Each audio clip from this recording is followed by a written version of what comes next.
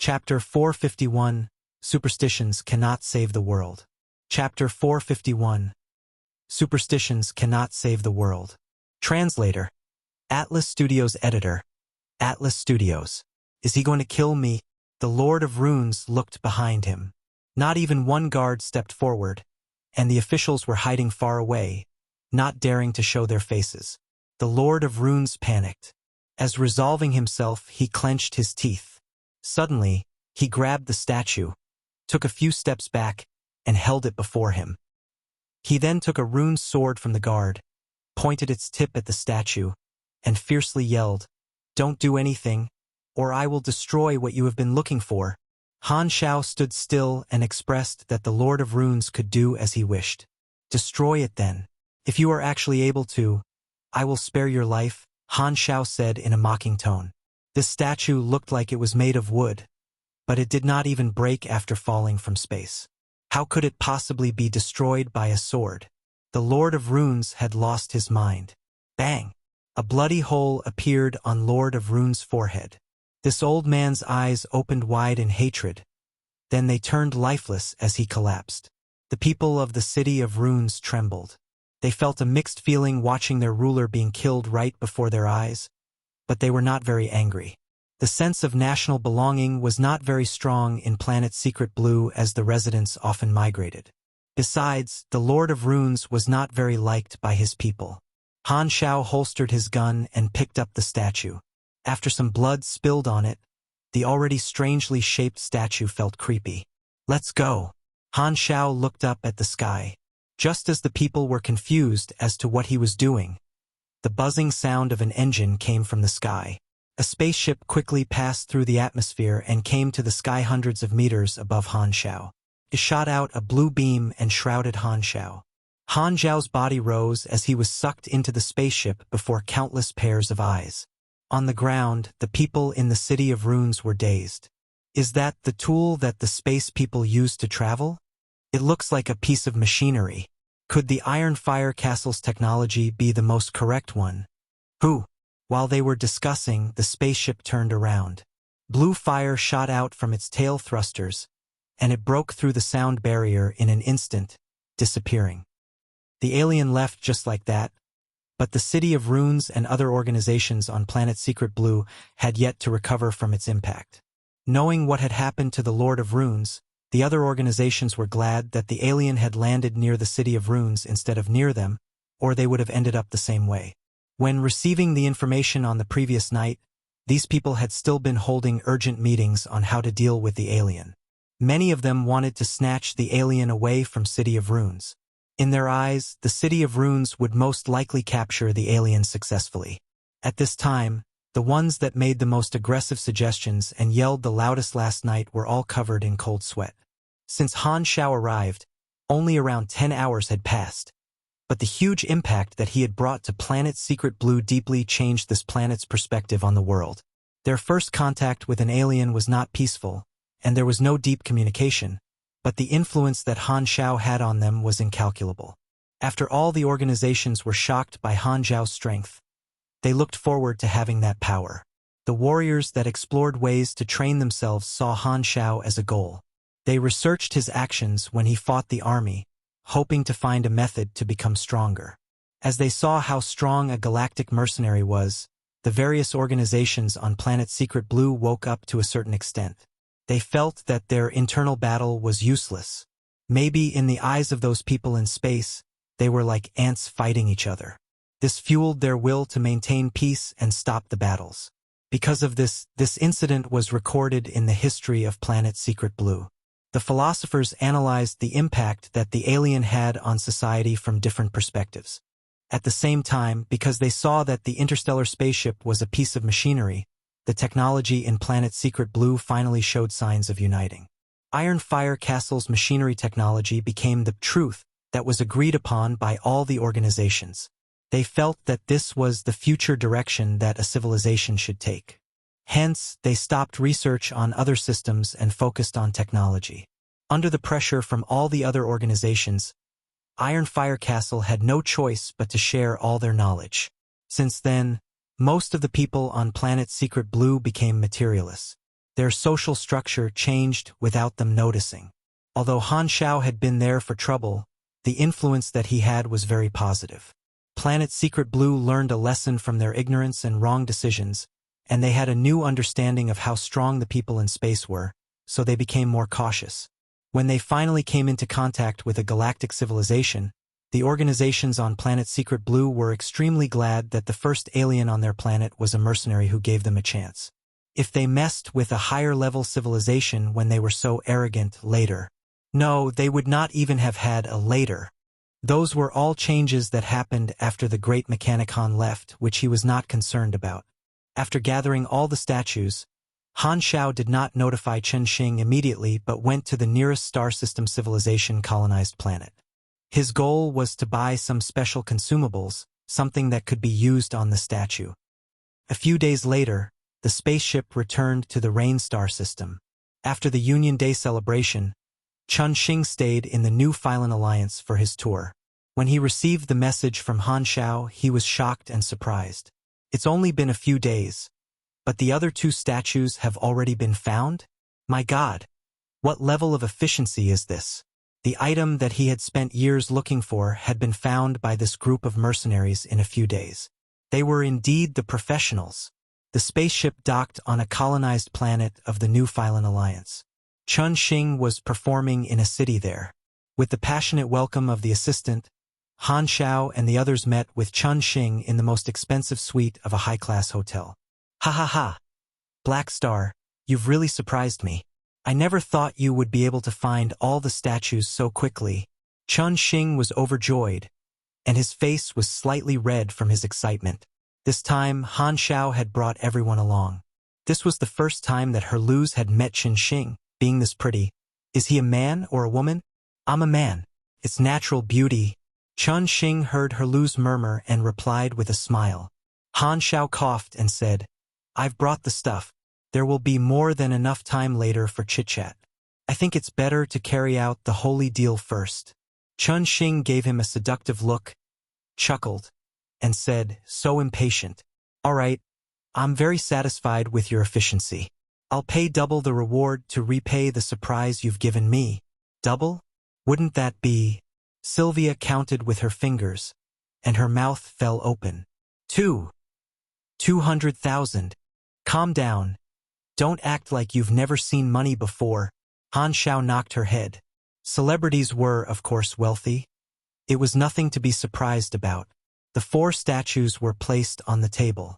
Chen Xing checked them, made sure they were the right statues, and paid the money instantly. Statue search completed. Grading mission. Grading complete. Mission rating, unbelievable. You have received unbelievable level bonus reward. Bonus 120% experience. 1,320,000. Bonus 100,000 ANAs. Random reward X1. Special item X1. You have received character summon card, Chen Xing. Character summon card, Chen Xing. Flirtatious smile. Plus 688 CHA. Duration, 15 seconds. Usages, 0 of 3. Seeing the effect of the character summon card, Han Xiao was silent. Other than the word, ridiculous, he could not think of another word to describe it. 688 points of attribute boost. But in char, is this supposed to make the enemies lose too much blood from nosebleed? If this boost was for intelligence, I'd go beat up a grader right now. Han Xiao's mouth twitched. He was speechless. A flirtatious smile? Are you serious? The charm attribute had always been a side attribute. It was mainly used to get discounts in deals or enhance illusion abilities, affinity with creatures, taming beasts, farm favorability, and so on. Almost no player would focus on increasing their character's charm, other than some female players. Technically, no player would spend this many points on charm. Han Xiao felt that this value would give him natural seductiveness, and anyone that looked at him had to be above a certain level of resistance to not be affected. Why did it have to be charm? I already have enough of it. Other than the extra reward, he received 2,430,000 experience and 200,000 ANAs. The monetary reward was really high. Celebrities were generous indeed. His savings finally exceeded 1 million and reached more than 1.1 million. He had gotten a very high completion rating for the mission but did not receive any legendary points nor a Medal of Honor, since the difficulty of the mission itself was only C. He already had 1 Medal of Honor, Germinal Organization Slayer, which he had received after destroying the Germinal Organization. This effect was a 3% boost in all attributes. Gathering 3 Medals of Honor would turn them into a special Medal of Achievement which gave a 12% boost in all attributes. However, the random reward from the unbelievable mission rating was the key.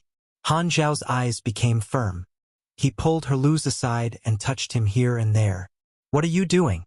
Herluz felt a disgusting shiver and jumped away hastily. "Getting some of your luck." Han Xiao rubbed his hands. He knew how good his luck was. Old Herluz was at least a main character and had the lucky aura, so he was willing to believe in superstitions in such times. The great mechanic Han took a deep breath. With a solemn and serious expression, he slowly clicked on the Confirm button. Randomizing. Randomizing complete. You received the random reward type. Talent. Damn it! Chapter 452.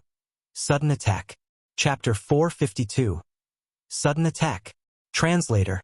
Atlas Studios Editor. Atlas Studios. Only if the reward type was Item would there be a chance to obtain the mission completion card. Are you a fake main character, Old Herluz? Han Xiao turned around and looked at Erosia. He felt that touching her was more dependable. Erosia looked at him with a poker face, and they looked at each other for 3 seconds. Han Xiao shook his head, rubbed his temples, comforted himself, and thought, this is just the first time. It's normal to meet a small obstacle. It's normal. Normal. Han Xiao knew that the chances of getting a mission completion card on the first try were very low. Although abilities were not what he needed most at the moment, it could have been worse. Things would be much easier if the players were here. I could just give out a mission to have them give me mission completion cards, and I wouldn't have to hope to get lucky. Han Xiao shook his head and looked at the interface. Please select one from the 3 talents below. Flame Affinity, plus 16% fire resistance, plus 10% damage of fire element abilities.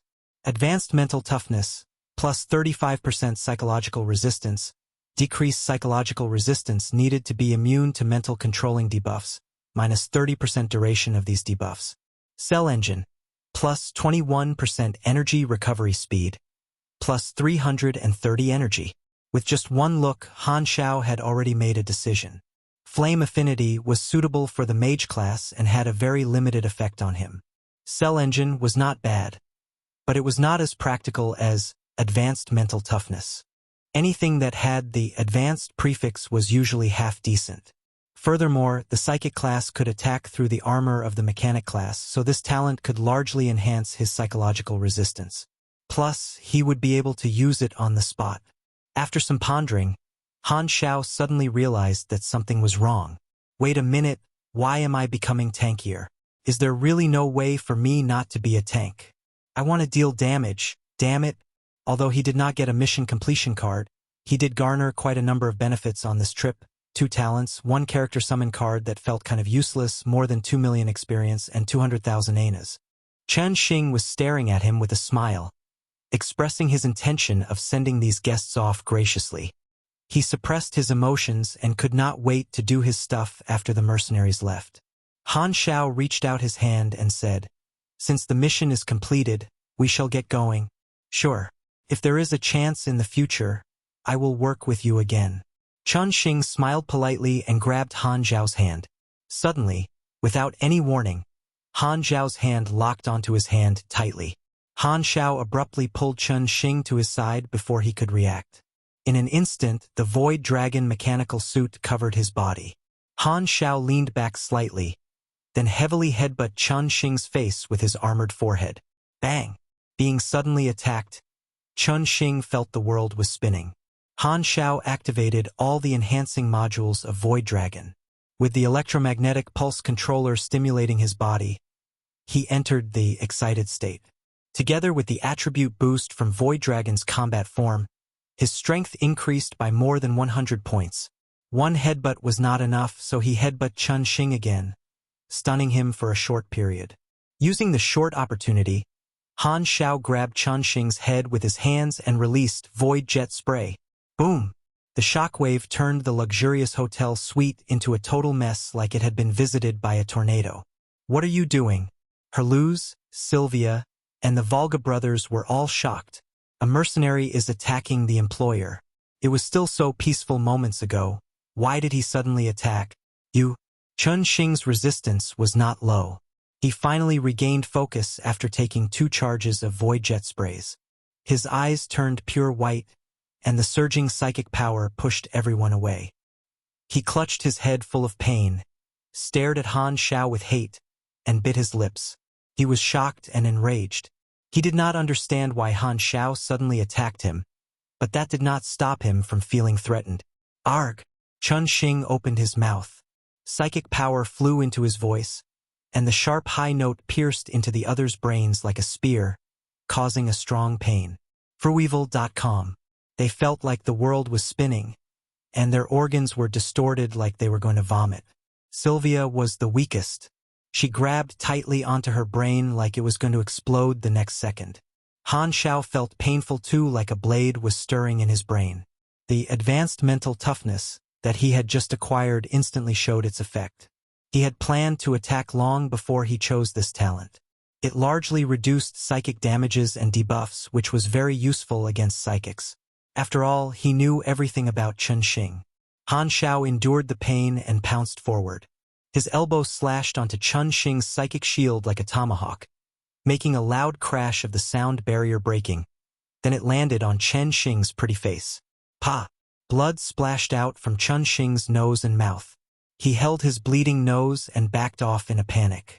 His eyes were filled with rage and shock. Herluz! Go outside the door and stop the guards. Volga brothers, protect Sylvia and don't get too close to us. Han Xiao spoke very quickly. At the same time, his fist covered in armor punched and broke Chun Xing's shield time after time, forcing him to back off without a choice, not able to use psychic attacks. He was moving closer to a dead end. What is going on? Herluz was still lost. He clenched his teeth and decided to trust that Han Xiao had a reason to do this. Boom, boom, boom. Herluz rushed out the room door, swung his battleship-slicing blade, and stopped the guards outside. Piss! Off!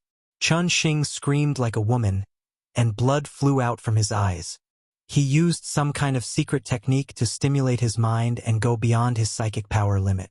The windows and walls of the room exploded and shattered, and dust suffused with the air. Han Xiao was pushed aside as well. With the opportunity to catch his breath, Chun Xing clenched his teeth and activated his psychic power. All the items in the room floated up into the air and fused into a wave, pushing Han Xiao back and not letting him get closer. This time, Chun Xing's face was covered in blood. His luxurious and beautiful clothes were coated in dust and blood, and he was in a very bad state. He was still suffering from the concussion resulting from Han Xiao's headbutts, so he was unable to focus, and his psychic power was flowing slower than usual. The next second, the 4 statues that had fallen to the ground were grabbed by Chun Xing with his psychic power. Like a thirsty man seeing water, he pressed the statues against his forehead. A unique psychic rhythm appeared in the air. In a spectrum invisible to the human eye, the psychic current in the statues was flowing into Chun Xing's brain. His weakened psychic powers recovered extremely quickly. This was the statue's effect on Chun Xing. The psychic current in them was like a strong supplement to him that could enhance his psychic power. Items like this that received prayers over a long time could all be used by him to strengthen his powers. This was a method used by the psychics, absorbing psychic currents to strengthen themselves. It was rare and had a very strong side effect. The user would usually be impacted by all the thoughts in the psychic current, which might even damage the user's mind. Orochia saw this and was about to stop Chun Xing but realized that Han Xiao was secretly giving her a hand sign, telling her not to do anything. Hence, Orochia stopped and watched things unfold. Originally, he needed to be very cautious when absorbing the psychic current from the statues or his mind would be influenced by the countless thoughts in it. However, Chun Xing could not be bothered about that now. God knew if this mercenary had become crazy. All Chun Xing knew was that if he did not save himself, his life might be in danger. Whoosh! After gulping down the psychic currents from the 4 statues, the statues fell onto the ground and lost their uniqueness, only left with their tough exteriors. After absorbing the psychic currents, Chen Xing's eyes turned red. A horrifying psychic power surrounded him, and even the air was distorted. His psychic power was so strong that it was visible. His head did not hurt anymore, and his back did not ache anymore. He recovered to his peak performance and even beyond. How dare you beat me up to this extent? I will turn you into my silent slave. Chen Xing wiped off the blood on his nose and lips. His tone was full of rage, like a woman who realized that her beautiful face had been destroyed. Strong psychic powers gathered as Chen Xing prepared to launch his strongest attack. This time, Han Xiao's eyes sparkled. Suddenly, he activated Gila's character summon card, and a hologram of a redhead woman appeared behind him. Whisper of the Dead. Deals psychic damage 3 times to the enemy. Damage is based on the user's INT or MYS. Can be indicated. Decreases all status of the target by 15%. Duration 3 hours. Usages 2 of 8. Dark red energy surged from Han Xiao's eyes and shot straight at Chen Xing. Although he did not have the ability to enhance psychic attacks, his intelligence was very high. The 3 consecutive attacks were quite powerful. The world before Chen Xing's eyes was spinning. The heavy hit landed on his mind and caused him to lose control of his psychic powers. The psychic power that he had gathered exploded before it was launched. Blood poured out Chen Xing's nose and mouth, and his eyes turned blood red. This was not because he used some ability to break his limits or anything like that, but because the veins in his eyes exploded. Psychological resistance was supposed to be very high, yet Chen Xing's mind was like it was almost defenseless, causing him to be heavily hurt instantly. Suddenly, his state became even worse than before he absorbed the energy from the statues. His mind became extremely slow, and his knees became weak. Chen Xing fell onto the ground and gasped for air. He grabbed a statue in disbelief. Did you do something to these? Chapter 453. The Real Owner. Chapter 453. The Real Owner. Translator. Atlas Studios Editor. Atlas Studios. Han Xiao's lips curled up. Before notifying Chen Xing, he had purchased a type of specially made mind poison on another planet and coated it on the statues. As long as anyone's psychic powers came into contact with the poison, they would be damaged and suffer decreased psychological resistance. It was effective for psychic-type espers, mages, and psychics. Not only was Chen Xing already injured by Han Xiao, but he also absorbed all the energy from the statues, which made his mind weak, and now he was poisoned too. With all these factors, his resistance was largely decreased. Hence, his mind directly fell apart. Chen Xing was grade B, but psychics were normally like paper, so Han Xiao did not dare to use Flaming Will. He was afraid that if he got lucky, or maybe unlucky, he would kill Chen Xing right away. Blood poured out from Chen Xing's nose and mouth to the floor. Chen Xing had lost the ability to resist. He looked at Han Xiao with a death stare. His face was filled with loath. For an instant, Chen Xing's expression seemed to become very calm, but that was so brief that it felt like an illusion. Why are you doing this? Chen Xing clenched his teeth. Did you accept a request to assassinate me? freewebnov.com. Han Xiao answered Chen Xing by grabbing onto his hair and slamming it heavily onto the floor, knocking him unconscious. Explaining is a job for the villains. We are just old Herlus. Come back here and let's retreat. Thanks to you, I might be quite busy at the moment. Herlu's annoyed voice came from outside the door. He had blocked several waves of guards outside, so the fight outside the door was getting intense. Han Xiao grabbed Chen Xing's clothes and threw him to the Volga brothers. Then he aimed his hands at the hotel wall and launched a maximum output void jet spray. Boom! The gray shockwave blasted through the wall. Bricks and rebars showered onto the ground, and the air became filled with the pungent smell of dust. A huge hole appeared on the outside wall of the hotel. The ground was hundreds of meters below, and about 100 meters below them was the non-stop traffic of hovering cars. Han Xiao caught an opportunity and jumped down, smashing through a hovering car's roof and landing on the seat. The driver was horrified, but before he could speak, Han Xiao knocked him out and threw him onto the back seat. Han Xiao quickly sat on the driving seat and held onto the steering wheel. He immediately felt a sense of familiarity. The next moment, the car flew upward and deviated from the midair traffic track, stopping outside the hole in the hotel's wall. "All of you, come in," Han Xiao said as the door opened. The people squeezed in. Before Herluz could enter, the blaring alarm became even louder. Han Xiao looked in the rearview mirror and saw a convoy of hovering police cars coming from behind. This was a high-class hotel, so there were a large number of police patrols nearby. The commotion had already raised alarms, and the hotel had informed them of the situation. Han Xiao did not dare to continue waiting. He controlled the car to drive away and yelled, "Jump! Quickly!" Herluz slashed sideways with the back of his sword and swept all the guards away. Then he hastily turned around and sprinted to the hole on the wall. With a step that cracked the floor, he crossed almost 100 meters in the air like a leap of faith and fell right into the car from the hole that Han Xiao smashed through earlier. Close, that was close. Herluz had yet to recover from the intense fight earlier. Suddenly, he felt he was sitting on something very soft. He looked down, and it turned out that he was sitting on a stranger's face. He asked in a surprised tone, "Who's this?" "A driver that kindly gave us his car." "Hey, don't sit on his face. Be appreciative."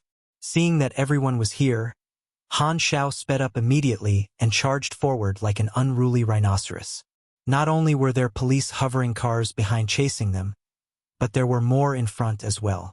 However, as they were in the air, forward and backward were not the only two directions, so there was no way that they could stop him from escaping.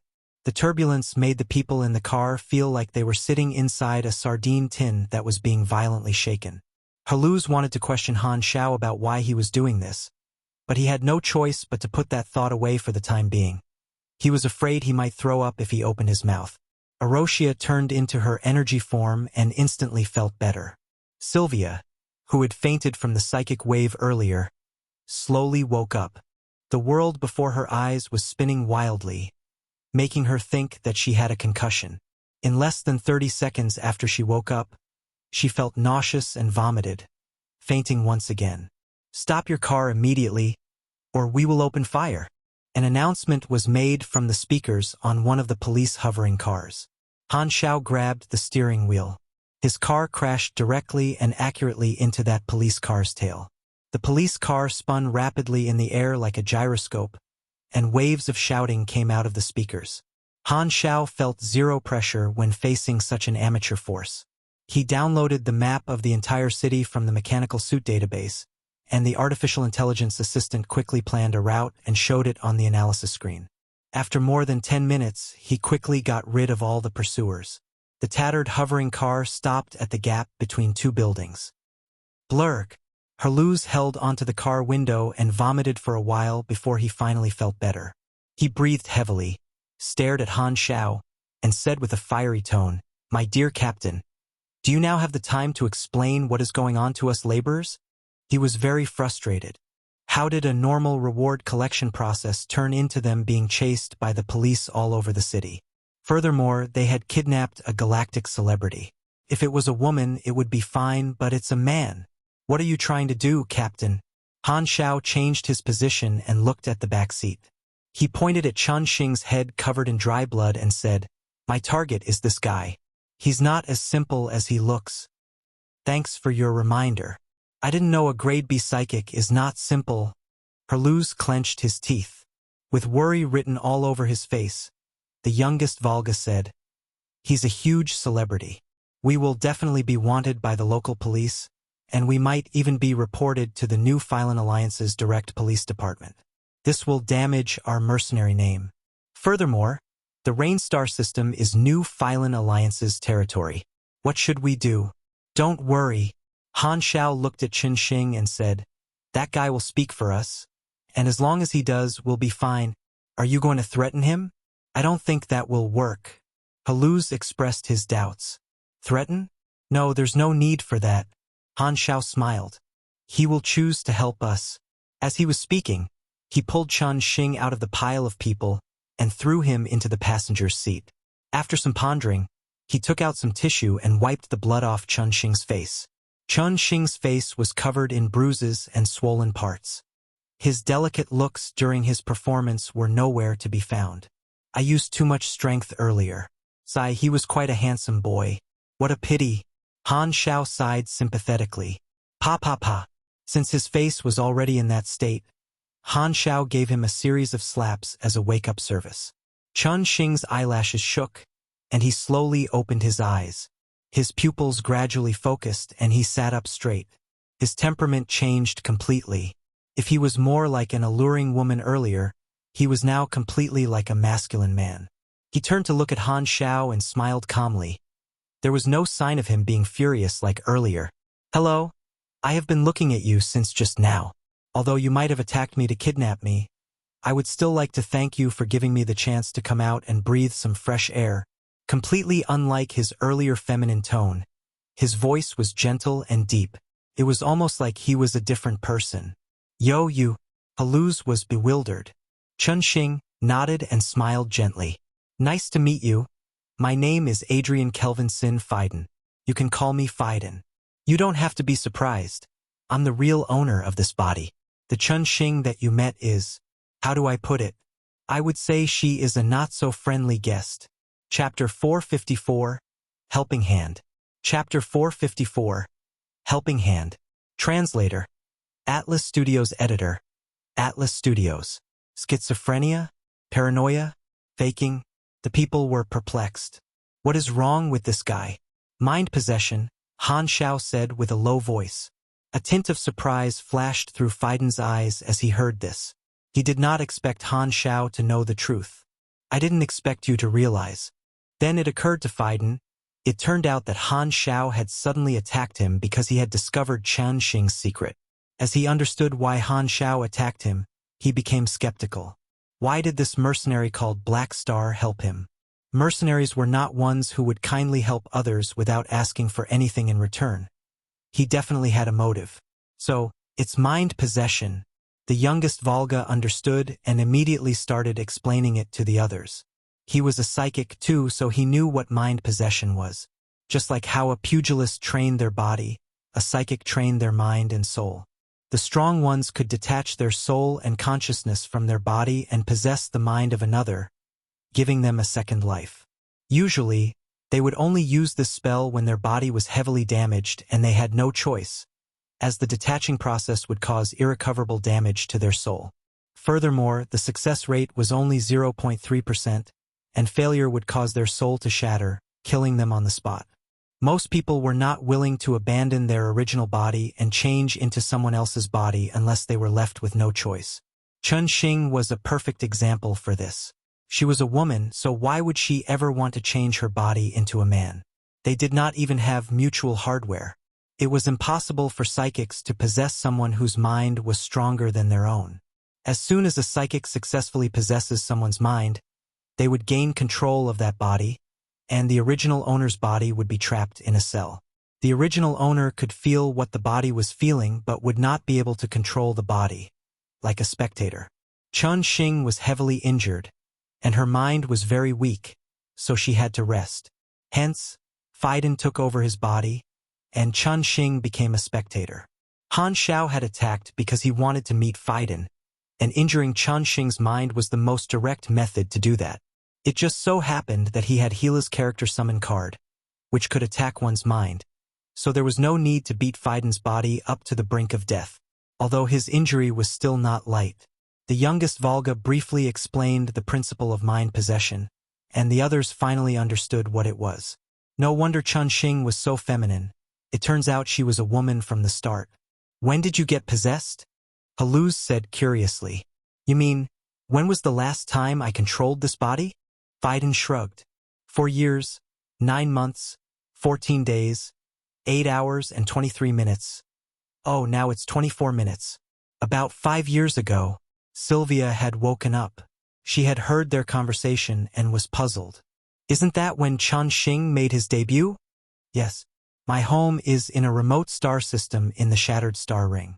I didn't like the completely modified main planet, so I migrated to a remote, half-colonized planet. That planet is a gathering ground for the poor, also an abandoned planet in the other's eyes. However, I felt that place was more full of life than the city surrounded by iron and steel. I lived in the wild, making a living through farming land and hunting. Everything was peaceful. One day, a spaceship fell onto the land of my house, and inside was a heavily injured, unconscious woman. She was Chun-Xing. I saved her and treated her wounds, but her injuries were too heavy. Before she died, she took away my body and continued living with it. Then she became a celebrity. That's the gist of what happened. Phaidon spoke very calmly, as if he did not have much hatred or anger on how his body had been taken away. He had long adapted throughout the 5 years, so there was no more resent and anger like when it first happened. Han Xiao nodded. Despite the fact that Chun-Xing had been crushed by him without being able to fight back, it was because her power had been heavily damaged when she extracted her soul from her body. Her strength had once been extremely close to grade A. Because she changed a body, she became tremendously weaker and almost dropped to grade C. That was why she was collecting things like these statues. It was to recover her powers. Chun-Xing was not a main character, but Phaidon was. Furthermore, his luck was stronger than Herlu's, who was just a local main character. His luck glow was high class. Having someone so strong staying in one's mind was a standard main character storyline. However, for others it was an old man, whereas for Phaidon it was a young woman. If not for Chun-Xing, Phaidon would never have maximized his potential with his old man personality and would have been an ordinary person forever. Although Chun-Xing took away his body, she also brought him on an unknown path. If that did not happen, Chun-Xing would never have discovered how much potential he had. Furthermore, he would only face this difficult situation temporarily. Although Han Xiao did not know the exact time, he knew that Phaidon would become stronger than Chun-Xing in the future and retake his body. Phaidon's personal growth storyline was the legend of a singer. How strong was a main character with high-class luck glow. When Phaidon was at his peak, he was as strong as Hela. His voice could reach one's soul directly without air to spread it. He could use his holy voice to cleanse those souls filled with anger and hatred, making everything peaceful and filled with joy. His one song solved a galactic war that had been about to break out. That was what Phaidon was known for. Furthermore, Phaidon did not keep all his secrets to himself. He publicly passed his psychic knowledge on to others. The psychic class players could learn the way to use psychic powers through songs from him, which was one of the combat styles for psychics. Phaidon was like a high-class psychic mentor. When Han Xiao thought of this mission, he had already made a complete plan.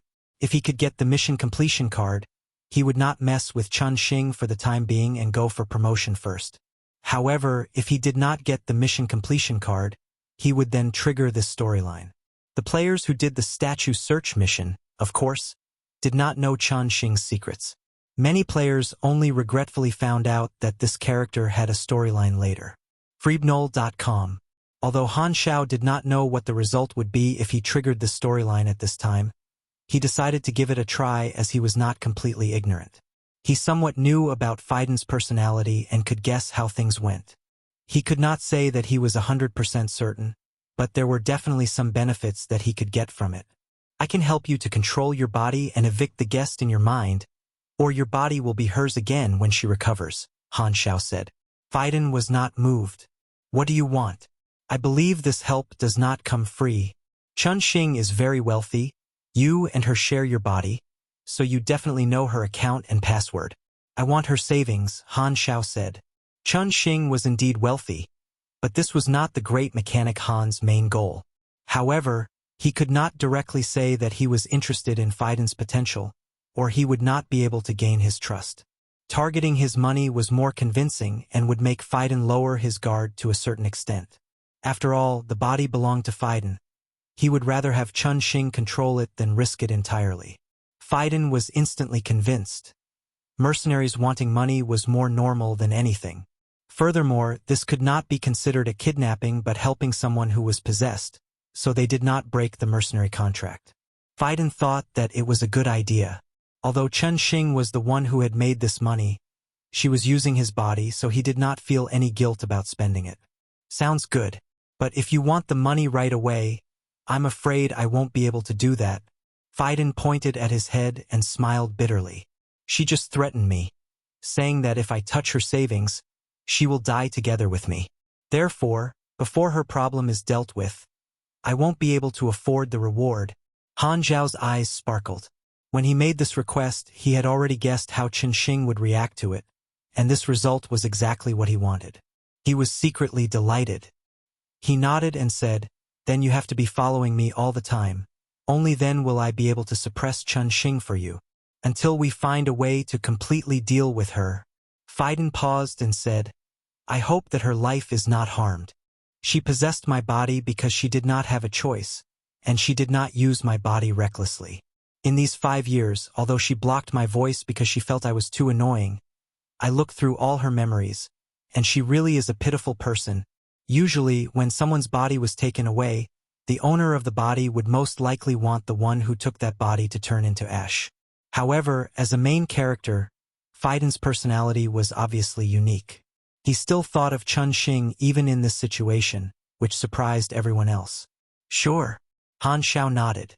He looked very confident on the outside, but actually, even he did not know how to deal with mind possession. No player had triggered this storyline before, so he could only figure it out himself. However, this did not stop him from agreeing first. Since we have come to an agreement, we will need you to deal with the current situation. As long as you help to speak, our wanted status will be cancelled. No problem. Fiden smiled gently. He looked at his full of bruises face in the mirror and said, "But the wounds on my face need to be treated first, or it will not be convincing at all." Chapter 455, Hidden Mission, Choice. Chapter 455, Hidden Mission, Choice. Translator. Atlas Studios Editor. Atlas Studios. This morning, the famous singer Qinxing was attacked in the Colton Star Cluster, Rain Star System, New Phylon Number 8 colonized planet. His whereabouts are currently unknown. According to information from witnesses, the kidnapper is the Black Star Mercenary Group, a mercenary group with a good name in Colton Star Cluster, and the field team of Floating Dragon Island. The details are still unknown. We are currently closely communicating with the local police department and Qinxing's assistant team. The whole outside on the hotel wall was surrounded by hovering cars. Other than the police team that was sealing off the scene, there was also a huge group of reporters. Some were local New Phylon Alliance reporters, and some were galactic reporters. They quickly arrived at the scene after the incident happened like sharks chasing after the smell of blood, fighting to report first-hand news. If it was just a normal kidnapping, those reporters would not be very interested. But this time was different. It was a famous person who got kidnapped, a celebrity singer. Furthermore, it happened in the middle of the city, and the kidnapper was a known mercenary group. These reporters were very sensitive to hot news material, and they immediately realized what was unusual about it. Other than reporting the incident, they also started creating rumors. Assassination hire? A crime of passion? Property dispute? Anyway, the titles were all created for the sake of attracting attention. Qinxing had many fans in various places in Shattered Star Ring, and these fans were all shocked. The news spread like a hurricane. The local police were extremely overwrought. A galactic celebrity being attacked in their territory was not a small thing. If they did not deal with it properly, the negative influence would be severe. Furthermore, Qinxing was a guest performer for the Union Day celebration. If something happened to him, the New Phylon Alliance would be the one losing face. The Central Police Department had already focused their attention on this incident, which made the local sheriff tremendously pressured. Just as the incident was unfolding, without anyone expecting it, Qinxing returned himself, and together with him were the kidnappers, the Black Star Mercenary Group. This surprised both the police and the media. As soon as Fiden returned, he was surrounded by countless people and reporters asking him questions. The police divided the crowd and protected him. On the other side, the hovering car of Han Xiao and the others were also surrounded by layers of police cars. After convincing Fiden, Han Xiao had let the oldest Volga brother to cure the wounds on Fiden's face with his water element spells, which turned out to be very effective. Although Faiden still looked quite exhausted, he returned to a handsome young man again. Unlike the feminine and alluring feeling that Chun Xing gave off, when Faiden controlled his body, he gave off a very gentle and tender vibe. Faiden calmly dealt with the media with the script that he had already prepared. Back when he was trapped, he had been watching Chun Xing's every move, so he had no problem with doing the same. If it was 5 years ago, Faiden would not have known so many things. The memories and experiences that Chun Xing had gained when using his body were all things that Faiden had never gone through. They all became his experiences. The police and reporters had their doubts on the excuses Faiden had thought of, but since he had explained it himself, there was nothing more that they could do. The local sheriff filed a report and left, and the reporters also left with disappointment. The manager of the hotel found Han Xiao and requested that he pay for the damages on the wall. It was a very reasonable request, so Han Xiao did not reject and paid for it. After the hotel people left, he woke up the driver of the hovering car and paid him 20 anas to repair his car, which was more than enough. After these things were dealt with, it was finally peaceful. Just as Han Xiao was about to walk to Faiden, Chun Xing's manager stood in front of Faiden and yelled, "This place doesn't welcome mercenaries. Please leave now." Chun Xing did not belong to any entertainment group. She had built a logistics team herself that was made up mostly of females. The manager was a purple-skinned young Dunan girl with rather large eyes. She had completely fallen for Chun Xing and worked for him willingly. She was staring at Han Xiao with rage in her eyes. Faiden dry coughed and said, "I have something to announce. First, cancel all the following tours and clear out my schedule." "Oh, okay." The manager could not bother about Han Xiao and quickly noted it down. When she turned around and saw Faiden was looking at her, she immediately blushed and almost panicked out of shyness. She quickly lowered her head and did not dare to look Faiden in the eye. She did not even know where to place her hands. Seeing this, Han Xiao curled his lips and thought, he really is an attractiveness-focused main character. With such a high charm attribute, he probably has a default seduction spell. "Relax." Faiden smiled gently like the spring wind. "Second, I'm going to stop my performing career temporarily and leave here with these mercenaries."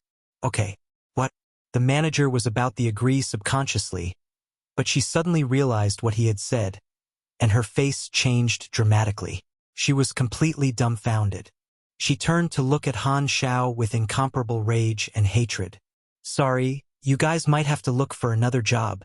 Faiden waved his hand and patted the manager's head. The manager, who had been like a furious lion just a second ago, instantly quieted down and started crying. On the side, his other female assistants all cried as well. They looked at Han Xiao with eyes filled with hostility, like he was their romantic rival who had snatched their love away. But when they looked at Faiden, their expression became sorrowful again, and they ran toward Faiden for hugs. This scene looked like a group of people who had just lost their lover, yet none of them blamed their ex-boyfriend and forgave him instead. It was very peaceful. Han Xiao's mouth twitched. If handsome people could stand on a few boats at the same time, Faiden had the potential to stand on hundreds of boats at the same time. Being extremely attractive really allows people to do anything they want. I have nothing to say. After Faiden disbanded the group and told everyone to pack up their things and leave, he ignored Chun Xing's screams in his head, walked over to Han Xiao, and shrugged. "I'm free now. How do you plan to help me?" Just as Han Xiao was about to speak, the interface notified him that he had received a new mission. "You have triggered the hidden mission choice. Mission introduction. You discovered that Chun Xing is actually a mind possession lifeform. You met with the original owner of the body, Faiden. He decided to completely deal with Chun Xing, who is in his mind, and your choice is extremely crucial. Mission completion requirement I. Evict or kill Faiden's consciousness and let Chun Xing control the body. Mission completion requirement 2. Evict or kill Chun Xing's consciousness and let Faiden control the body. Mission completion requirement 3. Help Chun Xing and Faiden come to an agreement and have them take turns to control the body. Mission completion requirement 4. Unknown. Remarks. As long as one requirement is met, the mission can be considered as complete. Different results give different rewards. I can help Chun Xing? Han Xiao was surprised. As he knew about Fiden's future, he did not think about this possibility. This meant that the fate of a main character, Fiden, was in his hands. If he helped Chun Xing, he would not have a future. Interesting. Han Xiao squinted and read through the mission requirements carefully again. The fourth requirement was unknown, and in his experience, this kind of hidden requirement usually gave the greatest reward. In that case, other than helping one party or helping them come to an agreement, what result could be better? No player in his previous life had done this mission before, so Han Xiao could only judge from his experience of doing countless missions over the years. The first two choices were simple and straightforward. The third requirement, however, needed more time to have the two of them communicate with each other. All he could do at the moment was let Fiden continue control his body and create an environment for two of them to communicate peacefully. If Chun Xing regained control of Fiden's body, she would definitely mess things up.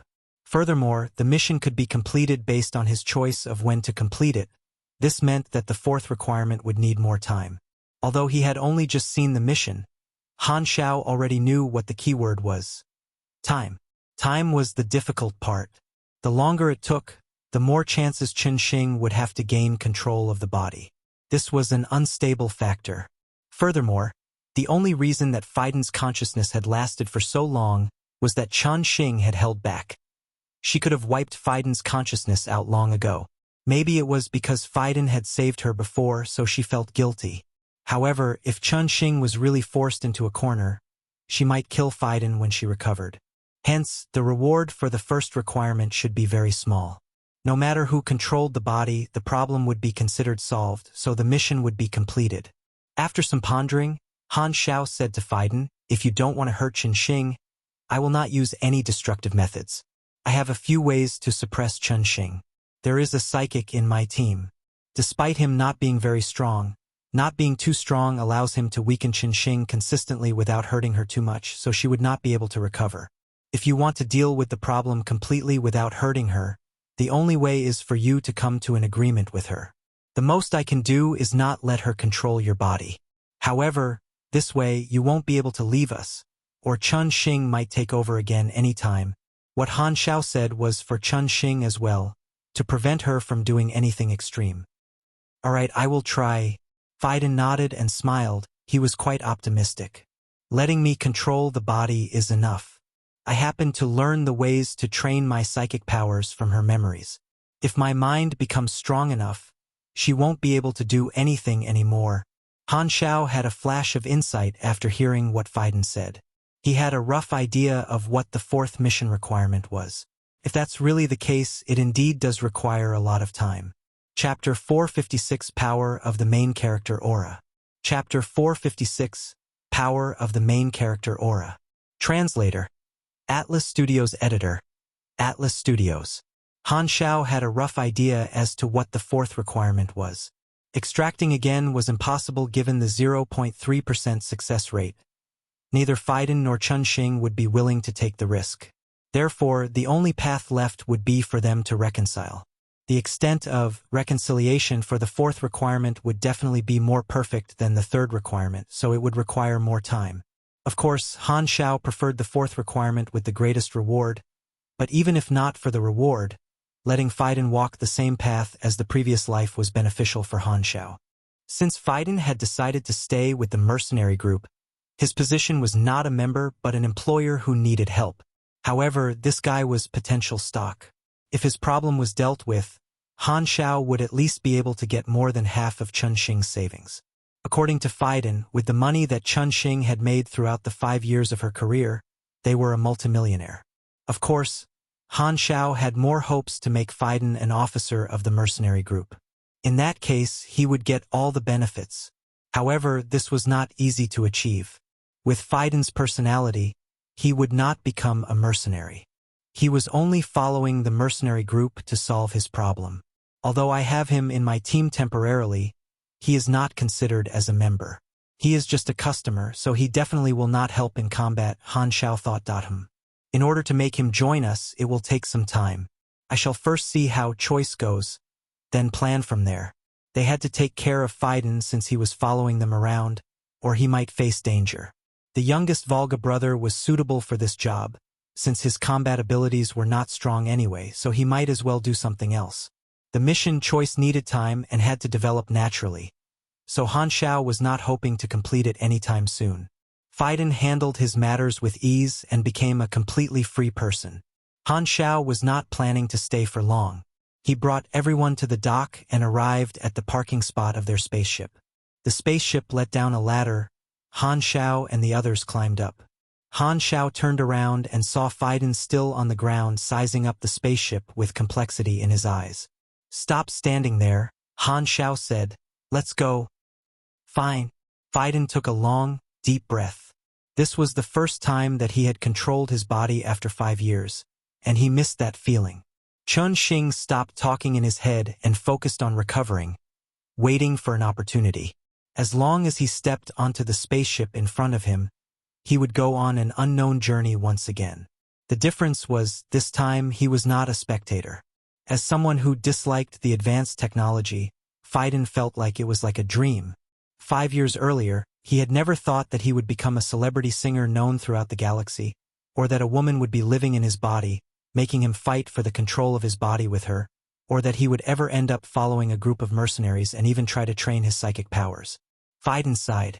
He had once thought that he would spend his entire life as an ordinary person, living his life in the wilds, having a pet as a companion, hunting while he is young, put down his hunting bow to farm his land once he got older before he got killed by a beast, maybe falling asleep near the fire one day and never waking up again. But that fallen spaceship shattered his life plan like a hammer, suddenly and without any warning. "Although this life now is not what I wanted," Faiden murmured, "it seems quite interesting." Just as he was about to step onto the ladder, a commotion came from far away. A large group of people flooded toward them, shouting Chun Xing's name. He looked over and realized that they were reporters. After thinking for a while, it occurred to Han Xiao. Right? Chun Xing's assistant group has disbanded. Someone must have contacted the reporters. As he expected, the reporters smelled a hot topic from the fact that Chun Xing gave up his singing career and left with the group of mercenaries who were suspected to have kidnapped him earlier. They immediately turned around and came back like maniacs. "Chun Xing, what are the reasons behind you doing this? Were you threatened? Tell us. Don't be worried about someone hurting you. We will protect you." These reporters surrounded Faiden and almost wanted to take him away. Faiden struggled to squeeze out of the crowd and waved. "This is my own decision. I have something else to do." As he spoke, he hastily rushed up the ladder. Han Xiao moved aside and let him in. The reporters were not going to let Chun Xing go this easily. They squeezed up the ladder one after another, wanting to push Han Xiao away and rush into the spaceship no matter what. Boom! A ring of energy erupted. All the reporters on the ladder were blown away and rolled down. They barely stood up, enduring the pain, but did not dare go forward anymore. Only then did they remember that it was a dangerous mercenary who was standing before them. Han Xiao closed the hatch with an expressionless face. The spaceship took off and left that colonized planet. Outside the window was the dark universe in which the spaceship slowly traversed. In the hall, Faiden was sitting in the middle of everyone. The youngest Volga brother pressed onto the back of Faiden's brain, and rings of formless psychic waves spread out from his forehead. After a while, he took his hands away. "I found Chun Xing. She's very weak and could not resist my invasion. I have set 4 layers of walls and trapped her inside, at the same time hypnotizing her consciousness and slowing her thinking speed, which equals to reducing her recovery speed. In the next 15 days, she won't be able to do anything." Faiden nodded. "She's scolding me, so it seems to have been quite effective." He turned and smiled at the youngest Volga brother, releasing his attractiveness without holding back. "Thank you for your help." You're welcome." The youngest Volga brother's face blushed for some reason. Han Xiao sat in the middle of the sofa. On his left was Erosia and on his right was Sylvia. He said with a deep voice, "Exterior forces are not stable no matter what. Only you becoming stronger is the right path." "I know." Faiden shrugged. He looked at an object on the table. A slight wave of psychic power reached out, and that object slowly levitated and floated in the air. "Actually, I awakened psychic powers on the way here." Plop! Sylvia fell onto the ground. She hurriedly climbed up, and her face was covered in shock. So quick. Phaidon smiled and said, there are full sets of psychic training methods in Changxing's memories, and I could feel it when she trained her psychic powers. It's easy to do the same. Apparently, I am rather talented. She used 3 days to awaken her powers back then, whereas I only used a few hours. By the way, when she is curing herself, I can take some psychic power from her more or less. She and I use the same body, so there's no power rejection. Changxing's memories were an enormous treasure, and all of that was now shared with Phaidon. It was like Phaidon had already walked that path once, so now he would not make any mistakes. Furthermore, he was very talented. Only Phaidon himself did not know how fast his growth was. Han Xiao's mouth twitched. Phaidon surely lived up to his high-class main character aura. Sylvia had no tears left to cry. For me to become a super, not only did I have to memorize tons of books every day, but I still had to be electrified. Why are you so lucky? Haluz snorted and did not really like Phaidon. He turned around and asked Han Xiao, where are we going now? Han Xiao pondered and said, let me think about it. Han Xiao did not get a mission completion card this time, but he was not going to give up. This was only the first try. Maybe he would get it on the next try. Compared with taking the risk and fighting a grade A super, although taking his chance with the random reward required luck, it was steadier. Promotion is the most important target currently. Level 100 is the gateway to race evolution. The enhancement will be huge. Strength is the most important thing. Everything else has to be put aside. The version update is in more than 1 year's time, so there is quite some time left. I have to find another familiar mission to get a random reward chance. Luckily, my list of missions is very long. I refuse to believe that I will not get the mission completion card even after so many chances. After some contemplation, he chose the nearest mission. Just as he was about to change the route on the autopilot system, Arosia, who was silent most of the time, spoke. Her tone was hesitant, and she spoke more than usual. The past few days, I've felt a restriction on becoming stronger. It seems to be the grade B limit you spoke of. I have a feeling that as long as I surpass it, my power will be much stronger. However, this limit is not as strong as you said. I should be able to break it any time. Also, I have been dreaming. I saw many blurry images in my dream that felt familiar, but I can't recall the most of it after waking up. Do you think these are the memories I've lost? Han Xiao was surprised, and his eyes narrowed. Chapter 457, The Second Grade B Officer. Chapter 457, The Second Grade B Officer. Translator. Atlas Studios Editor. Atlas Studios. This news was a little too sudden. Even the great mechanic Han could not react to it instantly. He thought about it and realized that Arosia had been at grade C plus 4 quite some time. With her growth speed, it was indeed about time for her to enter grade B. In Arosia's A-ranked chain mission, Reboot, the requirement of the first round was to reach Arosia and help her reach grade B. The rewards were very rich, 5,200,000 experience and 1 chance of a random reward. Han Xiao just happened to be in need of random reward chances, so this was an unexpected, pleasant surprise. Arosia was very special. She said that she had recently dreamed of many familiar images, and that those might be the memories she lost. Every time Arosia died, her memories would reboot, and she would forget everything before that. After so long, it was unknown how many memories she had lost. When you step through the doors of grade B, there might be a special change, Han Xiao said. Due to this sudden situation, Han Xiao changed his destination and made the spaceship stop at the nearest small planet. Arosia was not a player. Plus, she was an Esper that had no certain pattern. Her class advancement might release a powerful force. For the sake of being cautious, he did not let her advance her class in the spaceship. Stepping onto the ground, Arosia closed her eyes. Her body slowly levitated up, and beams of bright light shot out from her body, causing an energy tide in a range of a few hundred meters. Whoosh! Violent winds stirred up stone and sand, and the energy wave kept expanding like a ripple. Around the spaceship, Han Xiao and the others watched Arosia go through class advancement from afar. Their hair was dancing in the wind as sand and dust blew on their faces. It's quite a huge scene. Herluz raised his hand to block the beams of light. She's very special. She was around grade C as soon as she awakened, and there's an enormous amount of energy hidden in her body. Breaking through grade B is a piece of cake for her. Han Xiao nodded. Herluz's face twitched. Am I the only one who feels that breaking through grades is not easy? The oldest Volga patted his shoulders and said meaningfully, be satisfied with what you have. Like the expanding sea, the light energy quickly filled up the space within a few hundred meters. That area became a sea of light. It was as if Erosia's powers far exceeded before. Suddenly, the light stopped expanding and rapidly retracted to the center many times faster than before. A countless number of light beams rushed into the middle point, making a loud noise like the howling wind. The light converged into a tornado, and the center of it got brighter and brighter.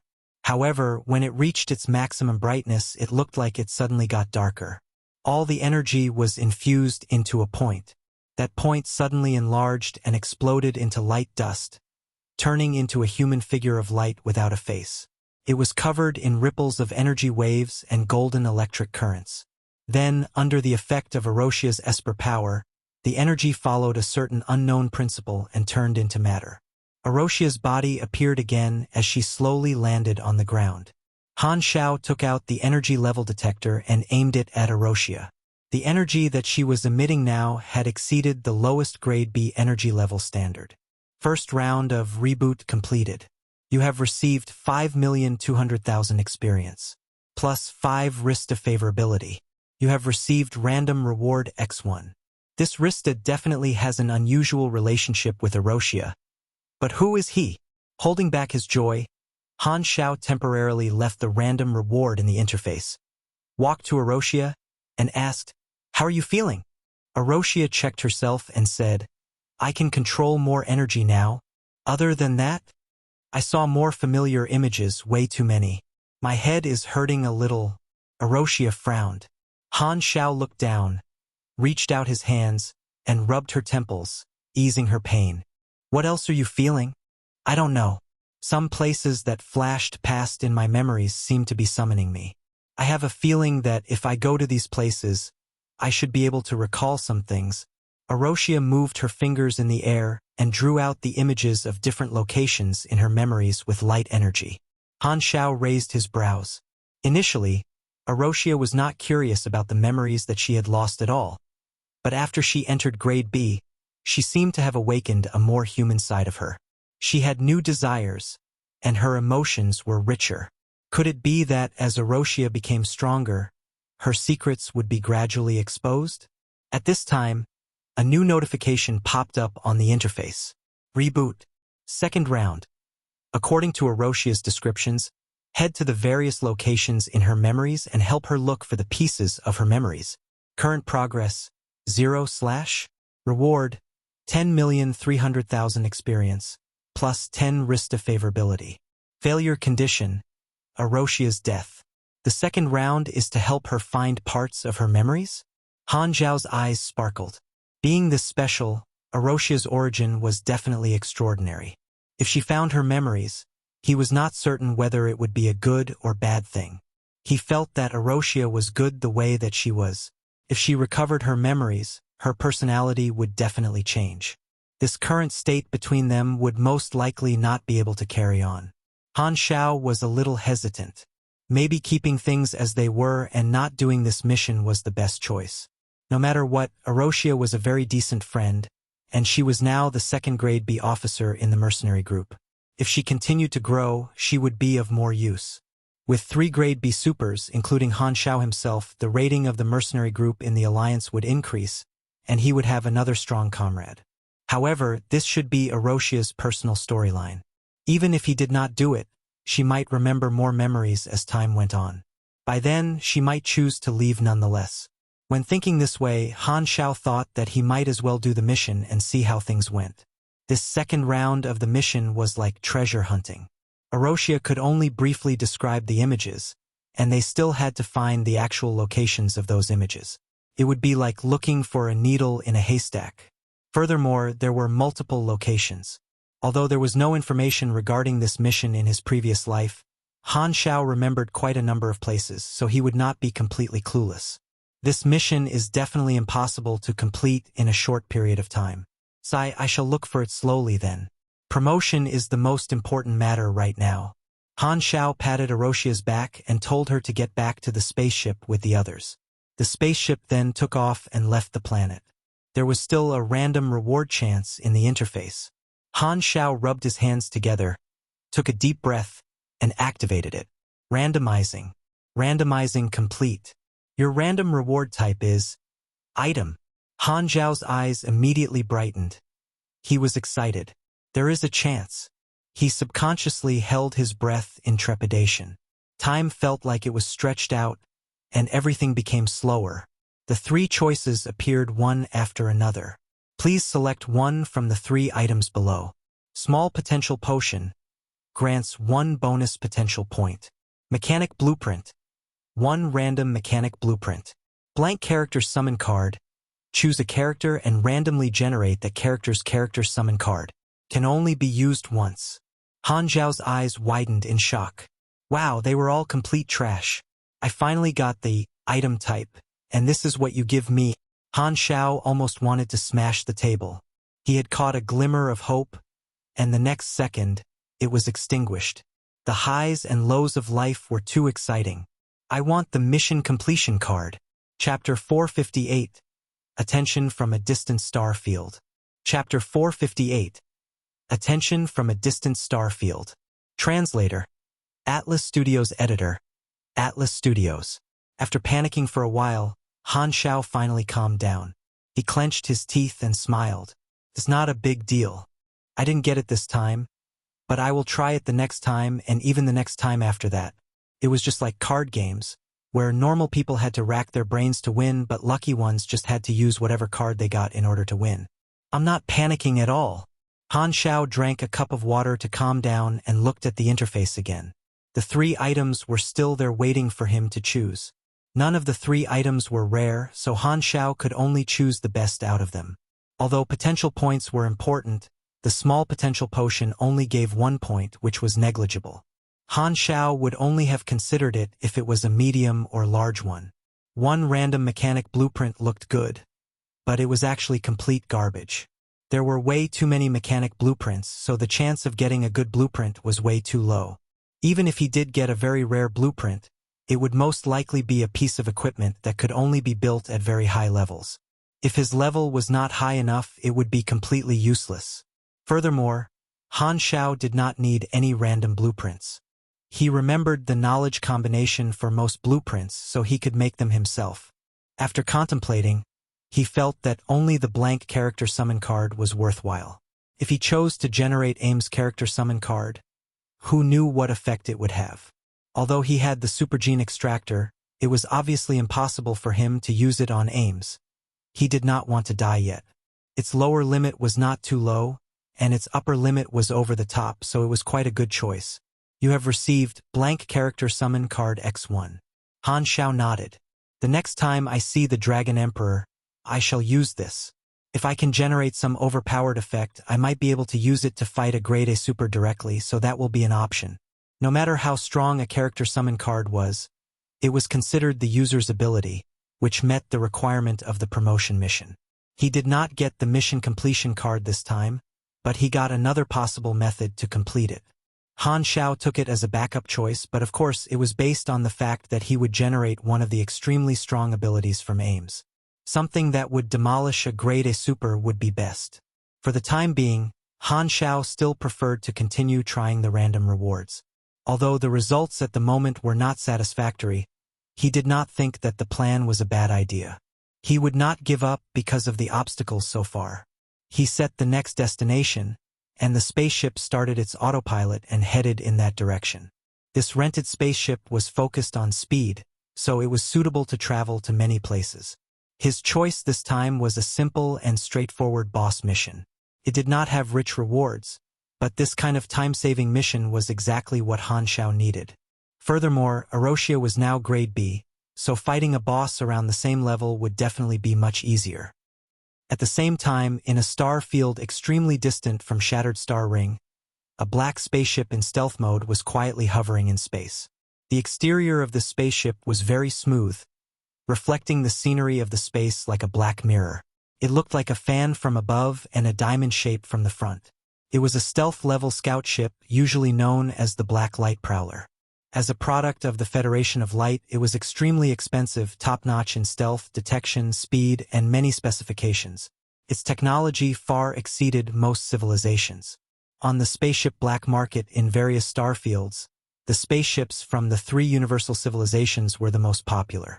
A second-hand Black Light Prowler could be sold for tens of millions of anas.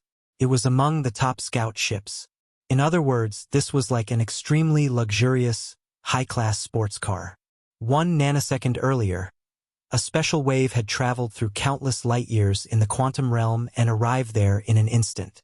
In the cockpit of the spaceship, a finger-sized, oval-shaped accessory was hanging at the top of the cockpit. This transparent accessory received this special wave and emitted a golden glow.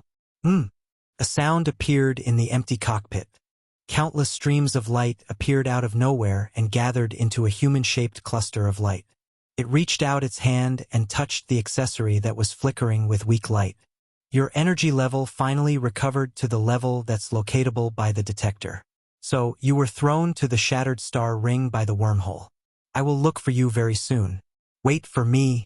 In the blink of an eye, this Black Light Prowler turned into a stream of light and disappeared. It only needed microseconds to warm up before jumping. It was so swift that it was almost impossible to catch.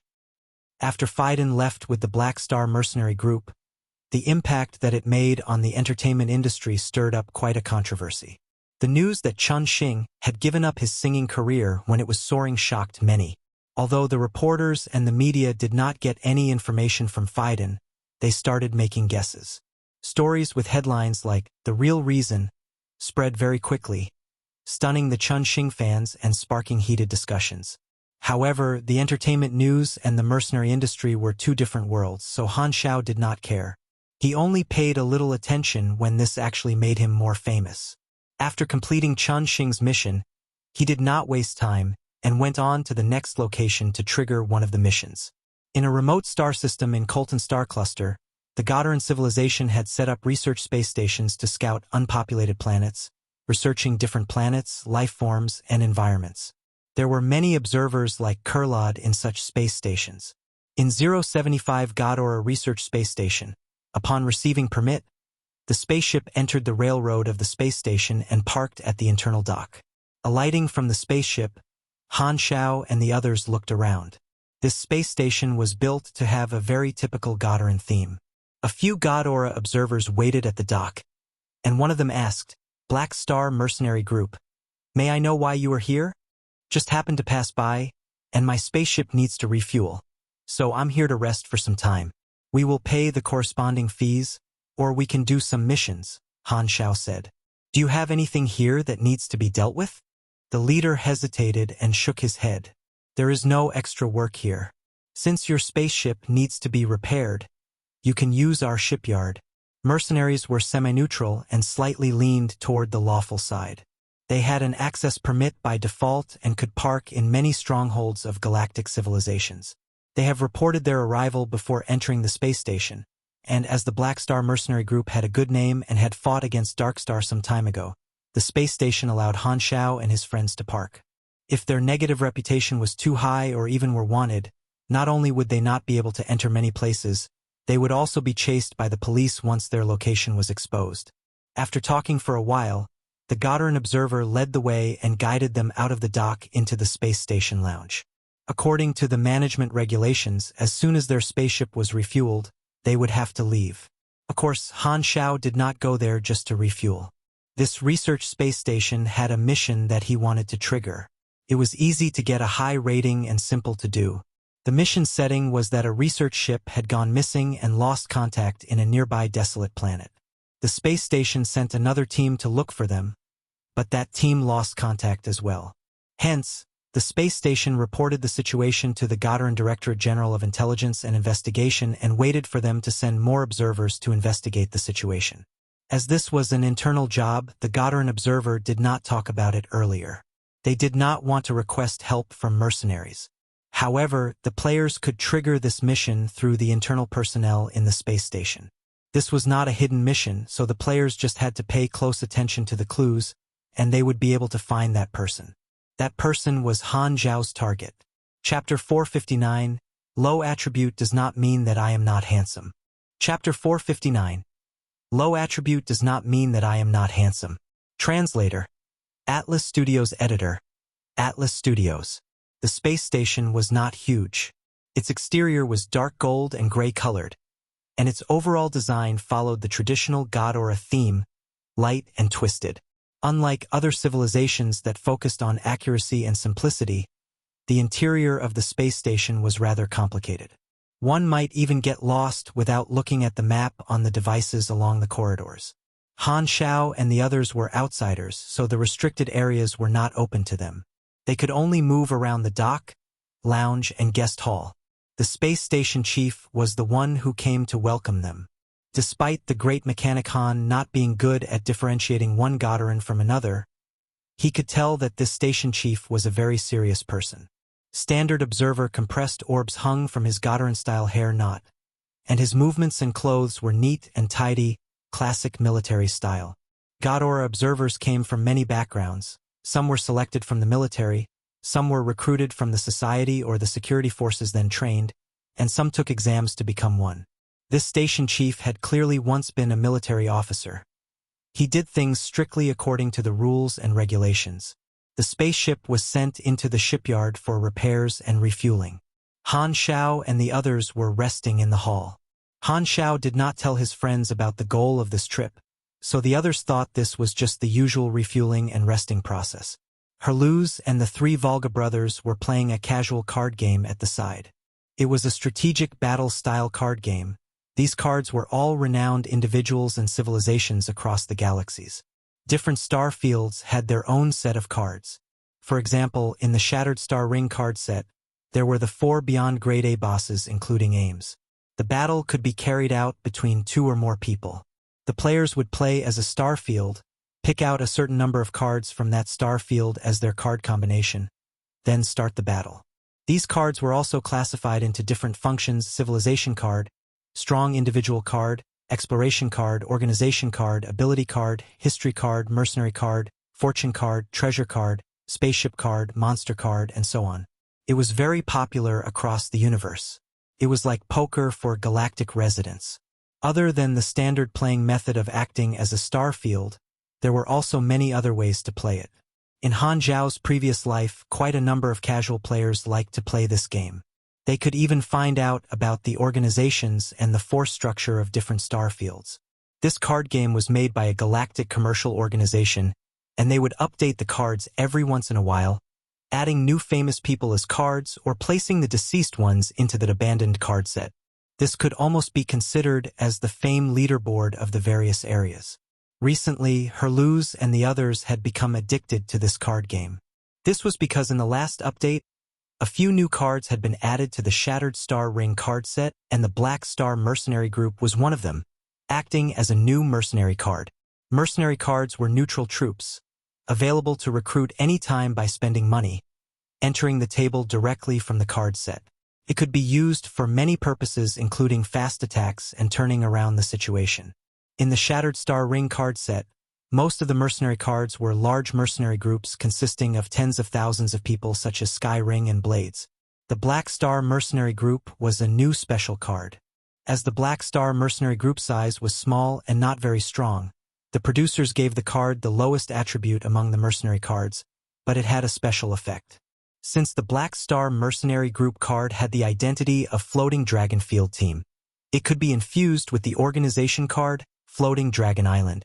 If certain requirements were met, the player would be able to draw Dragon Emperor Ames directly from the card set. Han Xiao did not even have to guess where the idea for this card came from. The top news last year about him summoning Ames and Ames destroying the Darkstar mothership with one hit. In his previous life, the great mechanic Han had rarely played this card game as his luck was too bad. But he knew how popular this card game was.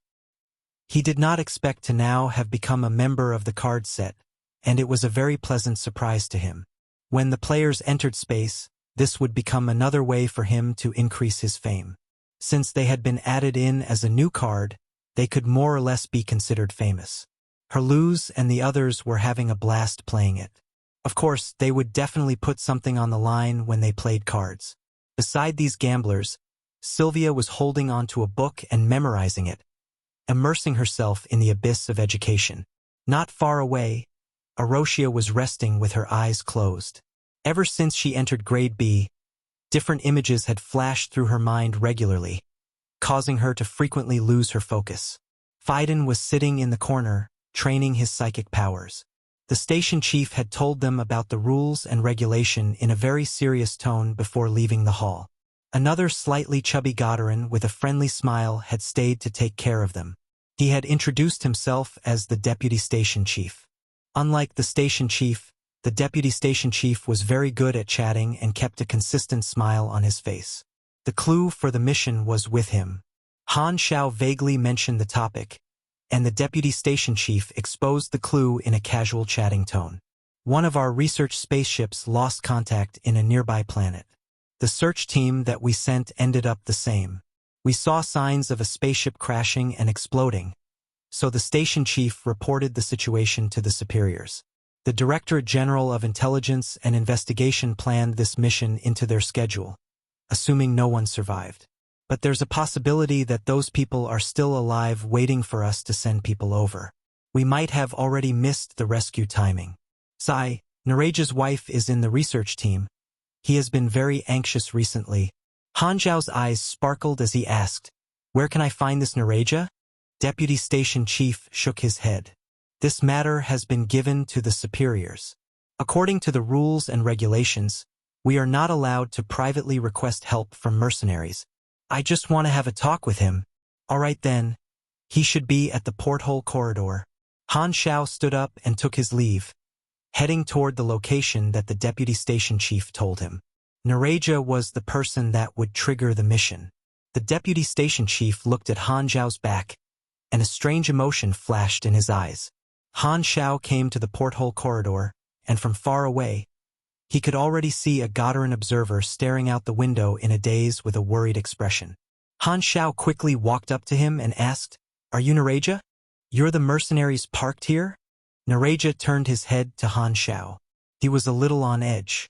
"Yes, I heard 2 of your research ships lost contact on a planet. My intuition tells me that there is a job here that needs help. This is an internal matter of us Godarans. There is no need for an outsider's help." Nereja frowned. His expression was noticeably irritated when mentioning this matter, and this emotion was clearly not toward Han Xiao, whom he had just met for the first time. Fruobnovel.co. I heard your wife is in the team. I'm sure you're worried. Maybe she's still alive. For just a small reward, I can help you to find the targets, Han Xiao said. Hesitation flashed past Nereja's face. He became silent. Han Xiao thought that he would agree, but to Han Xiao's surprise, he shook his head and said, "This is none of your business." Then he continued staring outside the window and dazing. Han Xiao froze. According to the steps in his memories, as long as he mentioned this clue, Nereja's mission would be triggered. Could it be that I missed something? He tried convincing Nereja again, but no matter what, Nereja was unwilling to request help from mercenaries. Han Xiao was out of ideas. He pondered hard, and suddenly he had a flash of inspiration. Could it actually be because of that? Han Xiao went back to the hall and dragged Phaidon along. On the way, he explained the situation to Phaidon, who was still confused. After seeing Nereja, Phaidon adjusted his collar and approached him with a gentle smile. Only a few sentences in, Nereja's eyes were filled with tears, and he turned around to look at Han Xiao. He's right, I can't let myself regret because of hesitation. Mercenaries, I want to request you to find my wife. This is an act against the regulations, so please don't tell the others. A notification popped up on Han Xiao's interface immediately. You have triggered Mission Interstellar Beast. Mission Introduction. You accepted Nereja's request and are planning to head to a desolate planet to look for the research team that has lost contact. Mission requirements. Head toward the target planet, and investigate the reasons for them losing contact. Search for the missing research team. Remarks. Your investigation results affect the final rating of the mission. Basic reward, 1,358 anas. In gray, 85,000 experience. Canorn diamond ring, purple equipment. Han Xiao narrowed his eyes, his feelings indescribable. It really is because my charm has yet to reach the standard of triggering the mission. Chapter 460, Interstellar Beast 1. Chapter 460, Interstellar Beast 1. Translator. Atlas Studios Editor. Atlas Studios. The great mechanic Han had evolved his race once. His genes were optimized, so his looks were naturally good. Even he was sometimes shocked by how handsome he was when he looked in the mirror. However, charm was more like affinity. It influenced the default favorability and hidden options when communicating with others. The effect of some abilities also depended on charm, such as the summoning abilities and beast-controlling abilities. When affinity was insufficient, others might refuse to communicate further. The player that triggered this mission in the previous life definitely had enough charm, so they did not meet any obstacles. According to Han Xiao's rich experience, if the missions could not be triggered even after following the process that he remembered, it would most likely be because a certain hidden prerequisite was not achieved. In those cases, charm not being high enough was a common one. However, Han Xiao was definitely not going to put points into his charm attribute as he was not short of missions. Plus, what on earth was the use of affinity? Being strong was much more useful. Phaidon lived up to his role as an attractiveness-focused main character. He convinced Nereja straight away. This mission was not difficult, they just had to investigate the target planet. The mission could be completed even if they only investigated the remains of the spaceships. However, getting a high rating is not that easy. They had to find the majority of the truth about why the research teams had lost contact and find the missing observers. The mission was called Interstellar Beast, which was a clue for the players. Of course, finding Nereja's wife was one way to increase the rating, dead or alive. In the mission reward, the monetary reward was grayed out, which meant that it was locked, and no matter how high the rating was, there would not be any extra monetary reward. Nereja only had so much money. I triggered this mission many years before the players did before, so the process should be somewhat different. There are many uncertain factors in this, but the key point should be the same. When the previous players accepted the mission, the background was different. At that time, the God Aura superiors had already sent more than one research teams in, but they had all gone missing. However, they did send back some new intel before going missing, stating that the planet was shrouded in a strange magnetic field that could disrupt most common communications, hence causing all the research teams that landed on that planet to lose contact with the outside world. The crash marks of the spaceships could only be seen by the observation equipment in the space station, which meant that there was definitely something else that had happened to the research team between the time of them losing contact and landing. Due to it being a natural cause, this did not attract a lot of attention from the Directorate General of Intelligence and Investigation. They were responsible for the investigations of an entire star system, so there were countless missions for them to do every day, and only the extremely important matters would be passed by the smart system to real people to handle. The smart system ranked the missions according to how important they were, so this mission was placed into a regular mission. After another research team completely lost contact once again, it assumed that all the observers were dead and stopped investigating that planet. They then told the astronomical observatory to research the environment of this planet first before making further decisions. Hence, the investigation was put aside for the time being. When the players arrived, only then did this problem get solved. No one was more suitable in exploring unknown dangers than the Undying players. The deputy station chief beside Han Xiao at this time had already become the station chief in his previous life, but he was still the one who gave the mission clue. Now, these clues had yet to be exposed. Luckily, Han Xiao remembered them, or they would meet dangers if they went there without any information. Han Xiao guessed that if he brought these clues back, it should be calculated into the mission rating. Nereja took out his communicator, sent over many files, and solemnly said, "Here are the coordinates of that planet and the location of the spaceship's crash site. My wife's name is Lenny. This is her photo, please find her." "Got it." Han Xiao nodded and pulled Phaidon back to the hall. As the spaceship had completed its refueling, The station chief appeared again to express his intentions of sending them away. Han Xiao had gotten the mission that he wanted, so he did not stay any longer. He boarded the ship with the others and told them about this operation.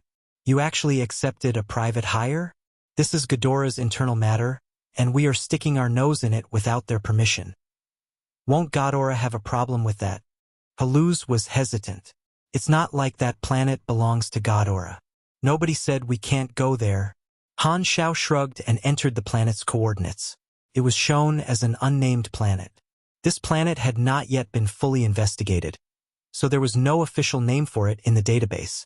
This was one of the differences as compared to the situation in his previous life as well.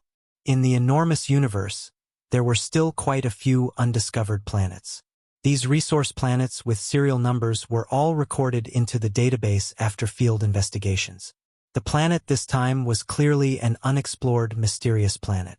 In the dark universe, the spaceship tail was producing a dark blue light as the spaceship headed toward the destination.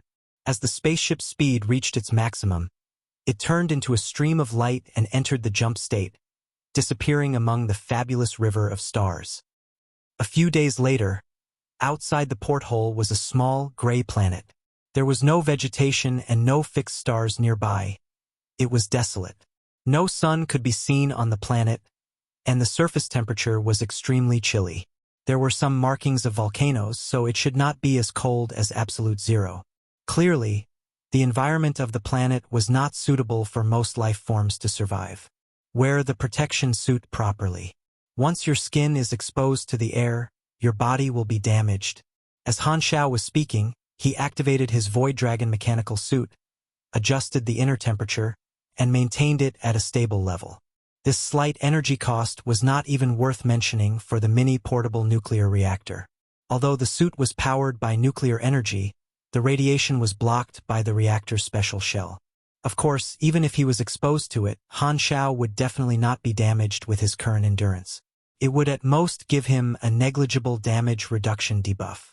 As Haluz was putting on Amphiptera, which Han Xiao lent him, he sighed and said, "If only the commander-class armor that my brother gave me was still here." Han Xiao extended his hand with an expressionless face and said, "Give it back if you're not wearing it. Come on, don't be so petty." Haluz cracked a joke and hastily put the mechanical suit on. Arosia did not need the mechanical suit to protect her. As long as she turned into her energy form, she would be able to ignore the harsh environments. For this mission, Han Xiao had only brought Haluz and Arosia along. The rest had all stayed in the spaceship. They were not strong enough, so bringing them along would only burden Han Xiao. As the magnetic field of the planet could block communications, Han Xiao parked the spaceship outside the atmosphere and set a time to pick them up. The three of them used the mini-aircraft to land on the planet.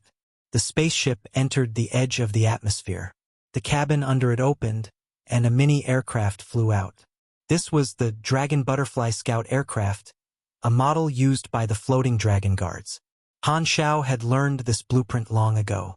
After the aircraft took off, the spaceship instantly rose higher and left the atmosphere.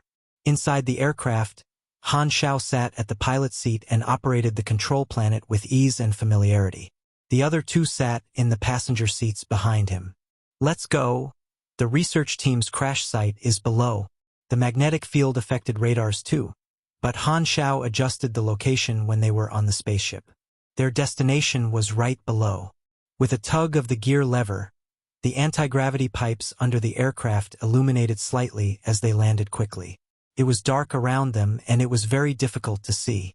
Such planets that did not have light from a fixed star existed in many parts of the universe. Han Xiao switched on the aircraft's light perception, and their vision became clearer. They could now see the nearby environment. About 6,000 meters to reaching the ground, Haluz said, "Hold on. There might be some turbulence." As Han Xiao spoke, he suddenly turned off the engine and the anti-gravity levitation device. "Who?" The aircraft instantly descended forcefully. Shocked, Haluz said, "What are you doing?" Before Han Xiao had chance to reply, the aircraft suddenly trembled. Electric sparks erupted from the internal circuits, and at least 3/4 of the buttons on the control panel became unresponsive. A warning appeared on the radiation detector, and a shadow that looked like a sandstorm swept toward them as seen from the screen. At 2,000 to 6,000 meters altitude on this planet, there is a radiation storm that can incapacitate most of the devices in a spaceship. That's how these research spaceships crashed. However, there are still about 2,000 meters for them to buffer before crashing onto the ground, so their shield would be able to prevent them from shattering into pieces when the smash into the ground, Han Xiao explained. High-class spaceships can make it through, but Ghidorah's research spaceships obviously would not have too many high-end devices equipped. What should we do then? Haluz was stunned. Aren't we trapped on this planet in that case? Plus, our spaceship won't be able to pick us up. Don't worry. Every once in a while, the radiation storm will weaken. We will be able to leave then. Han Xiao was not worried at all. He remembered the mission process. Furthermore, when it was completed, this mission was turned into a dungeon, and the dungeon crystal could be earned through doing daily missions in that space station. Countless players had come to this planet before, so he was extremely familiar with it. The gravity of the planet was quite strong. The aircraft was falling at a very fast speed. They passed through the radiation storm very soon and saw the mountains and craters on the ground, rapidly closing in. At this height, with the strength of the aircraft shield, it would definitely successfully shatter into pieces. Of course, the three of them would not die from the fall, but the aircraft was a resource, and Han Xiao did not want to give it up easily. As he pressed a button, gliders popped up from the two sides of the aircraft. He switched the aircraft to Nerve's controlling method and connected the gliders to the nerve signal of his arm. It was as swift and smooth as controlling his own arms. With the engine still off, the aircraft slowly turned from falling into gliding, quickly approaching the ground. Boom! Finally, the aircraft landed on the ground in a slanted angle, stirring up a huge amount of sand and dust. The shield generator was still working and flickering. The shield and the incapacitated thrust engine were not in the same system and had different fundamentals. Although the shield had been affected by the radiation storm, it had already recovered to a certain extent. Turbulence still lasted in the aircraft for quite some time before quietening down. Aroshia rubbed her butt. Since she did not turn into energy form, her butt was hurting from the turbulence. Han Xiao stood up and pulled down the manual handle on the hatch. The hatch popped open, and extreme coldness blew onto their faces. The temperature inside the mechanical suit lowered largely in an instant before slowly recovering to the normal temperature. The air temperature is about -100 degrees. It is actually higher than expected. Looks like there are bodies of water on this planet. Han Xiao stretched his arms and legs, breathing in the oxygen from the mechanical suit. He was not planning to run around in this kind of place without wearing a mechanical suit. Aroshia almost froze from the coldness and hurriedly turned into energy form. After entering Grade B, she had become much more skilled in using her powers. When she turned into energy form, she still maintained her human figure, including all of her facial features. Other than her body being made up of bright energy, everything else remained unchanged. The landing location deviated a little from the target without a radar. Haluz looked around. Looks like we can only slowly search for the remains of the research ships. Han Xiao squatted and touched the ground. Under the rough and black dust were hard rocks. The density of the planet's surface was rather high. He then looked up and searched for certain markings on the sky. Very soon, through the vision zoom of the mechanical suit, he saw the light from the spaceship outside the atmosphere. He pointed in that direction and said, "There is no need to search. The target is right there." Chapter 461. Interstellar Beast 2. Chapter 461. Interstellar Beast 2. Translator. Atlas Studios Editor. Atlas Studios. The weather was freezing. On the empty gray planet's surface, craters could be seen everywhere. The spaceship outside the atmosphere was acting as a guide, so Han Xiao, Haluz, and Aroshia walked in that direction. Although the gravity of this planet was quite high, it had minimal impact on Grade B supers. After a while, a spaceship wreckage appeared before them. This was a Ghidorah research ship. Its light gold shell was covered in black dust. Its body was twisted by the crash, and behind it was a fissure that stretched hundreds of meters with pieces of the spaceship here and there. Clearly, The spaceship had skidded for a distance after crashing. Luz looked at his tactical screen and said, "It's dead silent, and there are no thermal signs. I think we should go there to take a look. Thanks for making a suggestion that no one thought of." Han Xiao rolled his eyes. Luz shrugged. "You're really being more and more gentle in your words. I keep having a feeling that you're targeting me. I'm only well-mannered toward strangers." "I'm flattered." Luz changed the topic. "This mechanical suit of yours has quite a number of functions." "What? The armor your brother left you does not have these functions?" "Ha! My brother knows me too well. He knows that I don't like these fancy functions. The armor that he tailor-made for me has maximized combat functions.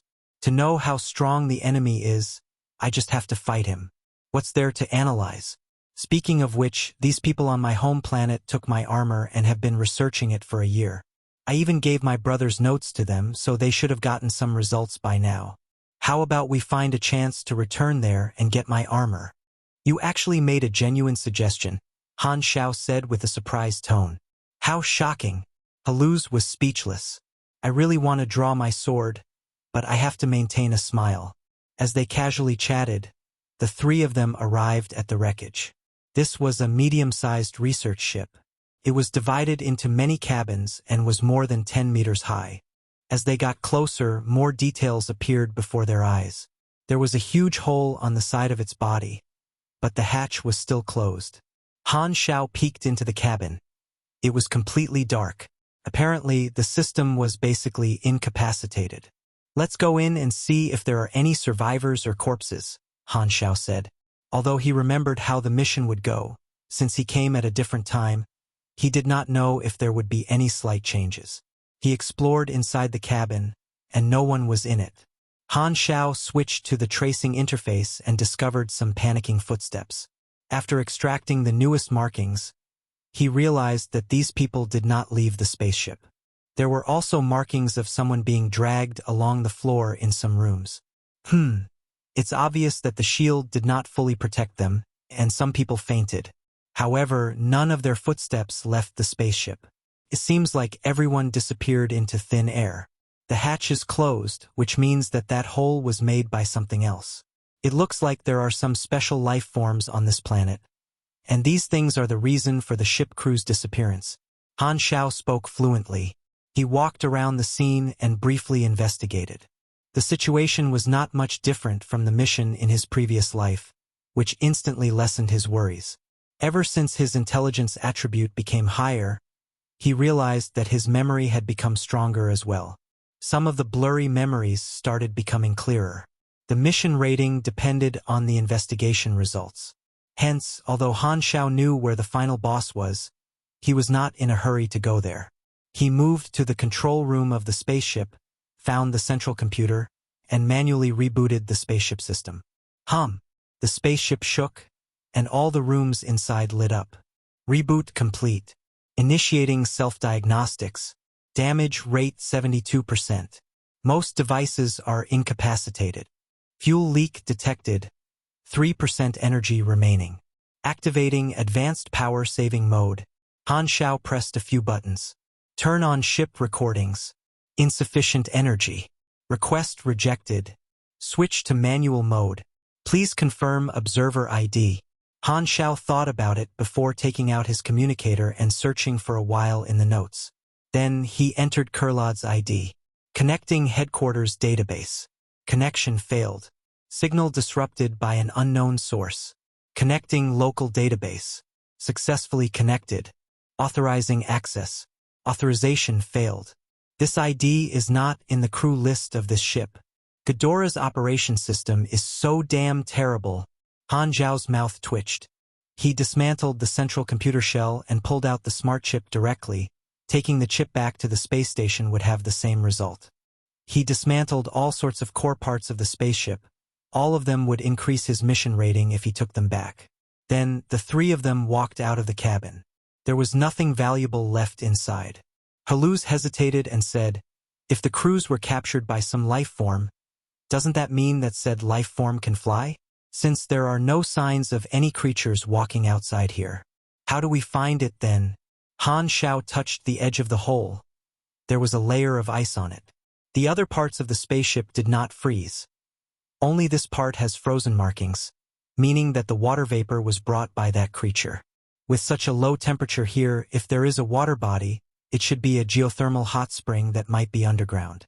This creature most likely used it as its nest. Halu's eyes sparkled. So, these observers might still be alive. I don't know. Han Xiao gave a perfunctory reply. There's another spaceship wreckage nearby. Let's go there to take a look. Soon after, they found the wreckage of the second research ship. Identical to the previous one, there was no one inside. However, the markings were different. There were messy footsteps outside the spaceship and even signs of a battle. The second batch of observers on this ship were stronger than the previous ones, so they still had the strength to resist after crashing. However, their ending was clear: they had all been defeated. There are more ice markings on the ground but no frozen blood, so no one should have died. There aren't many battle markings, so these observers were clearly demolished. After looking through the clues, Han Xiao dismantled all the core parts of the spaceship as well and said, "Let's go. I roughly know where that creature is." Following the path in his memories, Han Xiao advanced quickly without stopping. Usually, only by collecting more clues nearby would they be able to discover the nest of the boss. However, the mission rating would not be high this way. In his previous life, there were more spaceship wreckages at that period in time, meaning that there were more clues. The clues they had now were many times fewer, which was not very beneficial. Han Xiao, however, did not have to go through so much trouble. He headed to the location in his memory directly. Very soon, they found a hidden nest at the bottom of a crater. There were signs of burrowing, and the entrance was about 4 to 5 meters wide, rather spacious. The path was slanted downward. The three of them slid along the tunnel and finally stepped on solid ground. Around them was the dark underground. The temperature there was much higher than that of the surface. There was only one way forward. It was a dead end behind them. Han Xiao activated night vision, walked forward for a while, and came across a fork in the road. Without hesitation, Han Xiao took the left path. The temperature gradually increased. Herluz took off his helmet, sensed the surroundings, and said, "This temperature is quite comfortable. We're almost there." "Get ready for battle," Han Xiao said. The three of them arrived at the end of the tunnel. Before them was an underground lake. The water was boiling with bubbles rising to the surface, causing the area above the lake to be filled with a thick mist. This lake was like a hot spring, meaning that there should be a geothermal area below it that caused the hot spring to form. This time, an exclamation came from the hot spring. "Who are you?" A naked Godarin appeared in the hot spring, looking at them with surprise. Water rolled down her curvy body. Herluz first looked down, then up, then repeated the process a few times before he realized. "You're Lenny? You know me?" The female Godarin was surprised. She was indeed Nereja's wife. "We're mercenaries.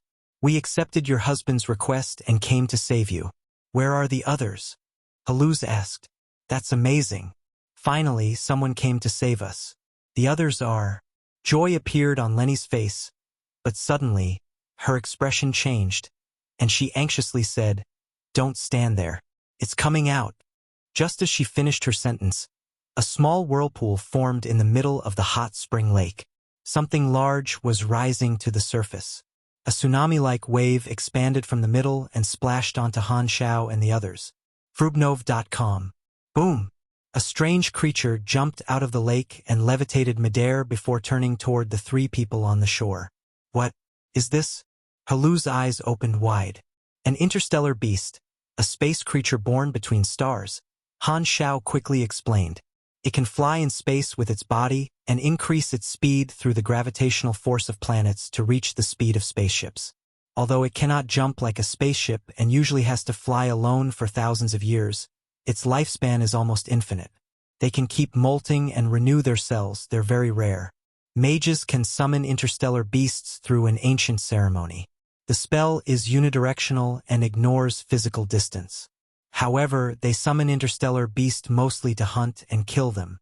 After all, an interstellar beast's body is a very rare material. The interstellar beast before them looked very strange. It had a slender, violet body that was tens of meters long. It had no scales or hair and was very smooth.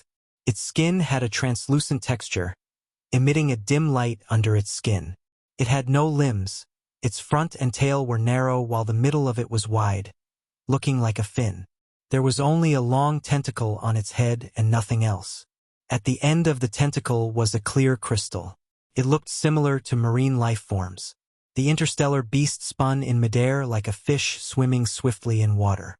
Its tentacle vibrated, and Han Xiao suddenly felt an invisible force trying to pull him to the interstellar beast. His body started levitating uncontrollably. Ha! Haluz acted first.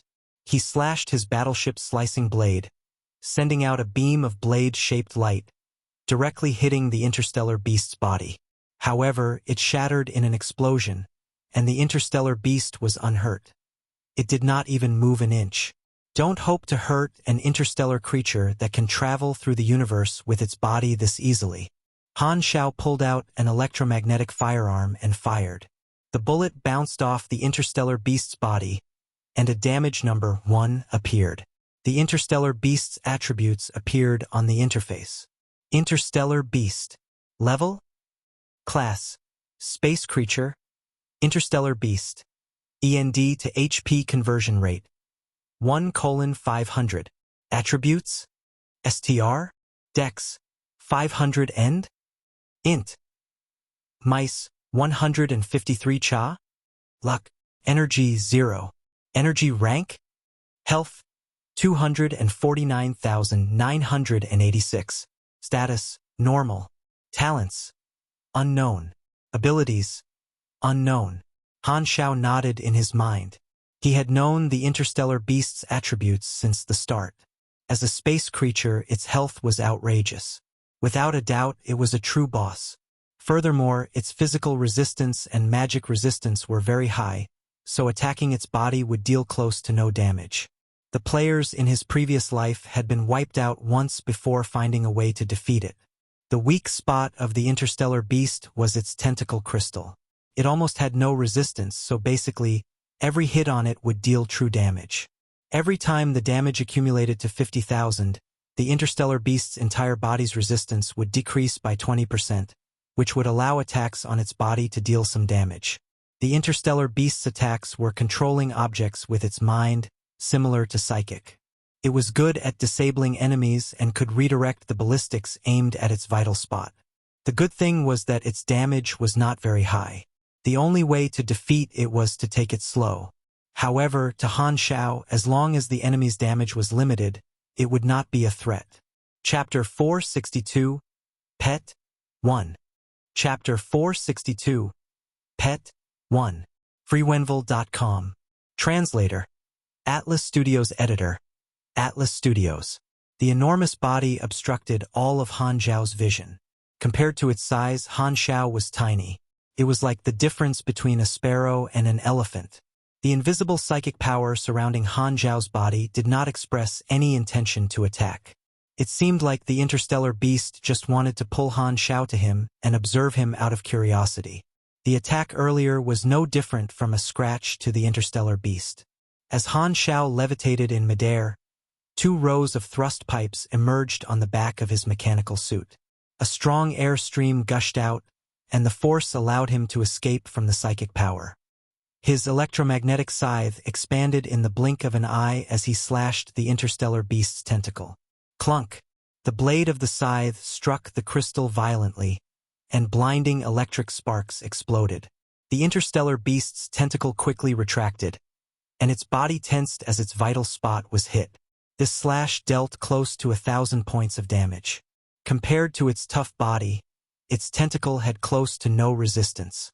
Suddenly, the light on the interstellar beast's tentacle became dozens of times brighter, like a flashbang exploding out of nowhere. The almost blinding light filled the entire underground cave. Han Xiao and Haluz's vision was covered in white. Before they could adjust, a tremendous force hit onto their body, pushed them away and into the cave wall. Boom! The impact wave caused by its psychic power echoed in the cave. The lake and the cave started to tremble, and countless rocks splashed into the underground hot spring. Look! It's angry. Han Xiao stretched his neck and chuckled. A pipe flickering with blue light appeared on his wrist armor plate, which then shot out compressed orbs one after another that quickly turned into artilleries. Boom, boom, boom. A violent, wild storm of metal erupted in the cave. Countless bullets hit the interstellar beast's body. Its tentacle emitted psychic energy that formed a shield, changing the direction of the bullets continuously. Herluz jumped up and landed on the interstellar beast's body. Close-range battles were his specialty. He swung the battleship slicing blade and slashed down on the interstellar beast's back. Although it was no different from a massage to the interstellar beast, at least he was spirited. He slashed toward the tentacle on the interstellar beast's head. The interstellar beast's movements were very swift as it turned and rotated in the air rapidly. Herluz wanted to hold on, but the skin of the interstellar beast was exceptionally smooth, so there was no leverage, not even a single hair. In comparison, Arosia made a bigger impact. After she turned into energy form, the psychic powers could not control her body but only disrupt her energy frequency, which was almost useless. She flew to the interstellar beast's head with ease and gently held onto its tentacle.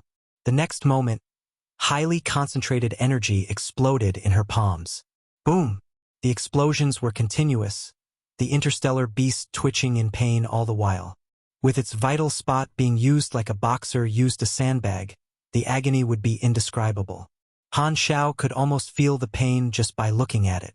If the interstellar beast had an organ to generate a voice, he was certain that it would be screaming with all its might. After Arosia entered Grade B, the strength of her Esper power skyrocketed. She took on the role as the main damage dealer and made a tremendous impact. The three of them surrounded the interstellar beast. Psychic energy was exploding, bullets were raining down, and slashes were landing continuously. It was intense and heated. Swoosh! Although this was just an underground lake, the impact of the battle was like a hurricane that stirred up the lake. Lenny and a few other naked Godarans hastily climbed out of the hot spring, leaned against the cave wall, and nervously watched the battle. They could not interfere with a battle involving Grade B supers. The interstellar beast's health went down slowly but surely. Even though it protected its vital spot as much as it could, there were times when Han Xiao and the others' attacks penetrated its defenses. The interstellar beast's psychic powers were only limited to pushing and controlling objects. It dealt very limited damage to Han Xiao. All in all, it was a worry-free fight. Not long after, the interstellar beast's health dropped by 50,000. Its resistance decreased by a large portion, and the damage dealt by the three of them increased. Although space creatures had very thick skin, the interstellar beasts were not adept at battle. It could only be ranked as Grade B, and even that was because of his outrageously high health that ranked among the top even in the countless bosses. If the players did not have sufficient damage, they would be defeated due to exhaustion. After all, their energy and stamina were limited. The three of them could deal more than enough damage, but after fighting intensively for so long, their energy and stamina was reducing as time passed by. Bang! The battle lasted a long time.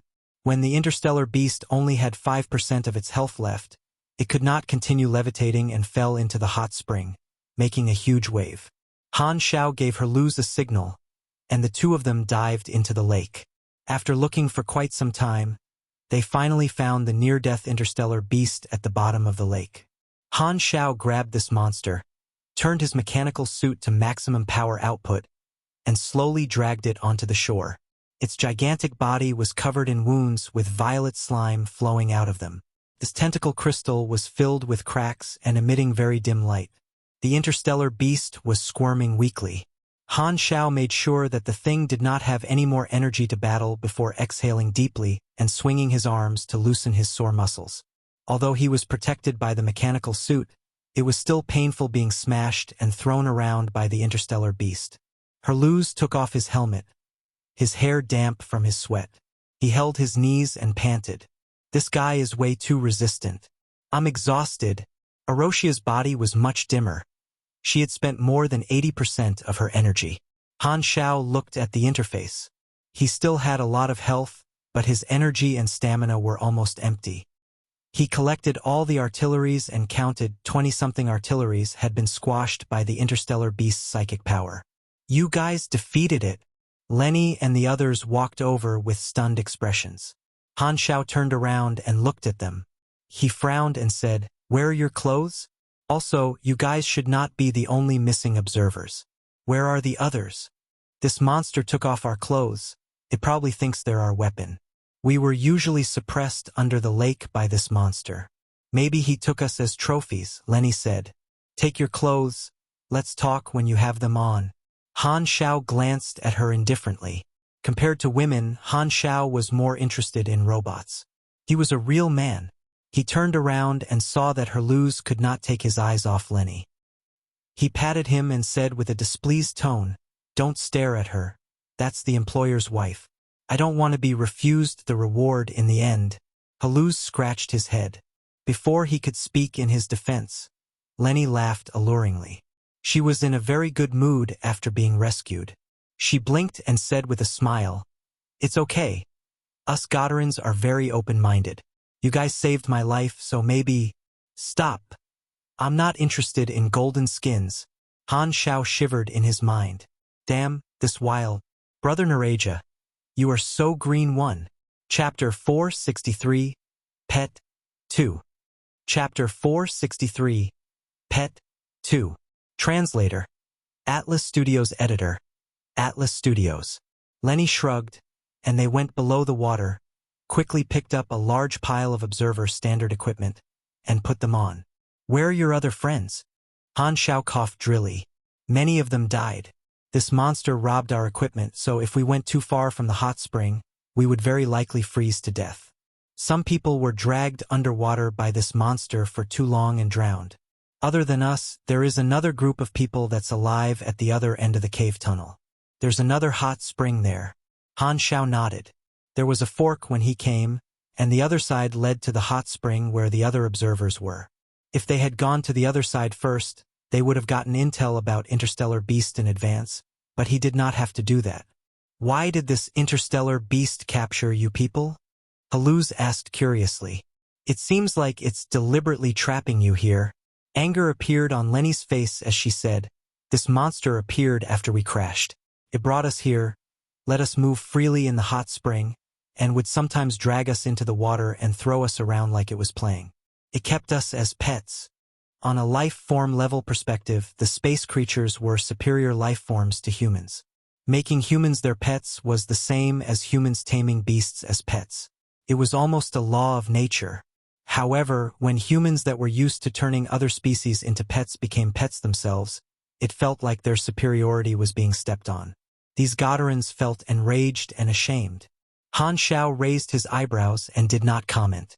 Whoever had power could do whatever they wanted with the weak. Outside the areas with civilizations, this law of the jungle was the only truth. He straightforwardly said, "All right, you're already rescued.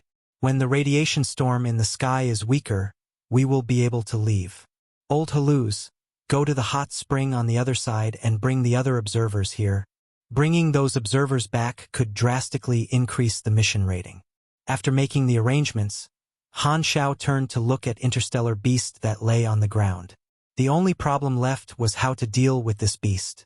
This is the first interstellar beast discovered by Ghidorah, so it will be very important research material.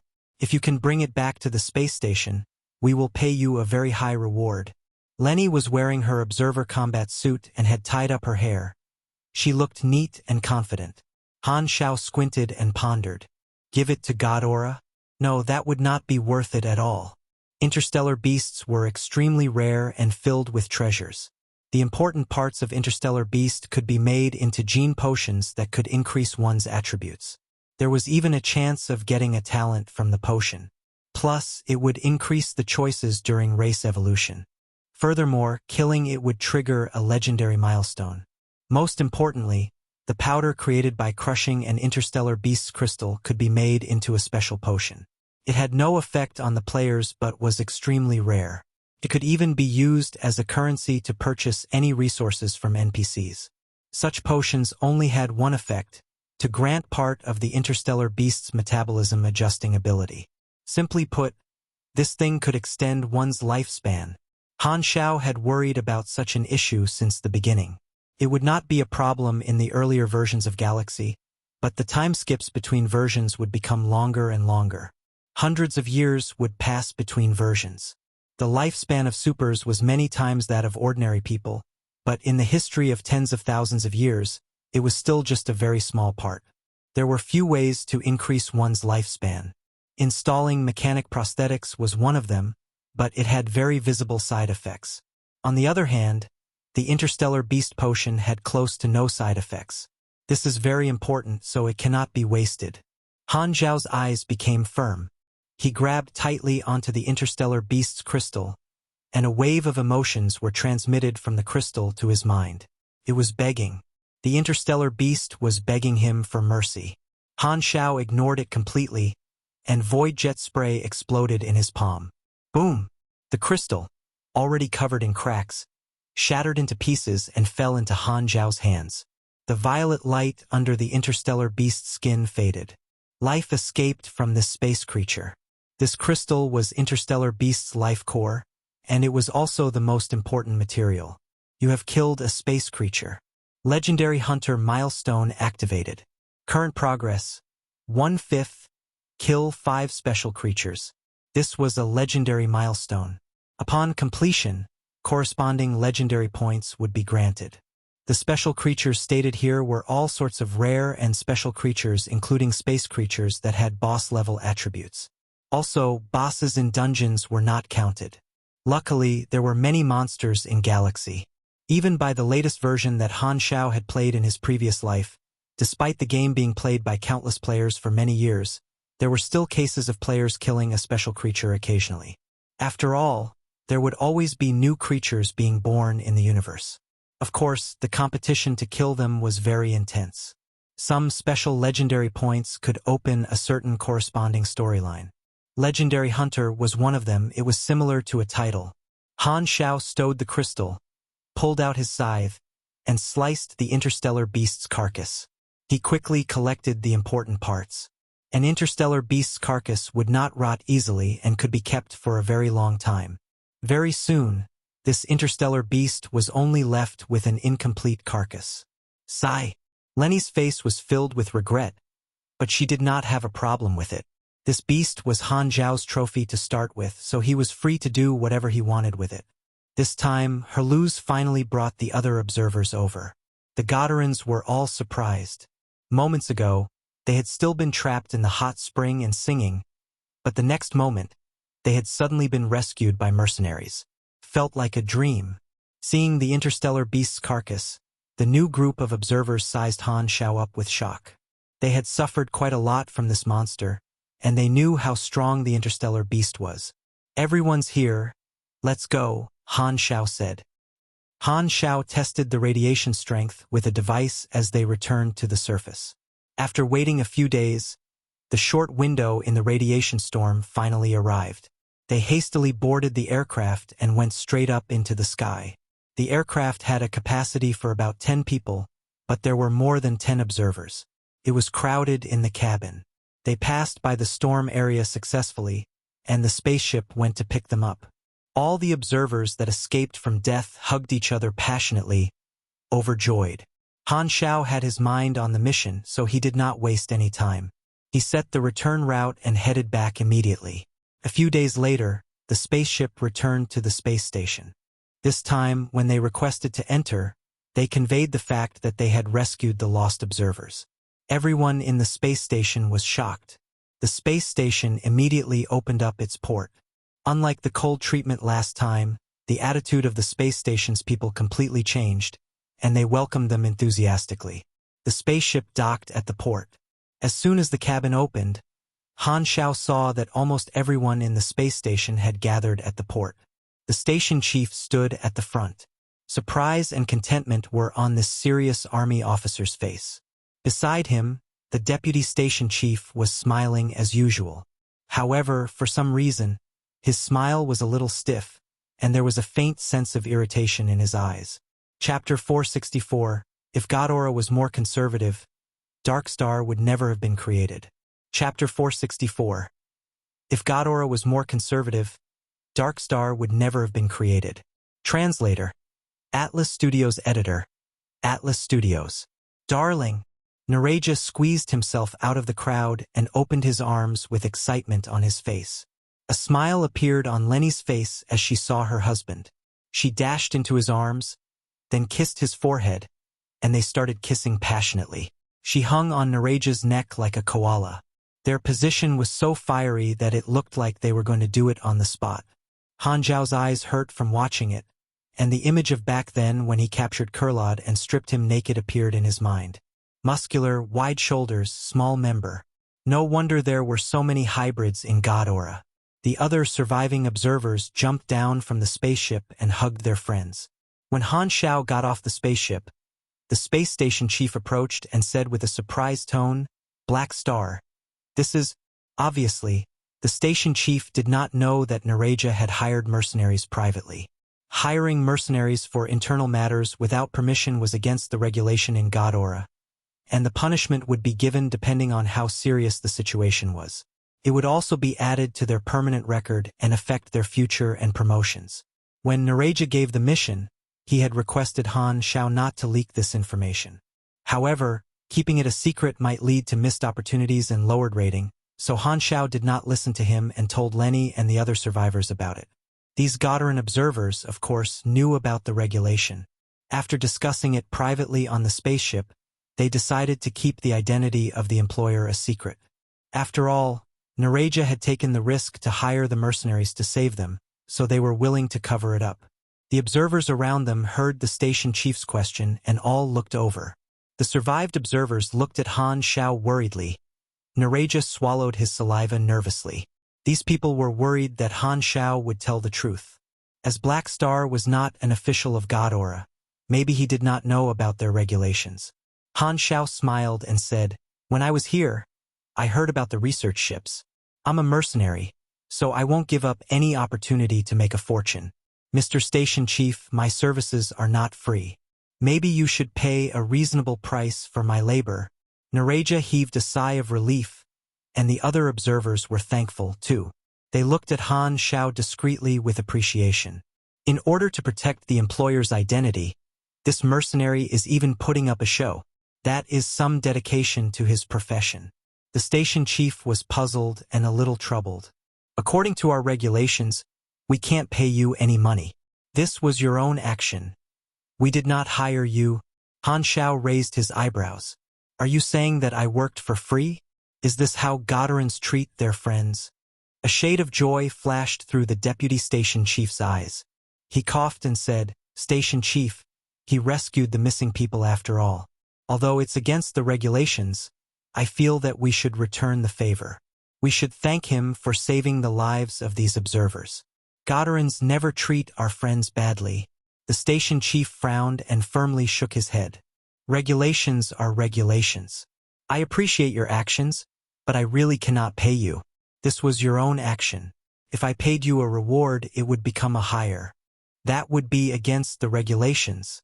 The faces of the crowd around them changed in dissatisfaction, especially the surviving observers, including Lenny. Their eyes turned rather cold. "These mercenaries saved us, yet you don't even want to give a reward. Are our lives this cheap in your eyes?" Phoebnovel.com. Although they were unhappy, they did not say anything. The regulations were not to be disobeyed. Han Xiao squinted and said in a deliberately indifferent tone, "Okay, I shall just say that I did a good deed. I want to park here for a day. Will you maybe allow that?" Seeing that he did not forcefully ask for a reward, the station chief felt relieved. He nodded and said, "Yes, we always welcome our friends." Hearing this, the crowd around them stared at the station chief in discontent, before looking at Han Xiao with even more appreciation. The station chief turned around and left, and the crowd gradually split up as well. When they passed Han Xiao, they greeted him with a solemn gesture, expressing their appreciation. In a corridor far away with only the deputy station chief and station chief, the deputy station chief took a few steps forward and walked beside the station chief. "You're too stubborn." The space station shook his head and said with a very serious expression, "This is not being stubborn but principles." Since I was assigned to this place by the superiors, my job is to supervise all the work here and make sure that everyone does things following the regulations. Sai, you're right. The deputy station chief purposely acted regretful. Very few mercenaries would only negotiate a price after doing the job. Their actions were not a coincidence. They probably accepted a secret hire from a space station employee long ago. The station chief suddenly stopped walking and said, "You're right. Those mercenaries deliberately lied earlier because they wanted to make more money." Humph, mercenaries indeed are a group of greedy people. Investigate it. I want to know who the one that hired the mercenaries was. The deputy station chief hastily discouraged the station chief and said, "For things like this, knowing about it in our hearts is enough. Don't be so serious about it. No matter what, all the lost observers returning is a good thing. If you act as if you don't know about this and don't look for who's responsible, the regulation violation will not exist. When you report to the superiors, you can write it into your own merits. This will be very beneficial for your future. They will think that you're very capable." The station chief frowned and said in a righteous tone, "Merits? I won't hide the truth for something like this. Investigative who hired the Black Star mercenary group. A violation is a violation. No leniency is allowed." Back at the hall, Nereja found Han Xiao. The two of them walked to the side, and he grabbed Han Xiao's hand with a face filled with gratitude. "Thank you so much for your help, Lenny, and I don't even know how to repay you." Han Xiao pulled his hands back, shrugged, and said, "Of course you know how to repay me. We agreed on the reward." Yes, of course, I'm just too excited." Nereja took out his communicator and quickly made a transfer. Interstellar Beast. Completed. Grading mission. Grading complete. Mission rating, excellent. You have received excellent grade bonus reward. Bonus 50% experience, 425,000. Random reward X1. Only excellent. Han Xiao thought. The chance of getting a random reward from excellent grade is only 30%. Luckily, I still got it. Plus 35 Nereja favorability. Plus 20 Lenny favorability. This favorability. Han Xiao's mouth twitched.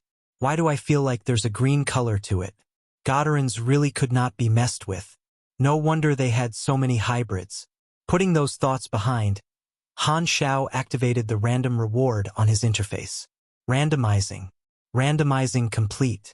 Your random reward type is attribute point. How great!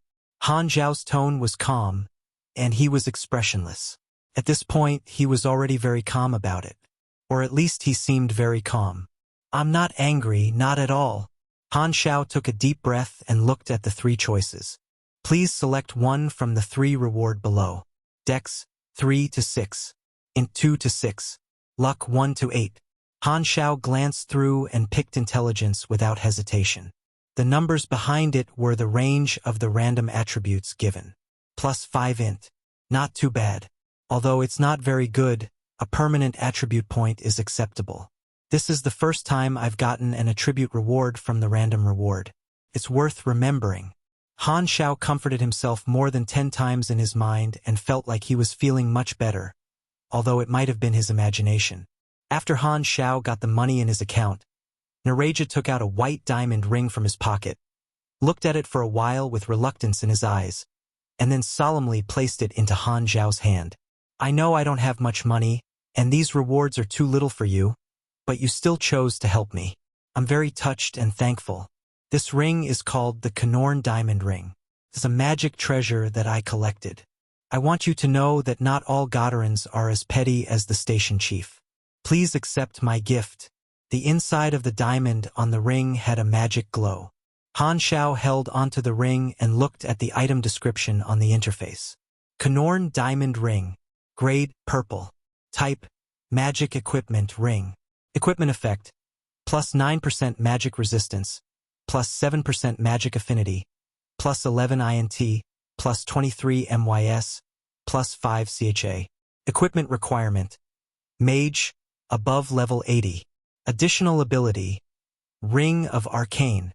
Passive aura, permanently increases the vitality of magic in a 15 meters diameter, plus 13% damage of all magic attacks. Remarks, This ring is engraved with a very strong enchantment, and it has an enormous amount of magic power. The creator of this ring is clearly an arcane master. Magic equipment, its attribute boost is not bad. The aura is perfect for dungeons. These guilds will definitely be willing to pay a huge sum for it. Sadly, this thing has limited use to me. The oldest and second oldest Volga brothers were the only mages in the mercenary group, and they had a high enough level, so it could only be given to them. Anyway, the players were not there for the time being, so there was no need to sell it. After bidding Nereja farewell, Han Xiao returned to the hall and casually threw the ring to the Volga brothers. The three of them cheered with joy and went to the side to look at it closely, leaving Herluz there holding onto his cards and staring at the game that he was going to win money from. Now that everything's over, are we not leaving yet? Fiden asked. Han Xiao's eyes flickered. There are more situations here, but I have already done what I should do. The situation will only become beneficial after a very long time. When that happens, it might be worth it to return here. Alright, pack up then, we will be leaving in a short while. Nothing will be happening here for now, so there is no need to continue staying here. The others did not understand what he meant. You're the captain. You know what to do, Herluz said. Where are we going next? Han Xiao thought of the interstellar beast materials in the spaceship and said, we need to find someone to turn that carcass in the warehouse into potions first. Although finding the mission completion card was important, he was not in a hurry. Anyway, being in a hurry would not make him any luckier. Doing missions could be postponed temporarily. To him, dealing with the interstellar beasts materials was the most important matter. Chapter 465, Lifespan Potion. Chapter 465, Lifespan Potion. Translator, Atlas Studios Editor, Atlas Studios. In the vast universe, new species were being born every second. Finding out about the valuable parts of all kinds of flora and fauna, extracting them, and making them into potions was a very complicated, profound subject. This was especially true in Galaxy, where there were countless species. It required a lot of patience and skill. There were also many different methods of extraction and making potions, such as chemical extractions from the technological side and witchcraft decoctions from the magic side. The Pharmacist Association was the authorized organization in the universe. Just like the Spacetime Research Council, this was a platform for the pharmacists to communicate with each other. It was also the simplest way for the galactic residents to hire pharmacists. All they had to do was log into the Pharmacist Association website, and there would be pharmacist apprentices online who would inquire about the customer's needs. It felt like those online doctor inquiry websites in Han Xiao's previous life. As the matters in the space station came to an end, Han Xiao immediately contacted the Pharmacist Association and found a dependable pharmaceutical organization that produced interstellar beast potions. This organization was located on a colonized planet of the Purple Crystal Civilization in the Colton Star Cluster. Purple Crystal was one of the strongest civilizations in the Shattered Star Ring.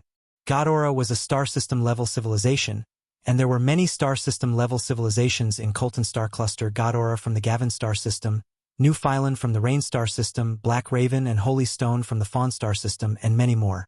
Purple Crystal Civilization, however, was a star cluster-level civilization.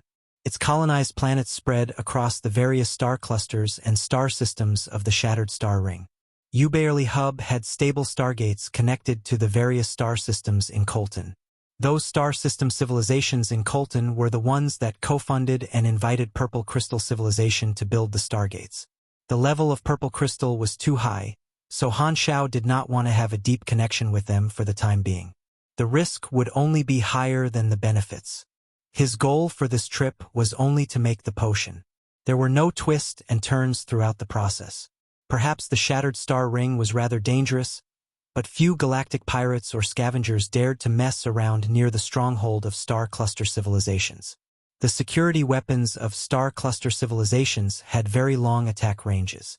If they discovered there were criminals causing problems near their colonized planet, they would not even need to send out spaceships to chase them. They just had to fire the weapons from their planet, and those criminals would become fireworks. The pharmaceutical company that Han Xiao had chosen had a very good name and was very high class. It was a technology-side pharmaceutical organization. After paying a certain fee, He waited a few days and successfully got the potions made from the interstellar beast's materials without any issue. In the machinery modification room of the spaceship, a portable freezer was placed on the table. Han Xiao opened its cover, and under the thick, cold fog were 2 rows and a total of 8 tube potions. 6 of them were light purple and 2 were deep blue. The former was gene potions made by the important organs of interstellar beast, and the latter were special potions made by its member. No, it's life crystal.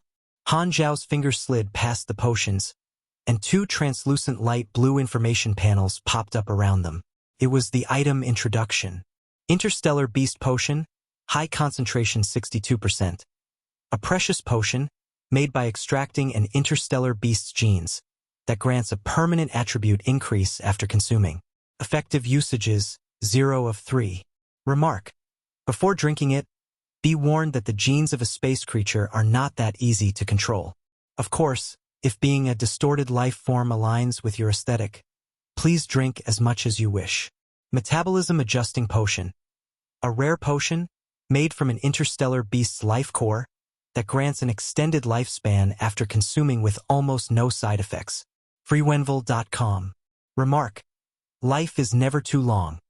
No fortune or reputation even comes close to how important it is. Make a guess how many would turn insane for this small potion. The potion that could extend one's lifespan did not have a usage limit as it had no effect for the players. Han Xiao held the potion in his hands and contemplated.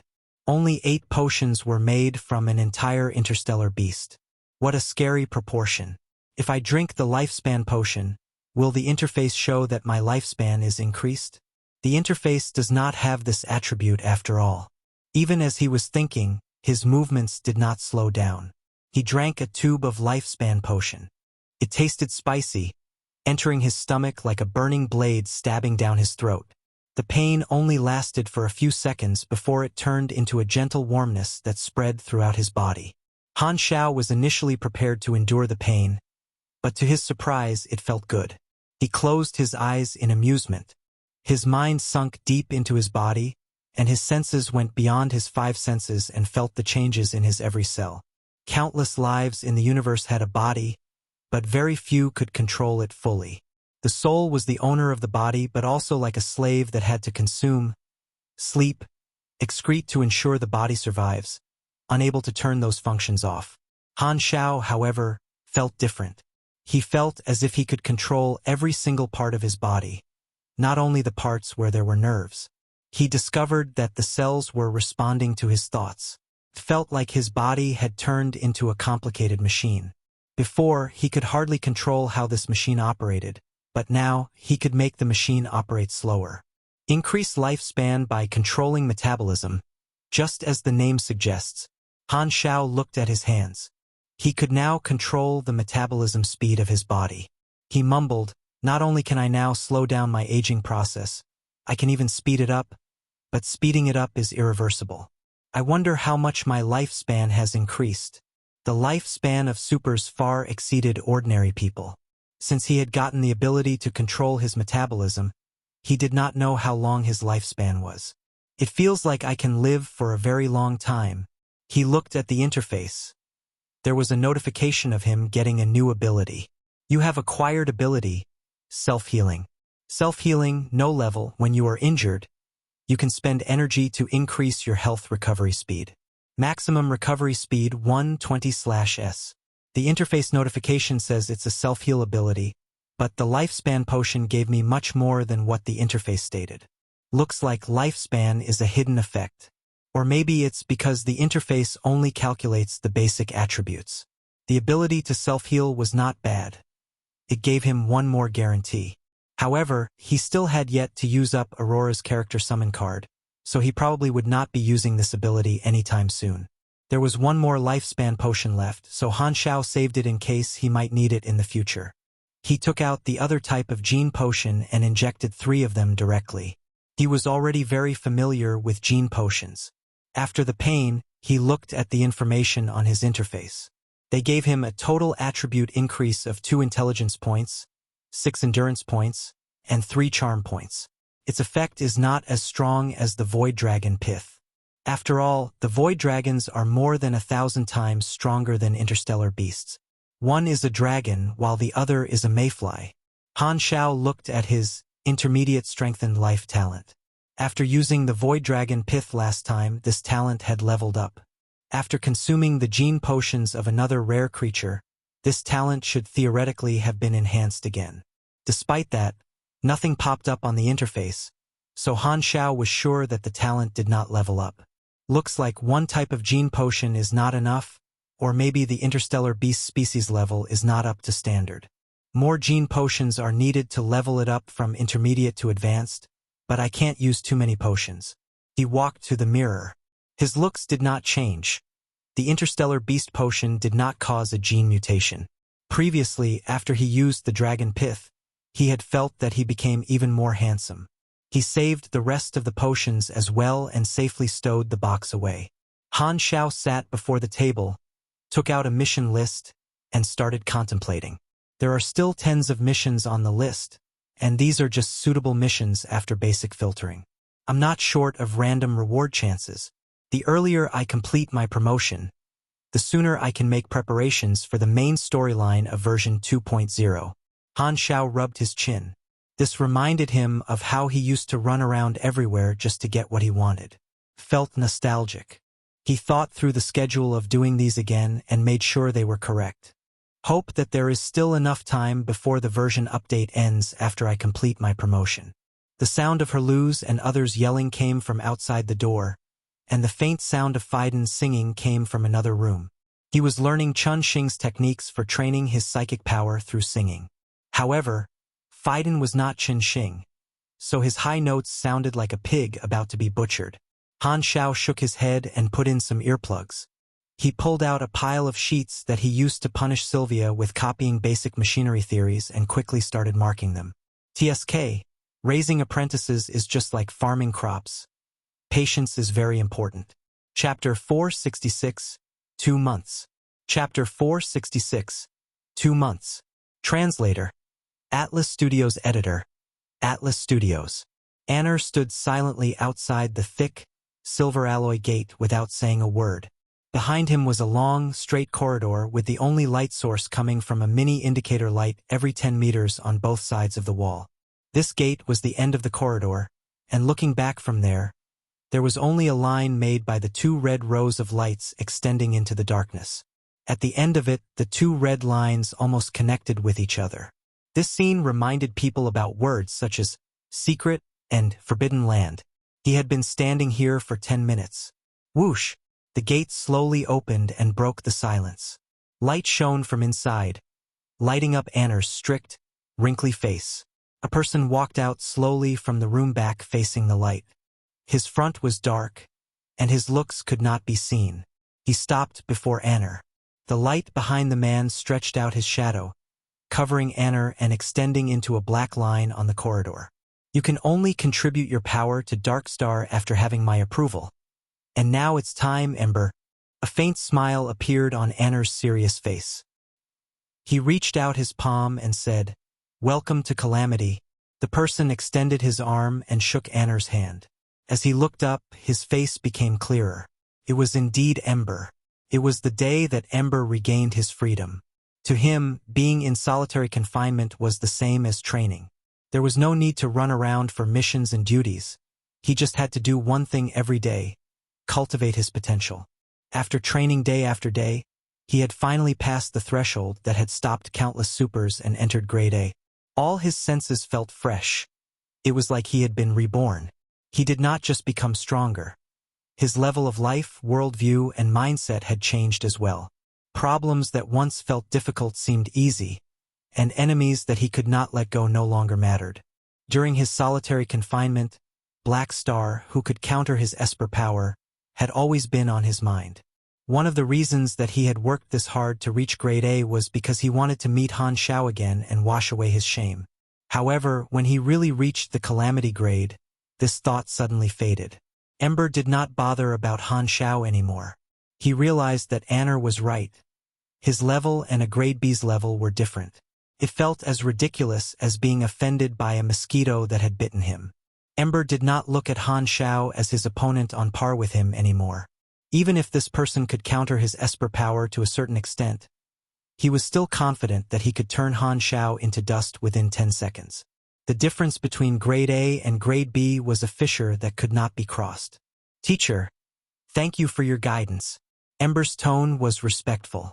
Anner's experience and teachings had helped him conquer many problems, so he admired this mentor very much. Anner nodded and wiped away his smile. "The situation is not looking good. Although we are in the dark, Ghidorah has not given up hunting us down. As the next step of the plan is carried out, the war will be on an even larger scale. Our high-end combat powers are the main focus of Ghidorah. Some of them left us. High-end combat powers like you and I are in shortage, so you don't have time to rest.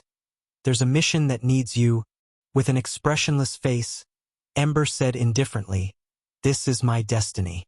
Ever since I opened my eyes, I was already prepared to contribute my power to Dark Star. Okay, follow me." Anner turned around. "This is your first mission after entering Grade A. I will work together with you in case you can't control your power.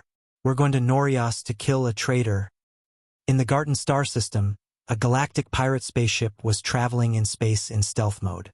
A chase was happening on the spaceship. "Stop running!" Bang! A light cannon shot on the ground where Sylvia had just dashed past, turning the floor bright red. A large group of galactic pirates were chasing behind with rage on their faces. Sylvia sprinted with large steps. She was wearing a simple, black battle suit with machinery only covering her joints and important parts. Her body was glowing with a youthful vibrance. Her hair extended to her shoulders and danced in the wind. A machinery ring hung from her right ear, and a mini tactical analysis screen extended before her right eye. She was not alone. She was pulling an arm of a young boy and escaping together with him. This boy was a pureblood Godaran about the same age as Sylvia, wearing prison garbs. Although he was half a head taller than Sylvia, he was panting heavily. He was an ordinary person. "WH, who are you? Why are you saving me?" the boy asked as he was panting. Sylvia glanced at him and yelled softly, "I'm a mercenary. Someone paid money to save you. Stop talking. Save the stamina and run faster." The boy was stumbling as he was being dragged. The sound of lasers exploding was chasing tightly behind the two of them. Despite being in such a dangerous situation, this Godaran boy was staring at Sylvia's delicate, lively profile in a daze. He was a hostage kidnapped by these galactic pirates. He had a wealthy family. His father was the CEO of a Ghidorah financial group and was very rich, so he had been targeted by the galactic pirates who demanded a ransom. Other than him, those galactic pirates had also kidnapped other hostages and imprisoned them together. 10 minutes earlier, this soft-looking girl who had just been captured and taken aboard the ship as a hostage suddenly turned into a warrior, opening the prison and dragging him out. As expected, the two of them were chased by these galactic pirates. Ta, ta, ta. Suddenly, 3 galactic pirates turned up from the corner in front of them. Just as they were about to fire at them, the captain of the galactic pirates yelled, "They're valuable hostages. Don't kill them." The 3 galactic pirates' actions to pull their trigger paused for an instant. Sylvia quickly pulled out a short alloy stick from her tactical belt. Its exterior cracked open, and more parts extended from within, turning into a long mechanical sword. The 2 sides of the blade were emitting yellow light. This was an energy weapon. Its body was engraved with enchantment runes to make it lighter. Sylvia moved very quickly. She lowered her shoulder and bashed onto the galactic pirate's stomach. Her battle suit provided her with enough strength to make the muscular galactic pirate stagger. Before the galactic pirate could react, Sylvia pressed onto his gun, pointed at his friend beside him, and helped him pull the trigger. Boom! The light cannon penetrated the head of the person beside him. This galactic pirate was furious. Just as he was about to kick Sylvia away, he suddenly felt a pain in his knees and lost strength in his legs. He kneeled down on the floor, looked down, and realized that his knees had been slashed open and were covered in blood. Before he could scream, Sylvia held the sword with both her hands and stabbed it into his eyes. The blade penetrated through and came out the back of his head. 2 months had passed. With the great mechanic Han's guidance, Sylvia had slowly realized her potential and was already grade D, wearing the machinery weapons that Han Xiao had built for her. She could now deal with galactic pirate groups that mostly consisted of ordinary people. As the third galactic pirate saw this, he could not be bothered with the captain's orders and fired immediately. Sylvia hastily tilted her head before he fired and barely dodged the laser. She quickly pulled up the alloy sword from the dead galactic pirate, turned around, and sliced through the muzzle. She then recalled what Han Xiao had taught her regarding how to quickly shatter the enemy's combat ability. So she raised up her leg and kicked the third galactic pirate between his legs. Bang! The face of this galactic pirate turned purple as he kneeled down, grabbing his crotch. His forehead knocked onto the ground, and he curled up into a twitching shrimp. The Godaran boy shivered and felt his member aching as well.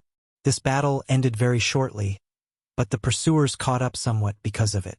Sylvia did not have the time to finish the kill. She grabbed the boy's arm again and started sprinting. Quickly, go! The galactic pirate group had many members. As the chase dragged on, the movement area of Sylvia gradually became smaller. Finally, she was stopped in a corner. Close to 100 galactic pirates surrounded them and glanced at Sylvia with vicious intentions. The boy was very afraid and held Sylvia's shoulder tightly. Sylvia, whose face was grave, stood in front of the boy and kept adjusting the direction that her sword was pointing in. You have nowhere to run, little girl. The captain of the galactic pirate group walked out of the crowd with a cold smile on his face. I didn't expect one of our hostages to be a super and even cause a commotion on my ship. Did you think saving this boy would be so easy? Where do you think you can run to on my ship? Sweat rolled down the side of Sylvia's head as she gripped the alloy sword tighter. Most of those galactic pirates were ordinary people, but there were quite a few supers. The captain standing before her was indeed a grade C super, someone whom she did not stand a chance against.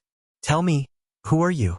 A mercenary, Sylvia said with a low voice, but she still sounded young and innocent. When the galactic pirates heard that, they looked at each other and started laughing out loud. Ha ha ha ha, this kid is a mercenary. Anger appeared on Sylvia's face. I just killed 3 of your members. They laughed even louder. The galactic pirate captain laughed ruthlessly, and his face turned ferocious. Little girl, do you think you can be a mercenary by killing 3 ordinary people? You have no idea what strength is. Sylvia bit her lips and acted tough. I have friends. They won't forgive you. What kind of mercenary group would want a kid like you? The Boy Scouts? Ha! I will kill all of your friends that come, the galactic pirate captain sneered. And for you, although you're a little too young, you're quite pretty.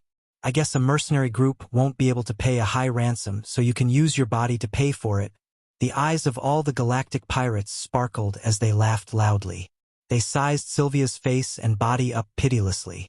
Don't do this. Sylvia immediately became nervous. The boy's face changed dramatically. Suddenly, he found the courage from somewhere and stepped before Sylvia. Just as he was about to speak while shivering, the galactic pirates started loudly discussing. I want her leg. Its texture is the best. Then I want her butt. I like fats. Ears are crispy. It's best to cut them off and eat them raw. Sylvia froze.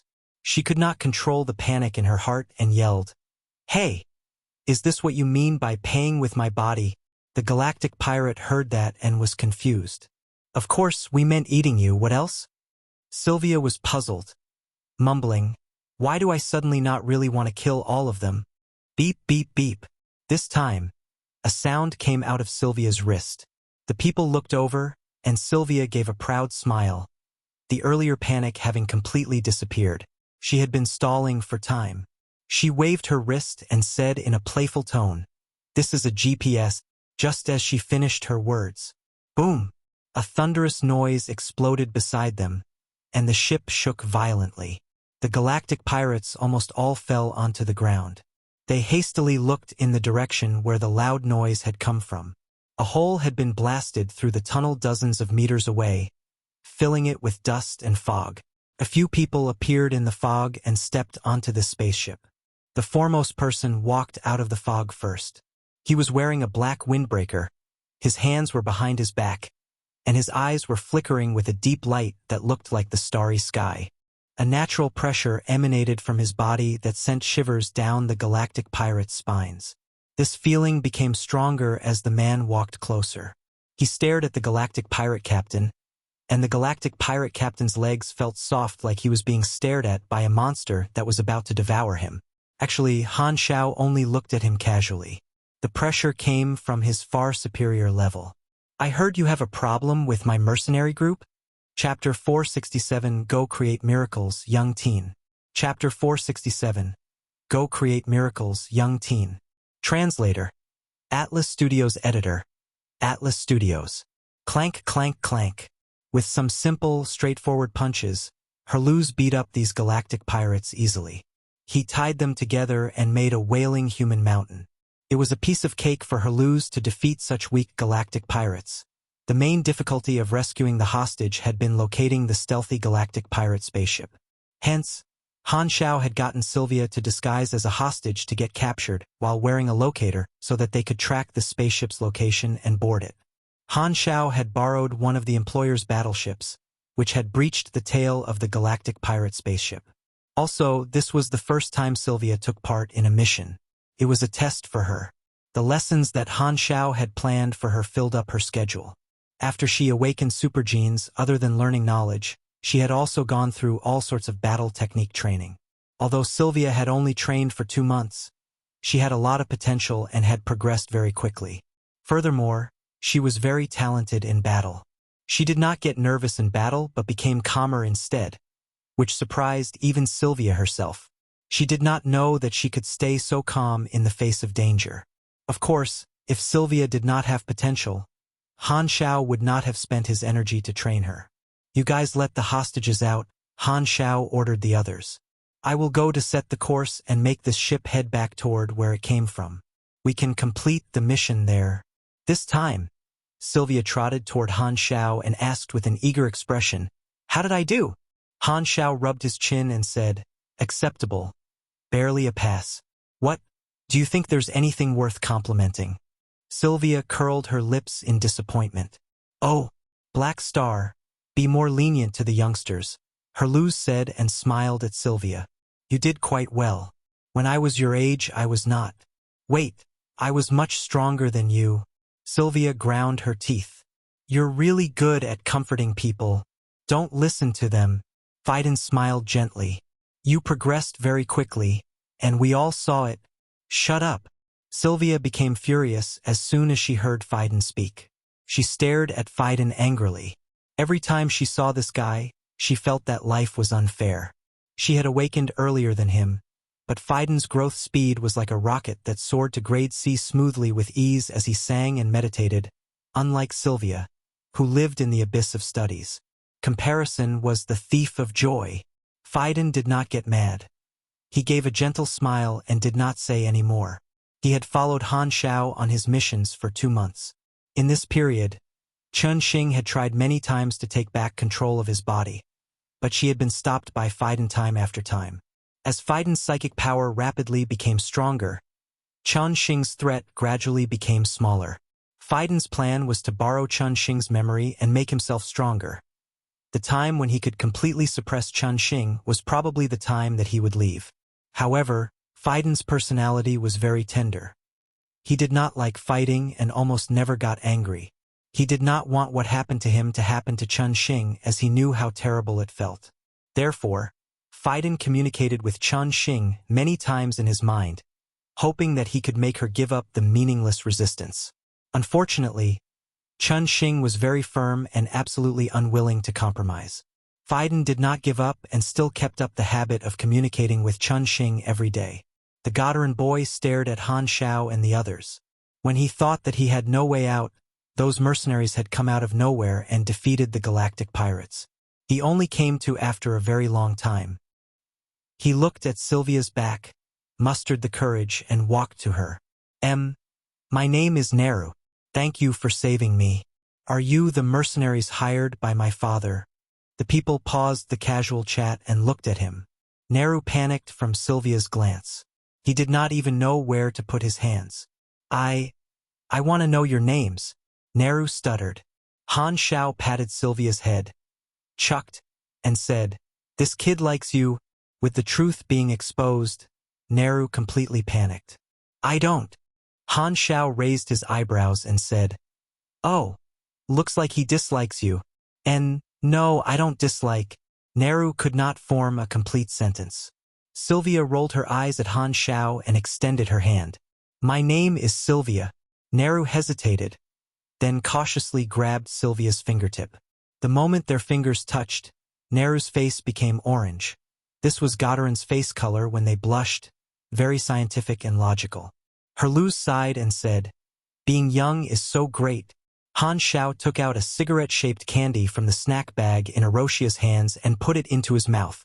He had been trying to quit smoking, so he could only eat snacks to kill the boredom. He toothed and pondered. "If I complain to the employer that his son flirted with my lovely apprentice, I should be able to blackmail him for some money." "You don't have to say it out loud the next time you're thinking of a plan like this." Sylvia turned around angrily. All the hostages were rescued, and Han Xiao had set the course. Not long after, they returned to the planet where the employer was at. The guards and the families of the hostages were waiting at the dock. The rescued hostages quickly got off the spaceship and reunited with their families. A police officer approached Han Xiao and expressed his gratitude to Han Xiao for dealing with the kidnappers. As the people involved were mostly people in financial groups, this was an important matter to them.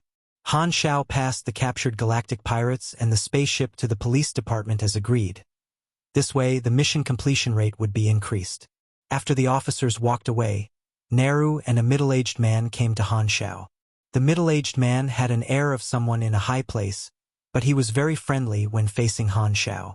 After he expressed his appreciation, he paid the reward. This middle-aged man was Naru's father, the head of a Godarin financial group, so the promised reward were, of course, not little. At the same time, he was also the one that had issued the mission. After Han Xiao got the 85,000 anas, the interface notified him that the mission had been completed. All hostages were rescued, the galactic pirates were captured alive, and the spaceship was handed over. Perfect completion rate, so a random reward will certainly be given, Han Xiao thought. He looked at the interface and saw the notification of him getting a new chance to receive a random reward. He did not use it straight away and saved it in the interface. He had already saved 4 random reward chances. In those 2 months, he had done more than 10 missions. He had gotten a random reward chance from more than 80% of those missions. At the start, he had used them up as soon as he got them.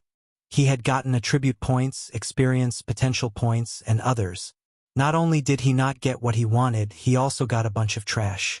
Han Xiao had grown quite frustrated, so he had started saving them. The single draw was not dependable. Miracles would only occur in consecutive draws. Han Xiao did not stay for long after submitting the mission. He took the others back to the ship. The thruster shot out fire, and the spaceship disappeared into the sky. Naru looked up and stared in the direction that the spaceship had left.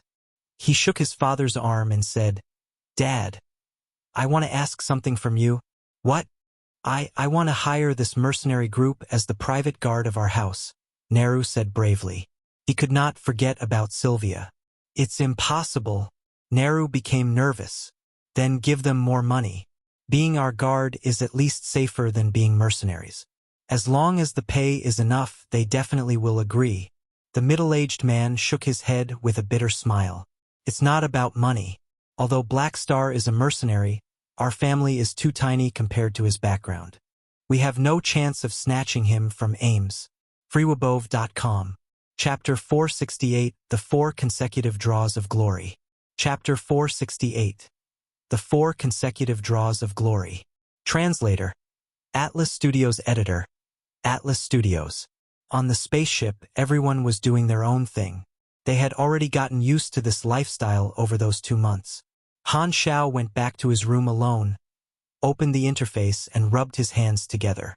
For chances, for consecutive draws. Don't disappoint me again. After failing so many times, he was already very calm about it. As a mechanic, he believed in making up for quality with quantity. Beep, beep, beep. Just as he was about to start using the random reward, His communicator suddenly rang. He received a communication. Who is it? The ceremonial feeling was interrupted. So a hint of displeasure leaked into Han Xiao's tone. It's me, Nareja. Do you still remember me? Looking at the Godaran on the screen, Han Xiao recognized him straight away. Oh, you're that green. Ahem. I'm happy to see you. This seems to be the first time you've contacted me since what happened last time. What is this about? Are you hiring me again? No. I'm here to relay a message. Nareja smiled and said, Do you know someone called Kurlad? He was my classmate in the observer training class. He contacted me a few days ago and said that his observer ID was used by someone else, somewhere else which happened to be near us. I mentioned you when I chatted with him. When he heard your name, his reaction was a little extreme. He seems to want you to pay him back some money. Han Xiao understood what had happened. He had entered Kurlad's ID on the system of the missing spaceship.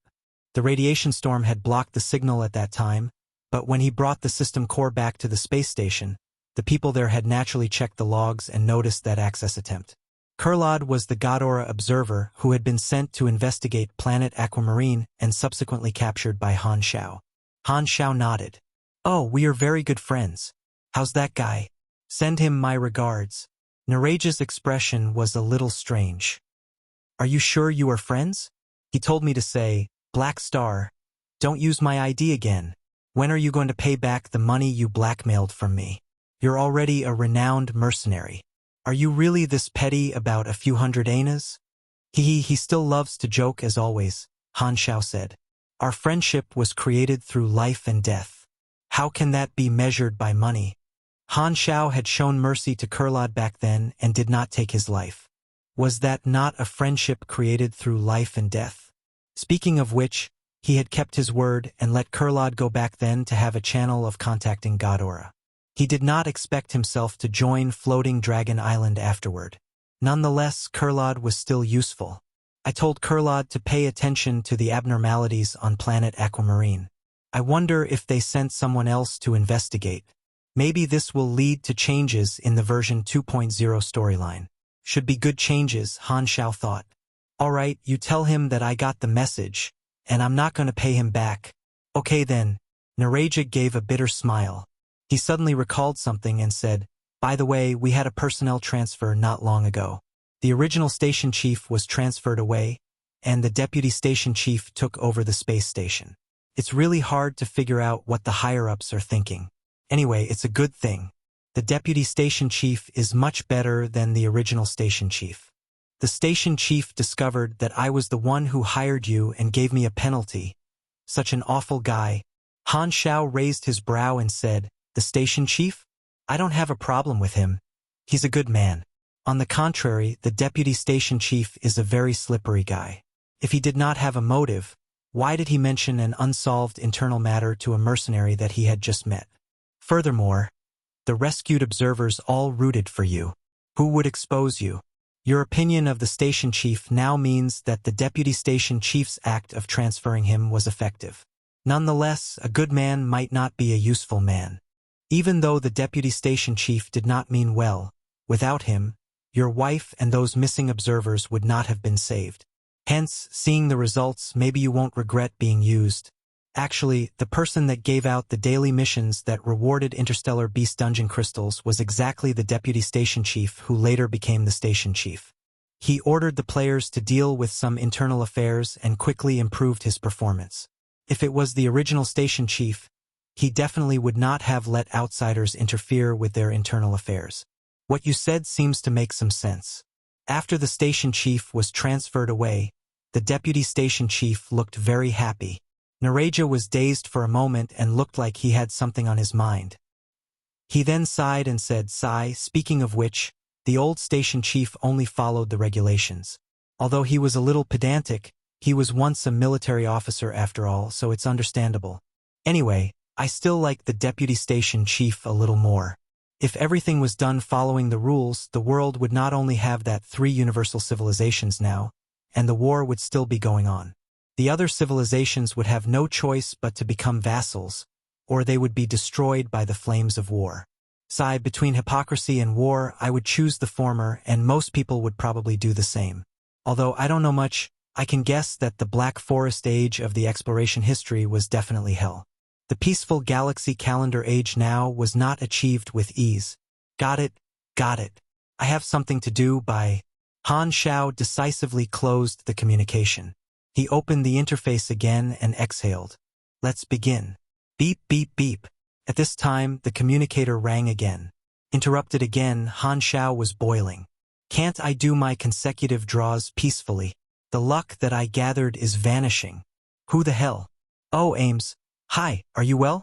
What is it? To Han Xiao's surprise, the alluring and sexy Dragon Emperor appeared on the screen. Ames had never contacted him before. So why did she suddenly call him? Black Star. I need you. Ames' expression was a little strange. Frubuvel.cm. Han Xiao's mouth twitched. Pardon me, but what kind of need are you talking about? I found my teacher's whereabouts. He came to the Shattered Star Ring. Black Star, you saw what he looked like personally. Accompany me to look for him. Ames' tone was assertive. Okay. Han Xiao held his forehead. When? As soon as possible. I will immediately notify you when I return to the Shattered Star Ring. Are you not on Floating Dragon Island now? I went to the Federation of Light's mother planet for sightseeing, Ames said. The great mechanic Han was speechless. All right, Han Xiao said. Where's your teacher now? Someone said that he appeared on Norias some time ago. Go there to take a look first before I return. Han Xiao nodded without panicking. Although him seeing the Dragon Emperor's teacher before was a lie, he did indeed know who the Dragon Emperor's teacher was. He was not afraid of not being to recognize that person. After hanging up the communication, Han Xiao massaged his temple and opened the interface for the third time. Let's do this quickly. I have a feeling I'm not in luck again. No one will find me again, I hope. After being interrupted twice, Han Xiao's excitement was gone. He stared at the interface with an expressionless face. Randomizing. Randomization complete. Your random reward type is ability. Han Xiao glanced through and chose the most useful option between the three options. A Cannon Master ability. Locked shot. Its effect was that the next shot would definitely hit with an addition 10 to 18% of critical damage. Han Xiao's face was calm. He did not stop and immediately started to draw the second random reward. Randomizing. Randomization complete. Your random reward type is item. Han Xiao's eyes sparkled. It's here, a chance. Please select one from the three reward below. Gene Awakening Elixir, luxurious version, if the user has no main class. Using this has a chance to turn the user into an Esper. Double experience card. Doubles the experience gained through killing monsters and doing missions. Lasts for 6 days. Ability enhancement card. 70% chance to enhance an ability when used, amplifying its basic effects. 20% chance to mutate the ability into a similar but stronger new ability. 2 cards but no mission completion card. Han Xiao felt his chest was hurting. Comparatively, the ability enhancement card was somewhat useful to him, but Han Xiao was still frustrated over not getting what he wanted. Without a doubt, the Gene Awakening Elixir was trash, and he did not need the double experience card, so he chose the ability enhancement card straight away. I feel lucky. 3rd time's the charm. Han Xiao felt hopeful as he activated another random reward. Randomizing. Randomization complete.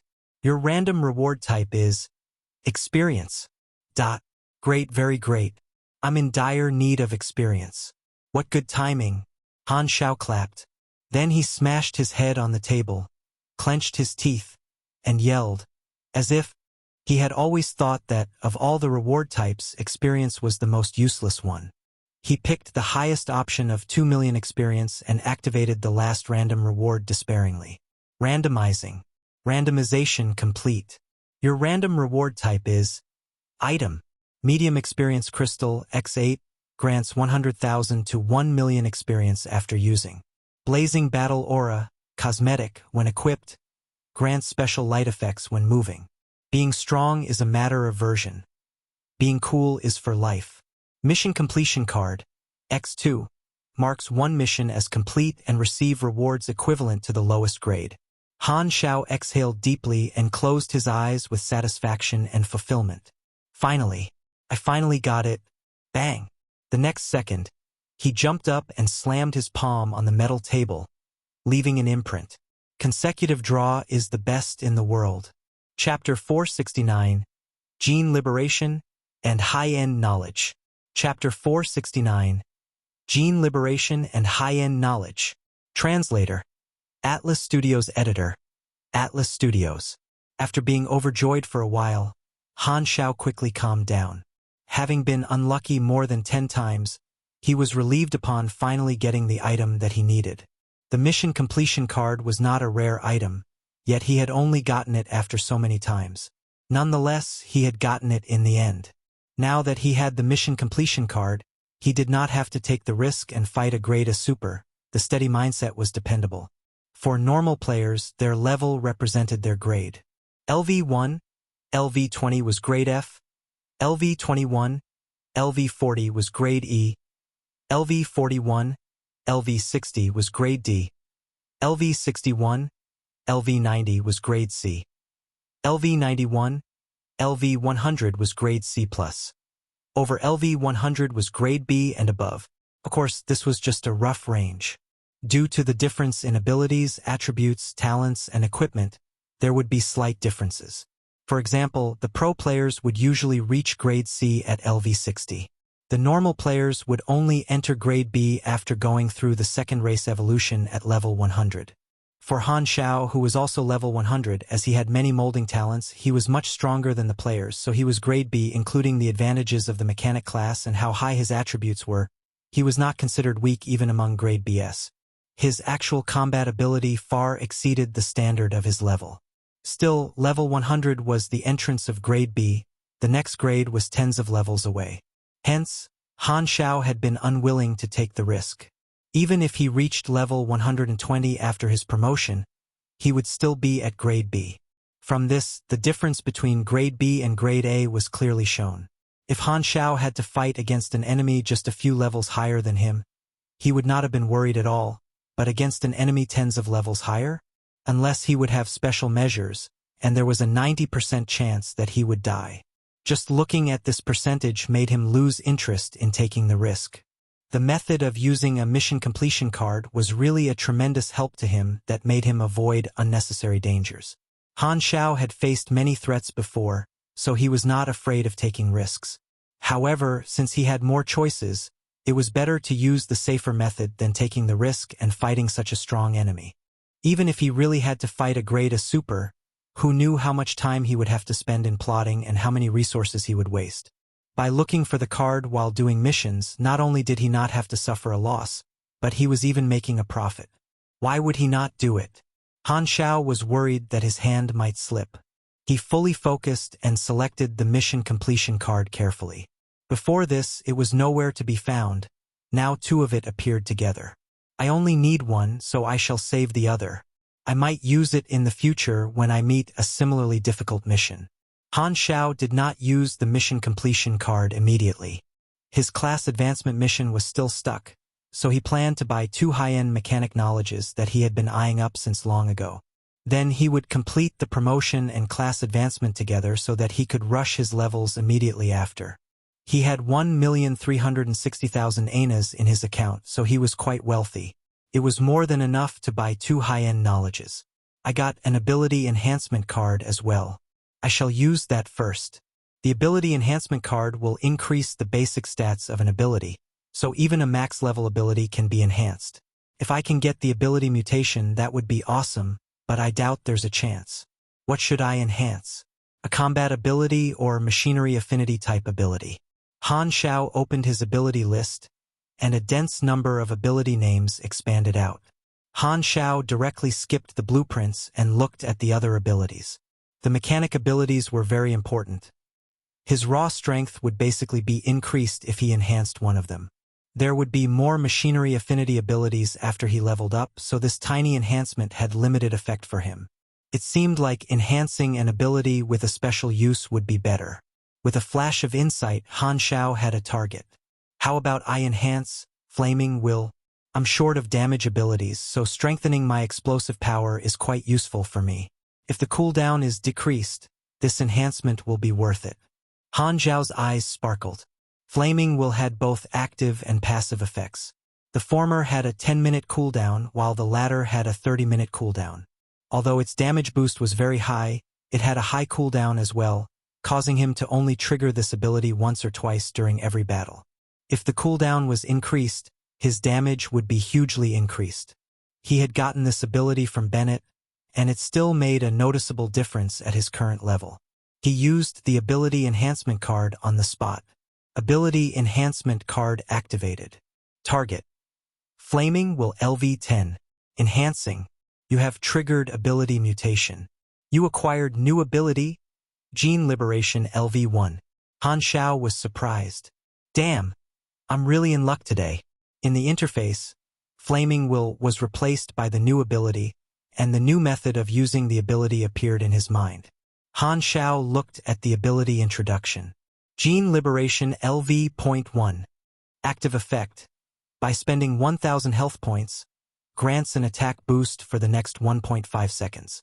50% chance to deal 200% to 220% damage.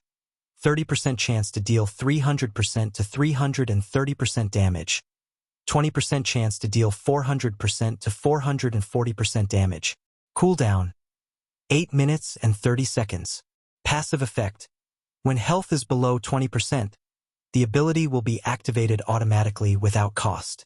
Passive effect cooldown: 17 minutes. Remarks: You obtain the way to break through your limits. Through squeezing energy out of your cells, you can gain explosive power that exceeds your limit, but it will hurt your body. Han Xiao read through and felt that this enhancement was truly worth it. Not only was the cooldown reduced, the random stats were better as well. Initially, Flaming Will had 4 random ranges, and the highest one granted more than 5 times damage, but the chance of triggering that was too low. Gene Liberation, however, slightly reduced the maximum boost, but the random ranges changed from 4 to 3. Lower random factors meant more stable damage output. Most importantly, this boost was not applied to only one attack but all attacks in a certain period. With his speed, it would definitely be more than one attack. He was an artillery-style mechanic. Hence, his attack frequency was extremely high. This meant that the effect of this ability was explosive. Furthermore, this was just its effect on LV.1. Without hesitation, Han Xiao threw in tens of millions of experience and leveled it up to LV.10 straight away. Its duration increased to 2 seconds, and its cooldown reduced to 7 minutes.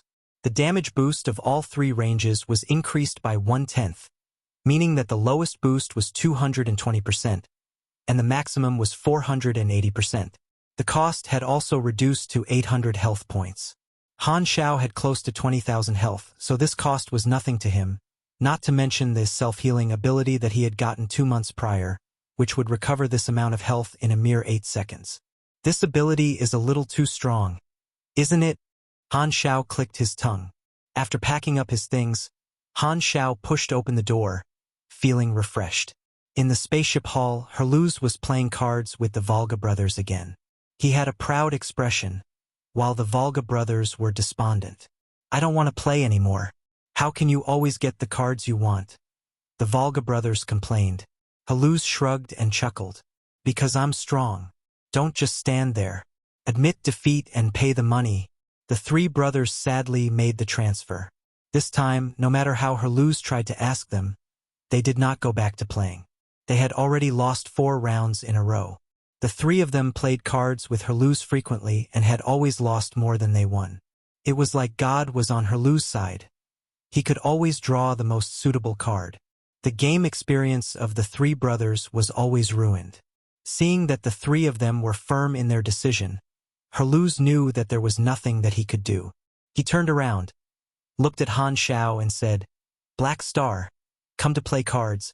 Do I look free?" This time, Phaidon walked out from his room and was heading toward the simulated combat room. Herluz's eyes suddenly sparkled, and he yelled, "Phaidon, come to play around." Phaidon paused, turned around, and shrugged. "I don't know how to play it." "Don't worry, it's very easy. I will teach you. If you can't even play cards, how are you different from the primates?" Herluz stood up and dragged Phaidon to sit opposite him. "All right, How is this card game played? Phaidon shook his head, picked up a deck of cards, and looked at them. The official name of this card is called Galaxy War. We usually call it the Wayne card. This is Federation of Light's common language, meaning sparkling card. See, it even has our mercenary group, isn't it interesting? Let me tell the rules. Haluz excitedly taught Phaidon the rules. Okay, those were the rules. You're a psychic, so I don't have to repeat it. Let's play around. You will know how to play it after trying. Use the Volga Brothers cards. They're also using the Shattered Star Ring card set. Haluz knocked on the table, and the cards shuffled automatically. These cards had simple industrial enchantments on them. So many special effects could be completed automatically. Haluz raised his hand and let Phaidon start first. He smiled and said, "Let's not play those official modes this time. We will play the free battle mode. The way to win is to empty the opponent's health bar. This is your first time playing, so I'll let you start." Phaidon nodded. "Okay, then you have to hold back on me." 3 minutes later, Haluz stared at the table with widened eyes and a gaping mouth. "Did I win?" Phaidon blinked. "It seems quite easy." Hee. Haluz wiped his sweat. "You're just lucky this round." One more round. Not long after, Haluz slumped on the sofa with despair on his face. "Did you lie to me and actually know how to play?" Phaidon smiled bitterly and said, "This is really my first time playing. You're too unlucky." In such a short period of time, Haluz had already lost 5 rounds in a row. He had almost started to question the meaning of life.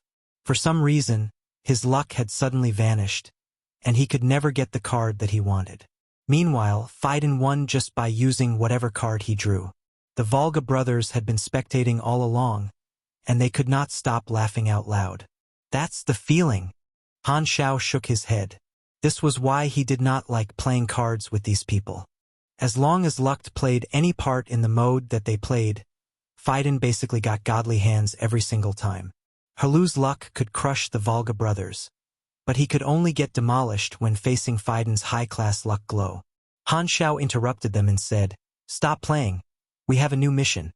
Ames told us to help her find someone on Norias, so we won't be accepting requests temporarily. She's not in Shattered Star Ring now. I need to buy some things from other star systems before she returns. I have already set the course." The rest nodded. Of course, Han Xiao was going to buy advanced knowledges.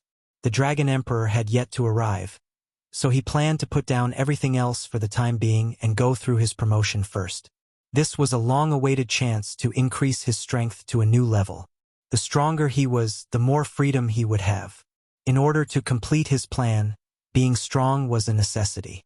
Even his plan was to make himself stronger. Han Xiao traveled across a few star systems and successfully bought the 2 high-end knowledges. As he did not take the path of farming faction favorability and buying high-end knowledges privately was very expensive, his savings plummeted to 500,000 anas. The 2 high-end knowledges cost him more than 800,000 anas. The price that he paid was worth it. He could earn back the money, but the increased strength was permanent. The 2 high-end knowledges were high energy control of the energy branch and advanced artificial intelligence technology of the control branch. High-class energy control was very important. It allowed control of the higher-level energies and was considered to be one of the core knowledges. It could combine more stable shields and energy weapons. Energy weapons were common weapons that were stronger than electromagnetic weapons. As only some knowledges were sold, Han Xiao could only choose the comparatively more useful knowledges. Hence, advanced artificial intelligence technology was his second choice. It was used to build artificial intelligence. The high-end knowledges of the mechanic class had very visible uses.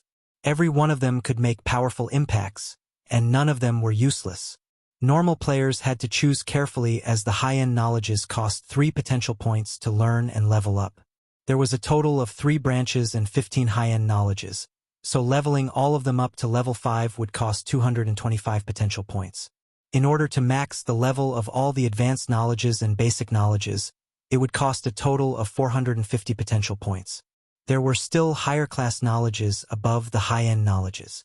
The mechanic class was a bottomless abyss of potential points, so it was basically impossible for players to get so many potential points.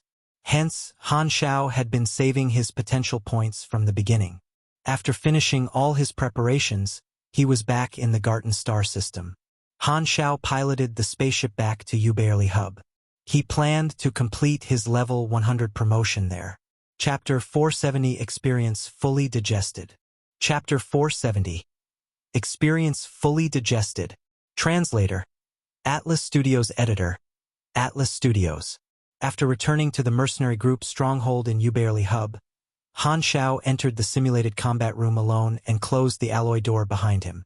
He took out the mission completion card and used it on his promotion mission. You have used mission completion card. Trial of the Strong Current Progress, 1 of 1. Level 100 promotion mission completed. END bonus increased.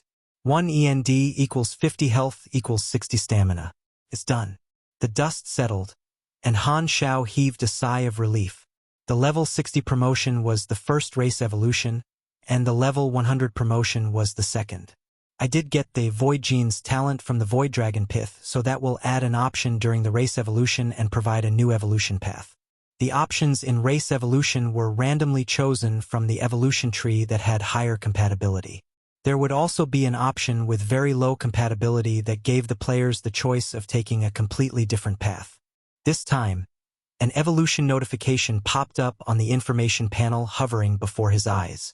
You have taken another step forward on the path of evolution. You have received refinement of your level of life. Race detected. Type 1 Galaxy Human Race. Randomly selecting 6 suitable evolution paths. Selection complete. Please select one from the 6 options below as your evolved race. Warning: the evolution process is irreversible. Please select cautiously. Appendix: Evolution Path Characteristics Introduction. Type 2 Galaxy Human Race, 94% compatibility. Type 3 Galaxy Human Race, 92% compatibility. North Wind God Race, 75% compatibility. Void Prowler, Human Form, 81% compatibility. Half-Dragon Hybrid, 64% compatibility. Medium Mechanical Life, 22% compatibility. Other than the usual Type 2 and Type 3, the rest are all decent, but none of them are comparable to this. Han Xiao narrowed his eyes. He had already decided. Selection complete. Evolving race. Evolution complete. Your race changed to Void Prowler, Human Form. Cell structure refined, organs strengthened, metabolism adjusted, adaptability enhanced. Your potential increased. You have received attribute bonuses. Plus 28 STR, plus 45 DEX, plus 15 END, plus 24 INT, plus 36 MYS, plus 22 CHA, plus 570 energy. Energy level attribute bonuses changed. Your race specialty, adaptive species, has been changed. You have received race specialty, Void Travel. You have received race specialty, Void Mirror Image. You have received race specialty, Void Shadow. Skinning pain came like a tsunami. Han Xiao had mentally prepared. Every race evolution brought a huge change for one's genes and cells. The players could ignore the pain, but he could not. He clenched his teeth tightly, and masses of veins bulged on his face and wiggled like snakes. His eyes were filled with red. All the blood vessels in his eyes had exploded. The diamond-shaped piece of skin between his eyebrows that came from the Void Genes was emitting a gray light as gray lines extended out from it, spreading all over Han Xiao's face and very soon his entire body. It was changing all of his cells. Buzz! The tremendous energy in his body could not be controlled anymore. Electric sparkles turned into dozens of lightning whips and danced madly. The air was filled with a burnt smell, and the floor was burnt black. Han Xiao suddenly opened his mouth and spat out red blood, which was emitting bubbles as if it was boiling. It turned into a violet color at a visible rate. The pain this time lasted longer than any times before. Void Prowler could almost be considered as a completely different life form, so the change was drastic. This was indeed the special evolution path given by the Void Genes. Whether in terms of race specialty or future potential, this was the best choice among the 6 options. Type 2 and Type 3 galaxy human race were the usual evolution path with different focuses, but they were rather mediocre. Their benefit was that their compatibility was very high, which meant that more paths could be taken. Han Xiao had chosen this path at level 60 because he wanted to discover an evolution path that was strong enough, and now he had found it. The Void race was like the Demon race and the Energy life. It was a race on its own, rare, strong, and had a lot of potential. For the other options, the North Wind God race was a special human race that had natural strong bodies and tough vitality. Their reproductive capability was over the top. They called themselves the God race. The half-dragon hybrid was also a representation of a strong body. Both of these were suitable for pugilists. Medium mechanical life was a completely different race. It was a mechanical life that did not have energy. Plus, its compatibility was too low, so Han Xiao was definitely not going to choose that. The pain only gradually faded after a long time. Han Xiao looked like he had been fished out from the sea of blood. During the last period, it was not sweat that came out of his pores anymore but human blood. All of his blood had been replaced. His senses felt different as well. Other than the 5 human senses, he had many more senses. He could feel the flow of stray energy, and he could see in void vision. It was like he had opened the gate to a new world. Han Xiao took out a mirror and looked at himself. He had grown 10 inches taller. Luckily, his body was still in human shape, and he did not have an extra tail or arm or anything of the sort. However, inside his body, his bones, muscles, and organ structures had completely changed. It was many times more complicated than a human structure. He did not look much different from before, still handsome as always. The diamond-shaped skin between his eyebrows became an indigo crystal. This was a controllable new organ used to sense the void vision. His skin was whiter than before, and he gave off a mysterious vibe. Not bad, I still look human. This is the human form Void Prowler after all. Anyone that turns into a Void Prowler is able to maintain their original appearance. So most creatures can mutate into Void Prowlers. Han Xiao was very knowledgeable. All 3 race specialties were Void Prowler's natural talents, among which Void Travel was the core ability. Let me try to see how it feels. The world before his eyes changed. Everything became foggy, like he was observing reality through a layer of translucent material. This was the void vision. He entered a mirror dimension that reflected reality where time passed at a different speed. When Han Xiao moved, the real world was basically still, but he could not influence reality in any way and would only go through physical objects. The 2 dimensions were like mirrors that were placed tightly against each other. They could not interfere with each other. It was like a stealth mode that allowed free movement. Void travel had no duration limit but continuously cost a large amount of stamina during its duration. Its cooldown was 5 minutes. Han Xiao walked from one corner of the room to another, counted a few seconds in his head, then deactivated this ability and returned to reality. He looked at his watch. Almost no time had passed. So, this ability is similar to teleportation or a short-range jump as seen from the reality. Han Xiao nodded in his head. According to his senses, this talent was like a weakened version of Esper powers that could slow time. The difference was that he could not influence reality. He looked at the mirror again and noticed his body's changes. When he used the Void Prowler's race specialties, he would deviate from his usual human form and enter void form, as only then would he be able to enter the void dimension. His skin became crystal clear and gray.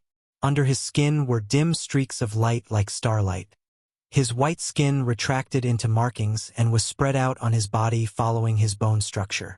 The white markings met at the crystal between his eyebrows. Han Xiao waited for a while, and his body automatically turned back. The white markings expanded and covered his skin as he returned to his human form. The gray skin tone during his void form was absorbed by the crystal like a river. Such a magical life form. Han Xiao continuously switched between the 2 forms and familiarized himself with them.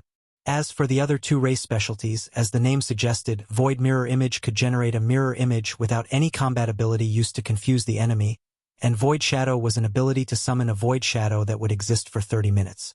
The shadow had the characteristics of a shadow. It would not be wounded, could not attack, and moved extremely fast. Could be used to scout or disrupt the enemy's vision. These two race specialties also cost a large amount of stamina. Most races only had 1 or 2 specialties, 3 was exceptional. The Void Prowler's race specialties were mainly focused on disrupting, confusing, and dodging.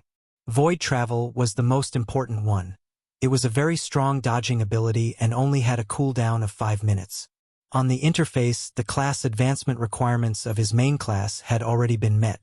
A notification popped up. You have received a new class, War Mechanic LV1, plus 120 energy, plus 3 DEX, plus 3 END, plus 5 INT. You have received 6 free attribute points. You have received 1 potential point.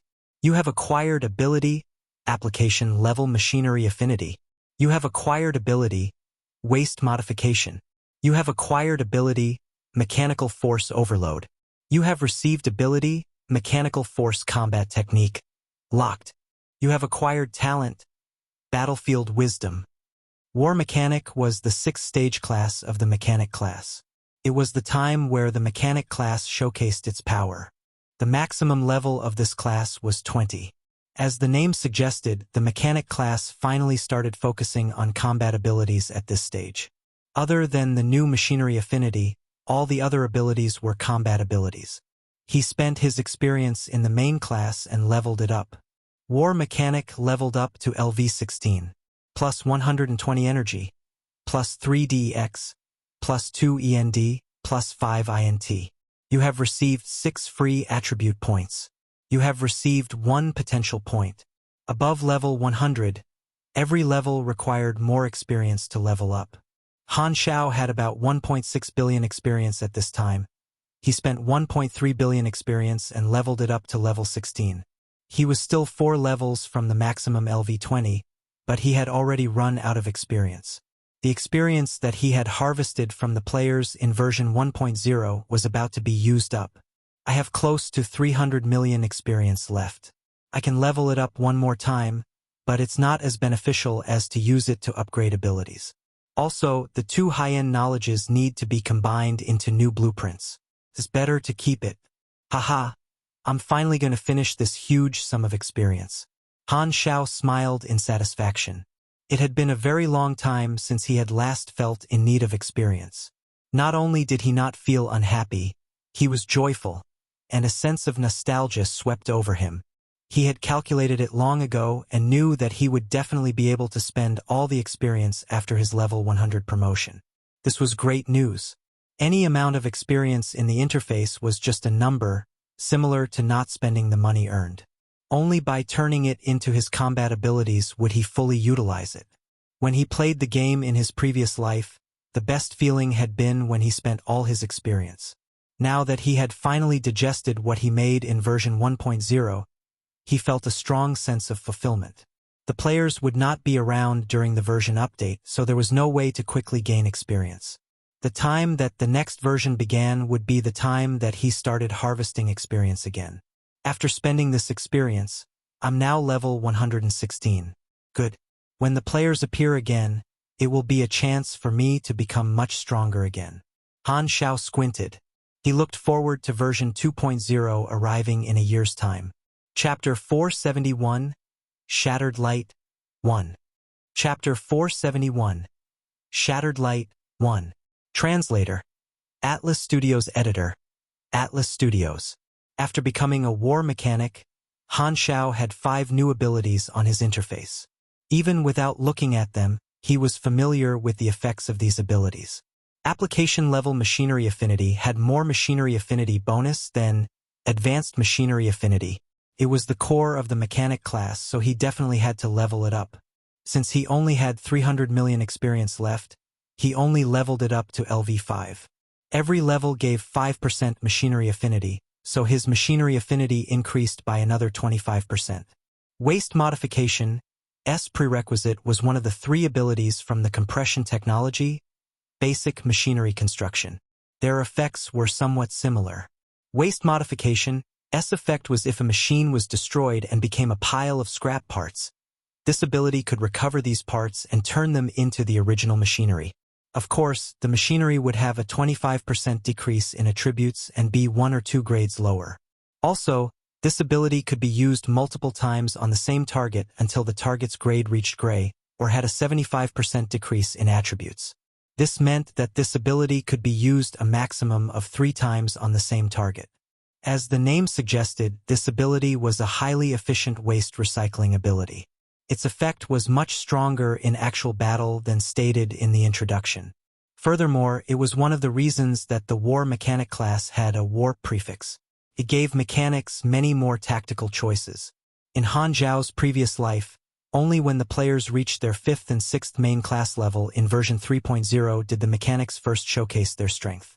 The War Mechanic class was very complex and hard to master.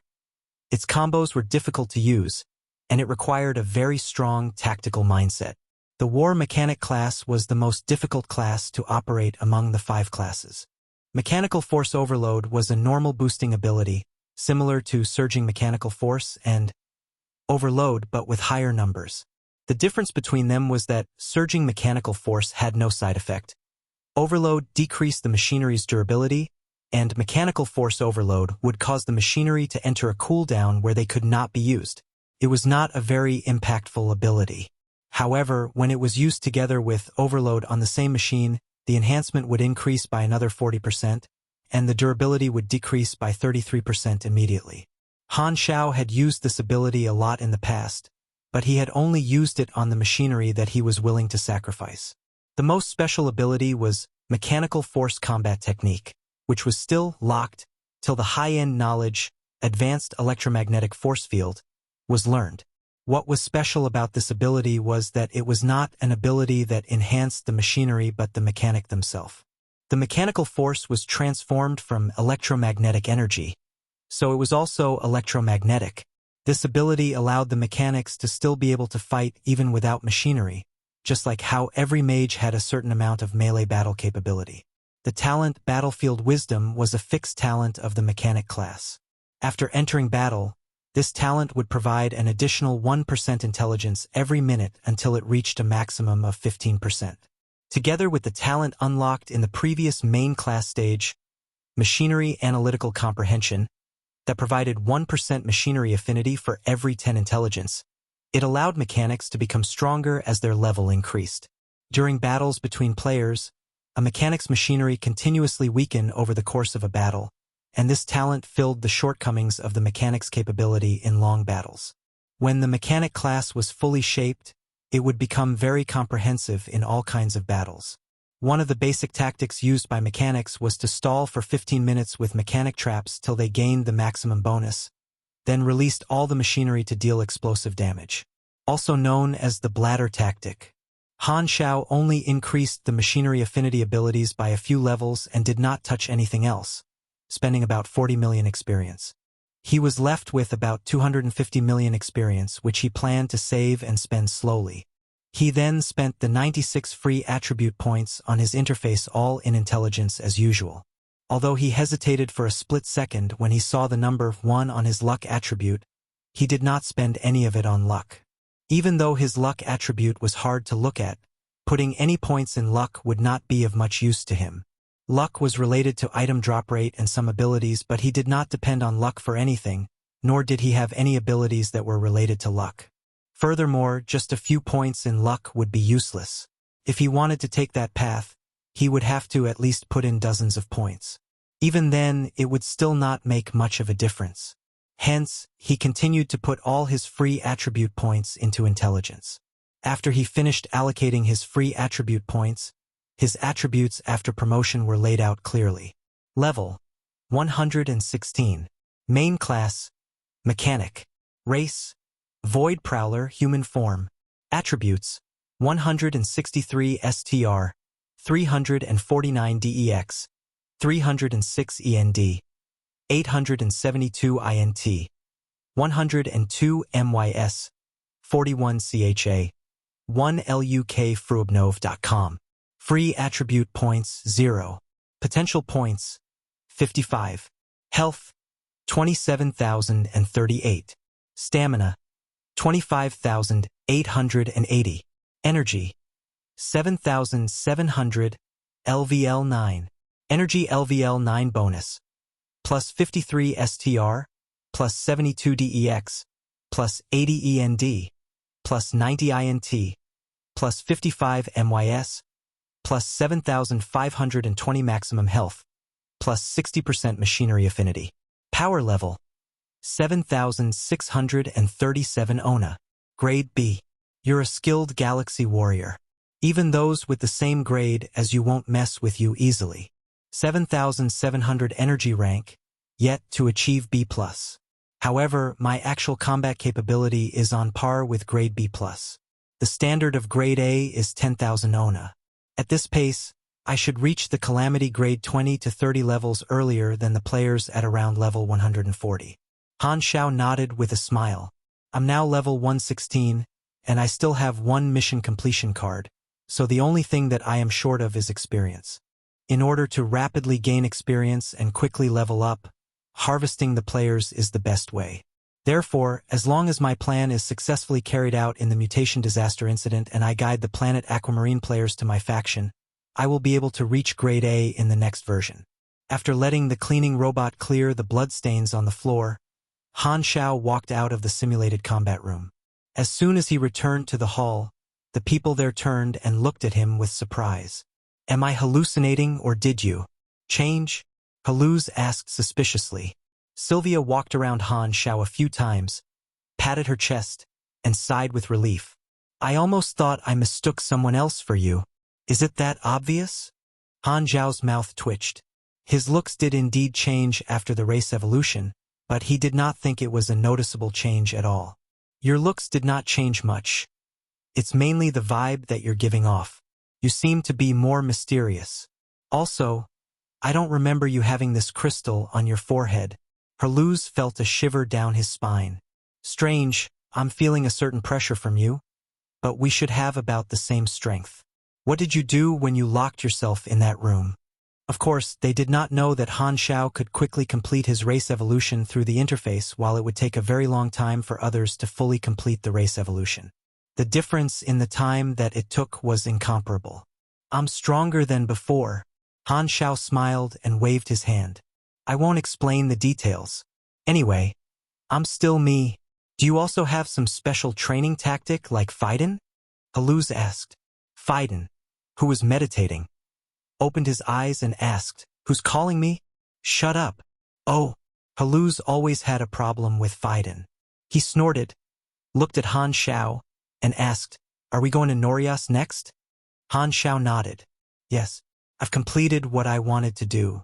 Ames asked me to go to Norias and find her teacher. He was much stronger, but it would still take a very long time for him to reach Ames' level. Before then, Han Xiao did not mind having someone to rely on. After all, Galaxy was so enormous. There were too many strong individuals and organizations. Furthermore, Ames had saved him once, so it was only right that he helped her do small things like this as much as he could. Having a good relationship with a Beyond Grade A was definitely beneficial, not to mention that he was under the Dragon Emperor's command. This time, Haluz intercepted Han Xiao and said, Before going to Norias, I want to return to Planet Sunil and retrieve my armor. Shattered light. Planet Sunil is nearby anyway, so it won't take long. Han Xiao's eyes sparkled. He had been interested in the commander-class armor for a very long time. Back then, he did not have the ability to work on it, but now he satisfied the requirements. No problem, we will go together. The spaceship slowly landed on the plains outside the forest city. This had once been the battlefield to fight against the catastrophe, a place where blood spilled formed rivers. Now it had been cleaned up and was an empty, burnt ground. The 6 layers of defenses outside Forest City were already built. Pairs of armored guards patrolled the area, and vehicles drove into the forest to hunt from time to time. As soon as they landed, many guards surrounded them and lined up to welcome them. Haluz had contacted the Sunil government before they arrived. When they disembarked the spaceship, those guards loudly yelled a phrase in the Sunil language, expressing their admiration to Haluz. Let's go. I have already contacted the officials. So we will be heading to the research lab to retrieve my armor. Haluz smiled. They followed the soldiers and entered Forest City. Compared to a year earlier, there were not many changes other than the fact that there were even fewer people on the streets. It was probably because more youngster had joined the military forces. Are you Herluz? Oh my God! My hero! This time, the pedestrians around them noticed Herluz.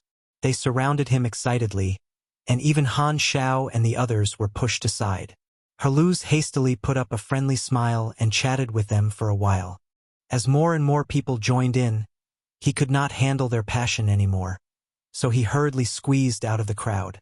The few of them took a few turns and finally escaped from the crowd. You're very popular, I see. Han Xiao laughed.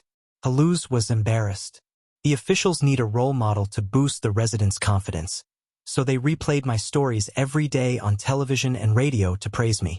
Everyone in this city knows me. National hero, so cool. Sylvia's eyes were shining. Cool my ass. A hero's ending is always sacrifice, Herluz protested. He still remembered Han Xiao's foresight. When they sneaked up to the doors of the government in the middle of the city, there were no more residents around. Herluz approached and reported his arrival. Very soon, a few military officers walked out and greeted him. These were matters of the Sunils. Han Xiao had no interest in listening, so he paid no attention along the way. After talking for a while, Herluz beckoned the others, and they walked into the restricted military site, following the officers. After passing by metal gates one after another, they came to a sealed research lab. It was very spacious and even had a garage that stored machinery in the process of being modified. They came to an experiment room. Herluz's commander-class armor was placed on the experiment table. 10 or so researchers were surrounding it and testing its parameters. The officer walked up to the researchers and said, "This is General Herluz. He's here to collect his armor. These are the permits." Han Xiao's eyebrows shot up. He poked Herluz's back and softly asked, "When did you become a general?" Herluz grinned and replied softly as well, "It's just on paper." The head of research was experimenting excitedly when he heard the officer. He glanced over Han Xiao and the others with an impatient expression, walked up to the gate and said, "I thought we agreed on giving it to me for research. Why are you suddenly taking it away?" "I heard you have already achieved some results, so I want to take my armor back," Herluz said. "It's very useful to me." Unwillingness was clearly written on the head of research's face. "How can we return it to you? This armor is related to Sunil's top technology. It's a national treasure and doesn't belong to you alone. But I was the one that gave it to the nation. I don't see what's wrong with me wanting it back. Aren't you a national hero? Are you not even willing to make such a small contribution?" The head of research frowned. Herluz sighed. He gave a look to the officer beside him, and the officer took out the documents that proved that Herluz's request was authorized by the superiors. The researchers saw it and had no choice but to obey the order. They took the armor, placed it into a metal box, and handed it to Herluz. "I got it, let's go." Herluz touched the box and smiled. The head of research was trembling with rage. "If the armor is with us, we will definitely be able to achieve greater results and provide more help for the race. You're too selfish." Herluz's face changed slightly, but he did not say anything. However, just as he was about to leave, he realized that Han Xiao's footsteps stopped.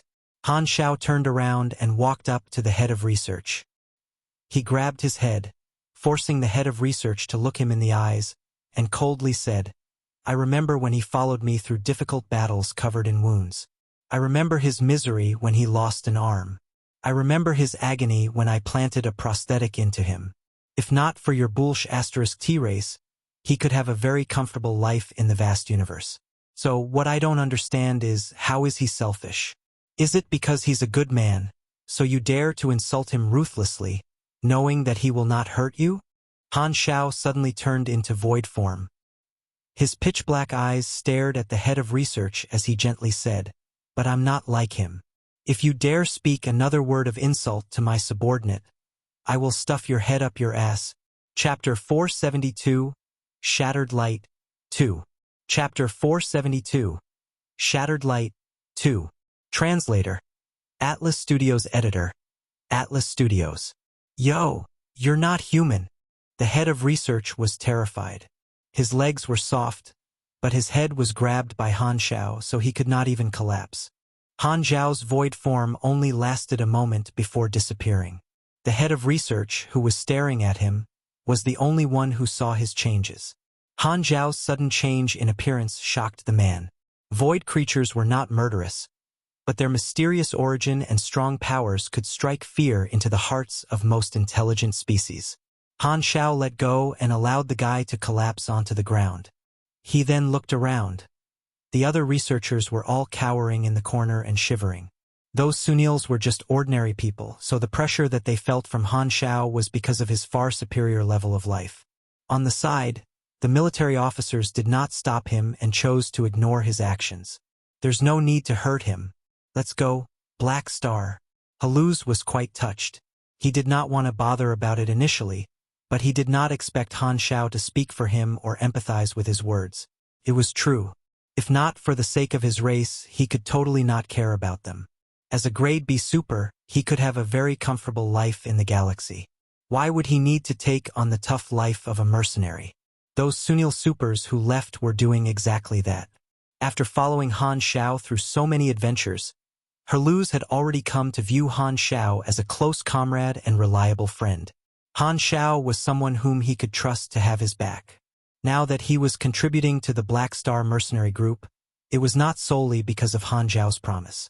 Images of them fighting alongside each other flashed through his mind, and Haluz felt a warmth in his heart. The sun was setting.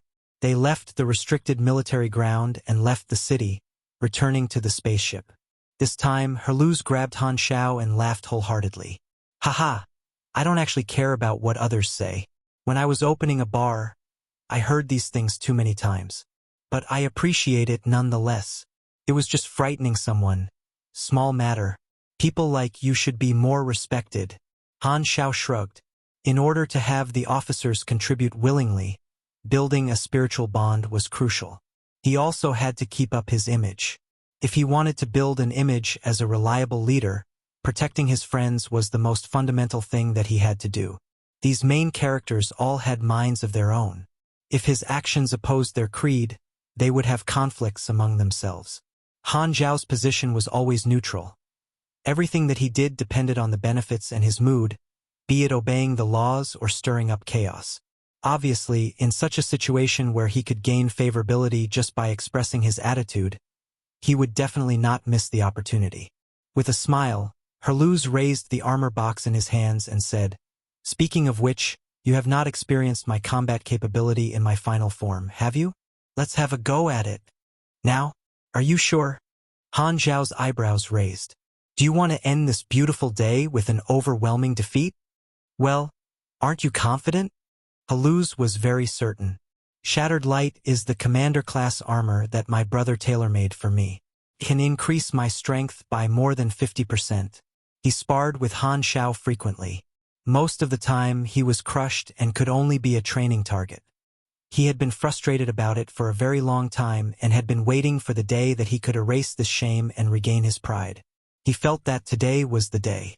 He felt that it would be very difficult for Han Xiao to beat him after he got back his armor. Then I shall be gentler. After all, I'm the one that will repair your armor if I break it." Han Xiao smiled. He could use this opportunity to reverse engineer the commander-class armor's blueprint. In a field under the sunset, the two of them stood 200 meters away from each other. To them, this distance could be reached with just one dash. Haluz wore Shattered Light. His face was covered by the helmet, and his armor was silver blue and intricate like a magnificent ancient knight's armor. Two soft, pure white metal plates that looked like cloths extended from each of his shoulders, hanging behind his back like a cape. An enormous, powerful white flame shot into the sky, and rings of shock waves spread out from the center, stirring up dust. It looked incredible. The 10-meter-long battleship slicing blade was entangled in sharp, silver wind. The Shattered Light armor enhanced his pugilist energy. The troops in the camp far away felt this shocking energy wave. Guards rushed to the edge of the camp and looked over with shock. Much stronger indeed. Han Xiao's eyes sparkled. From what he saw with his eyes, the energy wave emitted by Haluz while wearing Shattered Light was more than 30% stronger. Boom! Haluz slashed down with his blade, and a 30-meter-tall silver energy arc slit open the ground, charging toward Han Xiao like a tsunami. Han Xiao's vision was instantly filled with silver light. The compressed orbs expanded, and Void Dragon quickly attached itself to his body. Han Xiao stacked his hands together and aimed forward. With a surging gray light, the Void Jet spray shattered the energy arc just inches away. Swoosh! The next moment, a sharp blade dashed past the remnants of the energy arc and slashed down. Herluz had followed behind the energy arc like an arrow shot from a bow. His attacks were precise and quick, closing the distance in no time and not giving Han Xiao any chance to deploy his machinery. A tactic I guessed correctly without even thinking. Han Xiao moved aside and dodged with ease. The blade slashed into the ground. The impact spread out under the surface and turned the ground within a 10-meter radius into cracked rocks. Han Xiao swung his hand, and a black electromagnetic scythe unfolded and appeared. "I got this close, and you still have the energy to talk?" Herluz snorted. He twisted the blade handle. The battleship slicing blade retracted to about 1 meter long, suitable for close-range combat. Clank! In the blink of an eye, the scythe and the blade clashed with each other more than a dozen times. The two of them moved around swiftly, and the impacts from their clash turned the ground within a mile into a mess. The impact waves from a battle between Grade B supers could destroy an entire city. The Sunil soldiers spectating from far away continuously exclaimed with shock. Such terrifying individual destructive powers had these young soldiers astonished and admiring. Herluz's powerful energy was like a tsunami, striking one wave after another. When pugilists reached this grade, their every move could cause huge destruction. Their body was their strongest weapon, especially for someone like Herluz who fought so aggressively. Melee combat was the strength of the pugilist class, but Han Xiao was not afraid at all. His various bonuses were not decorations. 1 against the world alone gave him an 11% bonus in all attributes, and battlefield wisdom had started to stack up once the battle started. Although I'm not afraid of melee combat, my strength is suppressed in this situation. Normal methods can't restrain pugilists with such strong destructive powers. Han Xiao blocked the blade with his scythe and simultaneously activated Repel Thorns, reflecting a part of the damage. Herluz's entire body suddenly shook as he was pushed away. His legs split open 2 fissures in the ground. Swoosh! Another compressed orb was activated, and 2 mechanical wings expanded behind Han Xiao. The wings released a hot wind, and Han Xiao levitated in the air. Although he could build anti-gravity devices, they were too large to become independent parts of the mechanical suit. He had yet to combine the blueprint for mini anti-gravity devices. Phoebnovel.com. His ability to fly still came from the wings. Their power output was already enhanced, so reaching supersonic speed was a breeze. Clank! Han Xiao opened his arms in midair, and almost 100 compressed orbs shot out from the pipes. They landed on the ground and quickly expanded, turning into artilleries and many mechanical beasts. The rain of bullets focused on Herluz. His armor was covered in countless fire sparkles. Even though Han Xiao had yet to update and enhance his machinery, and was still using gunpowder and electromagnetic artillery, his machinery affinity received higher bonuses after his promotion, so their damage was increased too. At least it did not deal the minimum 1 damage due to not being able to penetrate Herluz's defenses. Countless -5 and -6 damage numbers popped up continuously on Herluz's body, mixed with the odd 20 to 30 dealt by electromagnetic artilleries. The damage dealt on one single instance was not high, but the horrifying attack frequency caused damage numbers to pop up from Herluz's body like a waterfall. This time, Herluz growled, "This tactic is not useful against me anymore." Chapter 473, Shattered Light, 3. Chapter 473, Shattered Light, 3. Translator, Atlas Studios Editor, Atlas Studios. Bang! Before the mechanical beasts pounced, Herluz stomped the floor, cracked open the ground, and jumped into the sky. The white cape on his shoulders suddenly started dancing. His energy turned into power and gave these 2 soft alloys the ability to hover through some special method. Herluz had started flying. He jumped in the sky and charged toward Han Xiao. Clunk!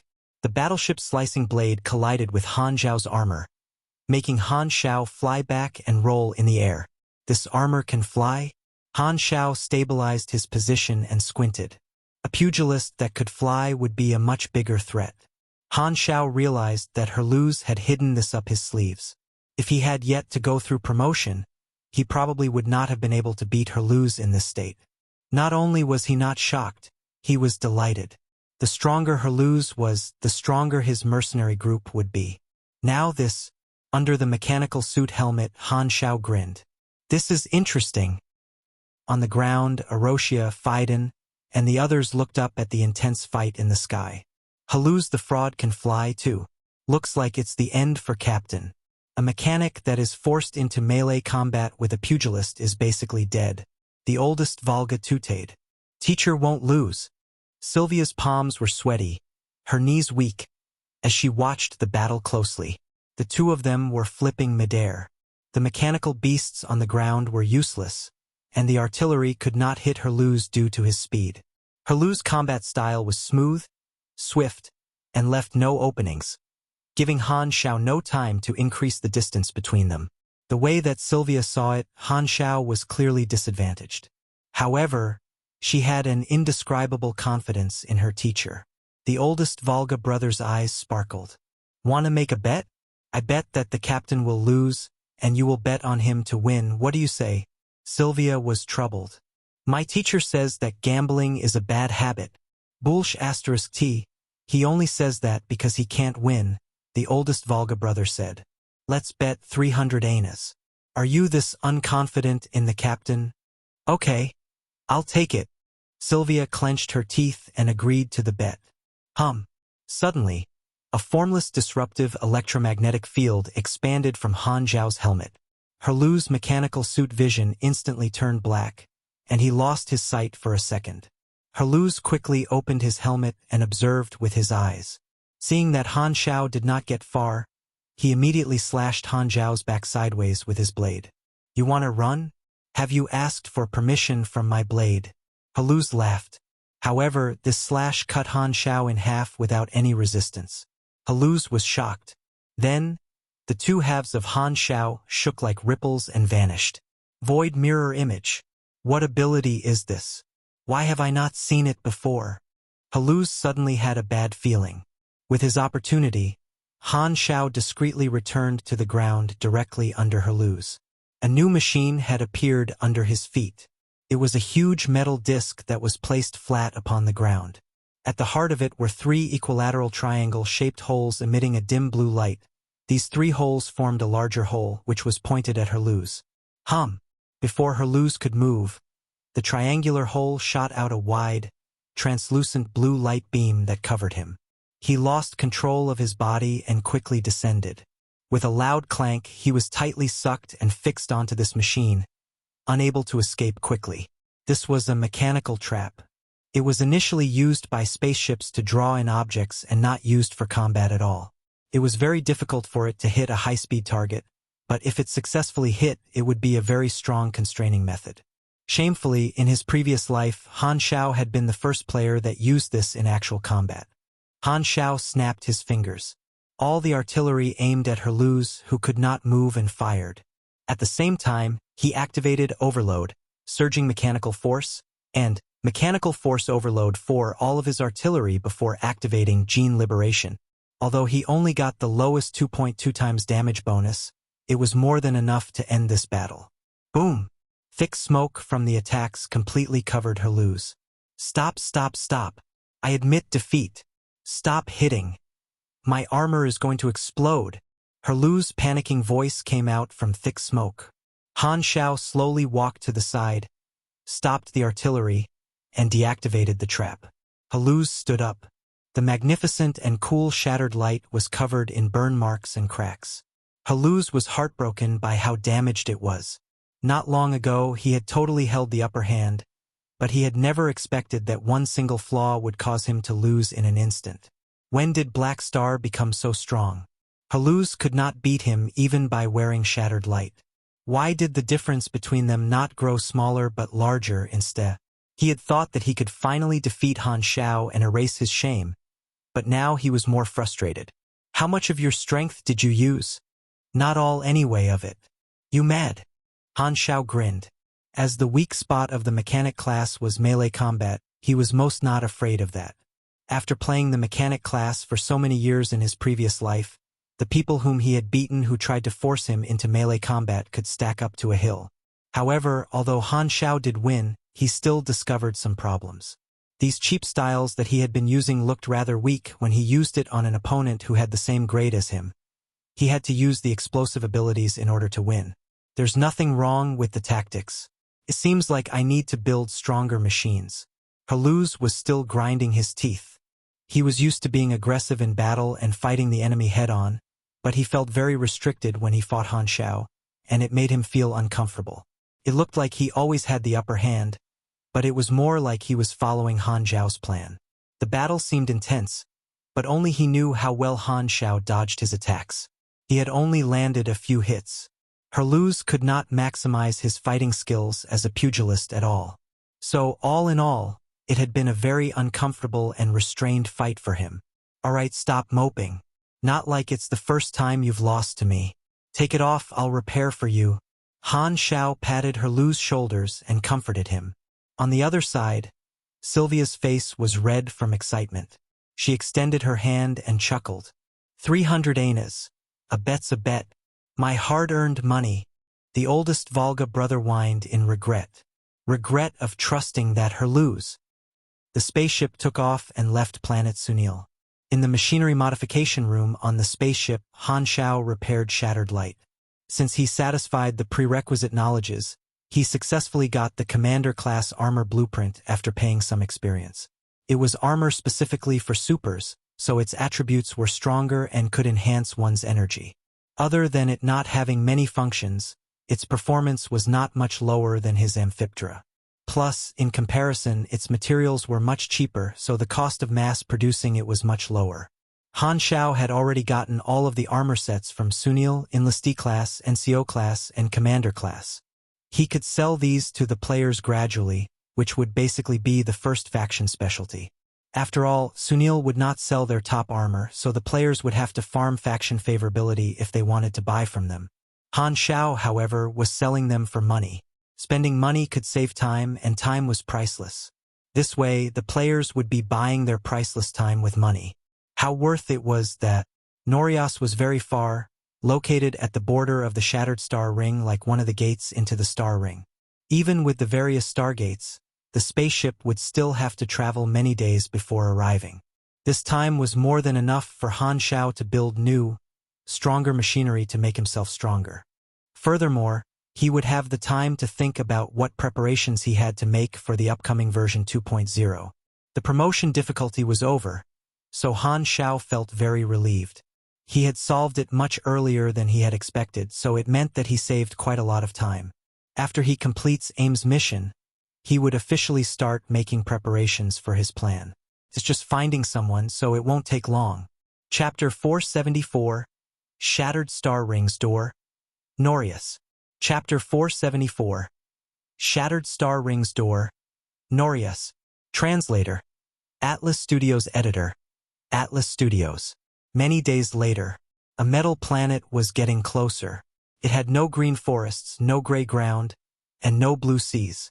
Metal completely covered the planet's surface. Destination detected. Hum. Arriving at Norias. Hum. Surface temperature suitable. Hum.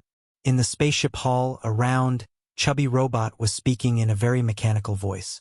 Its cylindrical body looked like a can, with two long, thin mechanical arms on both sides, and was about 1 meter tall. At the bottom of its body was a wheel that allowed it to move. Suddenly, a big hand grabbed this robot's head and lifted it up. The robot seemed to be panicking, its two mechanical arms swinging randomly in the air. With its round robotic body, it looked strangely adorable. Got caught, hum, the robot said. This time, the man wearing a black shirt sitting on the sofa spoke. Put it down. How many times have I said? Haluz, don't play with my robot. Haluz shrugged and put the robot down. As soon as this little guy returned to the ground, It quickly rolled to beside the sofa and tried to hide behind Han Xiao's legs while shivering. Han Xiao petted the robot's metal head gently. Herluz scratched his head and said, "Can this artificial intelligence you built really fight? Can't you remember its name?" "It's called Philip," Han Xiao said. "It's still semi-finished." During the time the spaceship traveled, Han Xiao occupied himself. He had combined quite a few stronger blueprints, updated his combat machinery, and used the new advanced artificial intelligence technology that he had obtained to build Philip, an artificial intelligence. Compared to the smart chips, the calculation speed, logical structure, and data capacity of an artificial intelligence was many times higher. There were a few types of artificial intelligences, among which there were two types that were more special. One was giving the system its own virtual personality but still retaining its fixed logics, simulating an intelligent creature. The benefit of this was that artificial intelligences made this way would always obey orders. The other was giving the system a true independent mind. It would have imagination and would be able to think. It would only follow fundamental orders. Clearly, the latter was smarter and livelier and would have the potential to become a virtual life or mechanical life.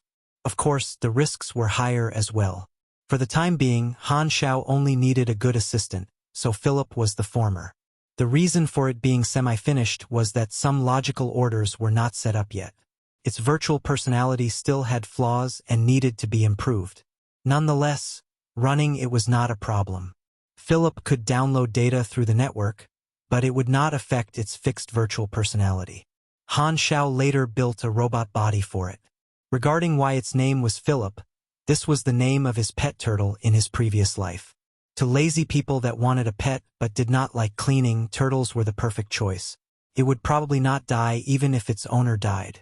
Han Xiao looked out at the planet that was closing in and said in a deep voice, "We'll be arriving soon. This is one of the interchanges into the Shattered Star Ring, and there will be many people from other star fields. It's unknown how many strong supers will there be. We have to keep a low profile and not cause any unnecessary trouble. The goal is to find the Dragon Emperor's teacher. Ames is rushing back from another star field. Even if her carrier is very fast, it would still take quite some time. Until she arrives, we will look for clues on Norias." Norias was at the border of Shattered Star Ring. This planet did not belong to any civilization. Very long ago, a large financial group had their eyes on the strategic location of this planet and bought it. Back then, this planet had just been a desolate planet with a serial number, its environment very harsh. That financial group had modified the planet, using countless devices to change its ecological environment and make it habitable. Hence, this place became an interchange to enter the Shattered Star Ring. As there were no planets anywhere near Norias and even the nearest Stargate was at least 3 days of jumping away, many travelers would choose to rest there to refuel, restock supplies, repair spaceship, and have some fun. Therefore, that financial group made a lot of profit and earned back their investment in less than 50 years. The prospering economy there attracted many galactic residents. They smelled financial opportunities and opened stores there. Many commercial organizations started operating there as well. Countless travelers gathered in Norias, but Norias did not tolerate criminals like Floating Dragon did. Their wanted status was effective there. Hence, almost no galactic pirates or wanderers went to Norias. Nonetheless, the financial group that controlled Norias deployed many frigates outside its atmosphere to prevent galactic pirates from having their eyes on this prosperous area. They also set the harbor outside the planet, not allowing any spaceship to enter the atmosphere of the planet, not even the frigates. This was to prevent frigates being stolen by someone to enter the planet. Furthermore, the financial group also deployed a large energy shield that shrouded Norias' atmosphere, guarding against long-range attacks that would destroy its surface. All visitors had to leave their spaceships in the port. If any spaceship forcefully entered the atmosphere, the frigate would send out a warning immediately, and if the warning was not taken, they would fire on the spot. If travelers wanted to go to the surface city for entertainment, they had to take the 10,000-meter lift that connected the sky with the ground. These were the security measures of Norias, extremely tight but made the travelers feel safe. However, in the past, there had been galactic pirates that did not give up. Some tried to force their way in and were blasted into ashes by the frigates. Some robbed on the surface and were captured by the security forces waiting for them at the lift. The situation that happened most was when the galactic pirates robbed others on the surface, they were killed by the travelers that happened to pass by. No one knew who these travelers from other star fields were. Crouching Tiger, Hidden Dragon. At a closer distance, 5 enormous metal space stations could be seen floating above different locations in Norias. These were 5 outer atmosphere ports. They were filled with all sorts of guarding turrets and surrounded by a large number of frigates. The spaceship parked at the closest port. Han Xiao registered for spaceship storage and brought the others to the lift area. It was overwhelmingly crowded, and the queue was full of all kinds of species and creatures. Aroshia looked up and said, "This place feels familiar. I might have come here before." This time, a notice popped up on the interface. Han Xiao looked at it, and to his surprise, the progress of Reboot's second round had increased by 1. Looks like Norias is one of the locations in Aroshia's memory pieces. She came here in one of her lives, and we coincidentally came as well. Freebnol.com. Fiden looked around and said, "I felt at least 40 grade B presences around this place. No wonder we have to keep a low profile." Sylvia was a little nervous. She felt like she was a sheep that had entered a tiger cave. Luckily, her teacher, her Luz, and Aroshia were just as strong, making her feel more secure. In Han Xiao's previous life, Norias had been a high-class area. If the players wanted to go to other star fields, they had to pass by similar interchanges. Of course, when the players could leave their star fields, their level was definitely not low. After queuing for a while, it was finally their turn. The lift ticket inspector continuously collected tickets with a professional smile on his face, greeting every passenger with words of welcome. When it was Han Xiao's turn, the ticket inspector suddenly smiled and said, "Welcome to Norias, Black Star. You know me?" Han Xiao looked at him with a slight surprise. "I'm just relaying a message. Have an enjoyable trip." When anyone entered the port, the monitoring devices would automatically detect their identities. This was how the high-level managers came to know Han Xiao's identity. The Black Star Mercenary Group was well known in the Shattered Star Ring, especially since their floating dragon background was not to be underestimated. Financial groups paid attention to those who were well known in every industry, so the managers gave the order to be more polite to the Black Star Mercenary Group. The lift was very spacious. Every trip carried hundreds of passengers. After waiting for a while, the lift started moving and very quickly slid out of the space station through the track. The wall of the lift was transparent, allowing the passengers to see the magnificent aerial view. There were tens of lifts nearby like towels that extended into the sky, all operating. At that altitude, they were above the clouds, and the track below them connected the ground that they could not see anymore. When looking into the distance, the sky was right before their eyes, turning from black to dark blue as it extended to the end of the horizon where the artificial fixed star was shining brightly. "How beautiful!" "Philip, take photos." Sylvia's eyes were sparkling. Philip's mechanical eyes kept blinking to shoot photos. It was an assistant, so Han Xiao had given the other officers authority to order it when he was not giving it any order. As they passed through the clouds, the view of the entire city entered Han Xiao's eyes as he looked down. Countless aircrafts flew around at an altitude of 2,000 meters. That was the highest that they were allowed to go. Buildings that pierced hundreds of meters into the sky stood in the city like iron spears. This was a city entirely made of metal. There were not any vegetation in sight. However, it did not look lifeless. On the contrary, it was very vigorous and filled with colorful and bright neon lights. Large ecological devices provided fresh air for the city. Many devices controlled by the city management system were hidden under the metal ground. The foundations of the city was made from a type of mass-produced machinery that the Norias Financial Group had purchased from the Crimson Empire. Once this machinery was thrown onto a planet's surface, it expanded into a city like this, easily modifying the planet. There were 10 or so cities on the surface of Norias, connected by an electromagnetic railroad for high-speed trains. Han Xiao and the others were heading toward City 4. Looking at the approaching planet's surface, Han Xiao suddenly frowned as his heart skipped a beat. "I feel somewhat uneasy." It feels like something is going to happen. As the lift reached the surface, they walked out of the station with the crowd. The streets were crowded with various species. Clank! Philip was knocked into by a passerby and spun a few times. Seeing this, Sylvia bent down and hugged the robot in her arms, preventing it from being kicked away. There are way too many people here. How are we going to find the person? Herluz asked loudly as he pushed away a rather forceful creature that he suspected was a female in the sex industry. Han Xiao had planned for such an issue. As Norias is a very important traffic junction, many intel organizations have set up divisions here recording information of all travelers. I know what the target looks like, so as long as I ask at an intel organization, there will definitely be some clues. You actually know so many things, Herluz said. That's very reliable. They walked in the crowd for about 20 minutes before stopping at the door of a high building. This is it. The 97th floor is an agency of a regular intel organization. Han Xiao looked up. The gang took the lift up to the 97th floor. Its theme was very dark. The floor-to-ceiling windows were covered by black clothes, as if they were deliberately trying to create a mysterious atmosphere.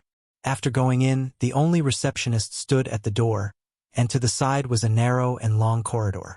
The space there was supposedly very huge, but everywhere else was filled up by black walls. To guarantee the privacy of customers, this level was divided by walls into opaque rooms for discussing the details of their deal. The path between these rooms were like a maze. This corridor was the only entrance. There were many intersections inside so that the guests would not meet each other. I'm here to purchase intel. Han Xiao expressed his intentions to the reception. One moment, the receptionist pressed the button on the table. After a while, a human dealer in black formal clothes walked out of the corridor and said with a deep voice, "Follow me." Han Xiao and the others followed the human dealer into the corridor, took a turn at an intersection, and headed to the room. A few seconds after they walked into the intersections, a Birdman dealer led a customer who had just purchased intel out of another intersection and headed to the door, barely missing Han Xiao and the others. "Thank you for your business." At the door, the Birdman dealer bade farewell to his customer. This customer was wearing a hoodie, and his entire body was covered by a black cape, blocking his looks. He did not speak as he walked out and pressed the button on the lift. The instant that the lift door opened, he looked down, and the light illuminated his face under the hood for a brief second. Ember. Chapter 475 Strange Goddard. Chapter 475 Strange Goddard. Translator. Atlas Studios Editor. Atlas Studios. Of course, Han Xiao did not know Darkstar's people were on Norias chasing a traitor, and that they had bought intel from the intel organization. He passed by Ember, and neither of them discovered the other's identity. This time, the dealer took them to a room to sit. "What intel would you like to purchase? Our organization has a very strong intel network. Be it current matters or secret information, we have it all," the dealer bragged. "I want to look for someone. Give me a pen and paper. I will draw what he looks like." The higher one's intelligence attribute was, the clearer their memory would be. Han Xiao quickly drew out a portrait of a human on the paper. According to the lifespan of a normal human, this person looked to be about 50 years old. He had an extended goatee, an angular face, and many wrinkles. The person looked like an ordinary middle-aged man. This person should have come to Norias before. "I hope to know the time and place that he appeared here," Han Xiao said. The dealer nodded. He took out a device and searched for a while before saying, "We have fitting intel. This is an ordinary man. We records all the travelers who enter Norias. We have been running a person searching promotion recently. So this piece of intel only costs 100 anas." Sylvia tooted. Intel was indeed expensive. It cost 100 anas just for the intel of a target marked as an ordinary person. 100 anas was more than enough to travel across several star systems with galactic traveling agencies. Back when she bought intel on Han Xiao's whereabouts, she had spent quite a sum as well. If she was a coward that did not seek revenge but hid, she would never have known about her father's true face and forever lived in false hatred. How pathetic would her life have been? She would also not have become her teacher's student because of that and never touched the territory of supers. Thinking back, she could not help but feel gratitude toward Han Xiao for not killing her, or she would never have ended up where she was. The dealer transferred the information as soon as Han Xiao paid the fee, and the others looked at it together. This person came to Norias 38 days ago in a cross-star field voyage that took off at Ancient Star Desert Starfield. He did not do anything irregular on Norias, and it looked like he's just traveling. Last seen 16 days ago, south of City 8. The detailed address was written in the intel. This was where the target had last appeared. 16 days ago? Is he still in Norias? Han Xiao asked. The dealer nodded. We have people in the port, and there are records for every registered ID. He did not leave Norias, so he should still be in that place. That might not be the case, Han Xiao said. Intel organizations were not almighty. If someone changed their appearance and used a pre-prepared fake ID, it would be very easy to fool them. Han Xiao could easily do it himself. Furthermore, the Dragon Emperor's teacher was an oracle. After experiencing the effect of the Destiny's Child character summon card, Han Xiao was familiar with the foresight ability. Prophecies were not all-knowing. Plus, the future shown in the foresight would not be too far away in advance. If the target did not use his foresight ability, he would be no different from an ordinary person, so maybe he did not know that Han Xiao and the others were looking for him. However, that was delusional. The target should have known about it long ago. Oracles were all difficult to deal with. If they did not want to get caught, it would be way too easy for them to hide with their powers. Just like how the Germinal organization could not find Han Xiao back then no matter what. Han Xiao could not figure out what that person was thinking. If he wanted to see Ames, he would not have hidden. Although he still had the Destiny's Child character summon card, he did not intend to use it here as the results would not impact him much. What was important was to carry out the search. The result was not crucial.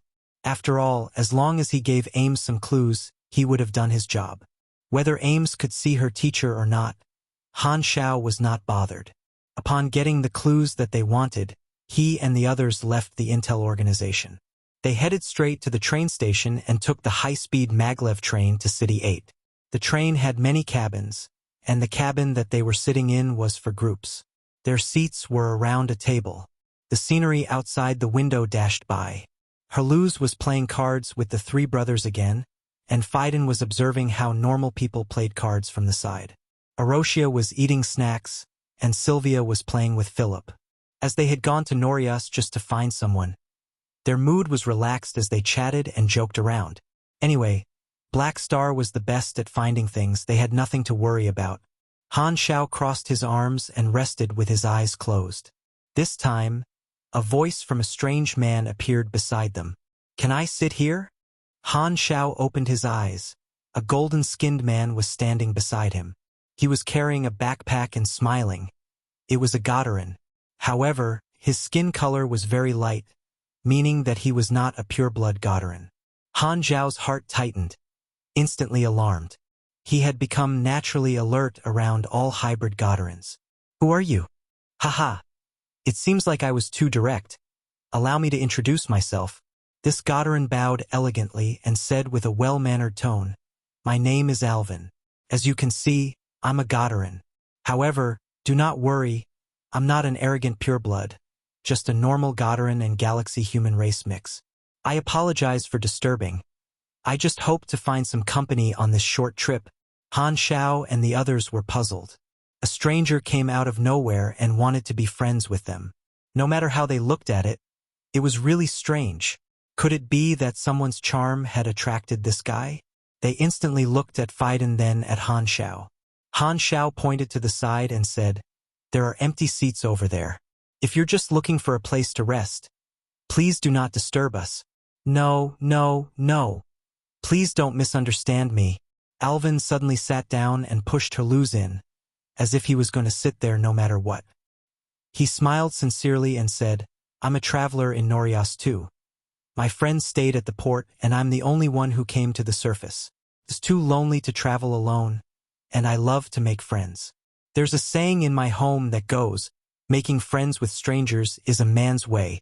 Hey, don't push me. We haven't agreed to let you sit down. Haluz was displeased. You're playing Wayne card. Alvin saw the cards on the table, and his eyes sparkled. He took out a deck of cards, slammed it on the table, and said, well, I happen to be a master in Wayne card. I used the light territory card set and have yet to lose to anyone. Come on, dare to play around. How are you so quick to become friendly? Who wants to play cards with you? Haluz was speechless. Alvin laughed loudly with confidence and said, indeed, just playing is not fun at all. Let's add some stakes to it. 50 anas for a round. Do you dare play with me? Haha, are you challenging me? Haluz was provoked. He felt that his position and pride as the Black Star god of gambling had been insulted, although there were few people in the Black Star Mercenary group. At the same time, Haluz discreetly turned to look at Han Xiao. Han Xiao gave him a hand sign, signaling that it was okay. He had checked Alvin just now. This Godarin was very weak, and his energy sign barely reached Grade C's standard. He could crush him in a second, so it was not much of a threat. He wanted to see what this Godarin was trying to do and what his motives were, so he allowed him to stay and observed him closely. Chapter 476. Attack. Chapter 476. Attack. Translator. Atlas Studios Editor. Atlas Studios. Haluz received approval.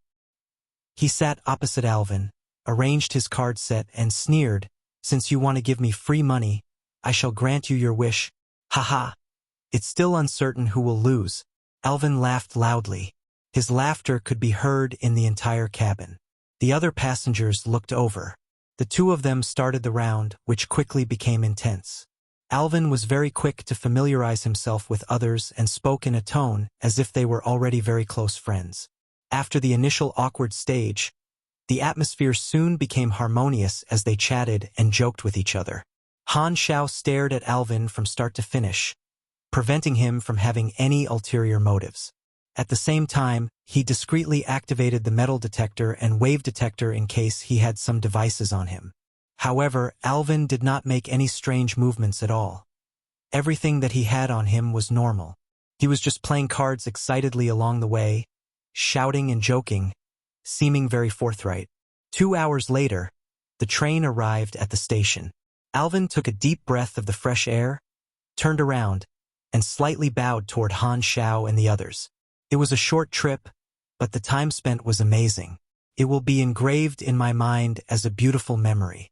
I sincerely thank you guys for your company. We are friends now.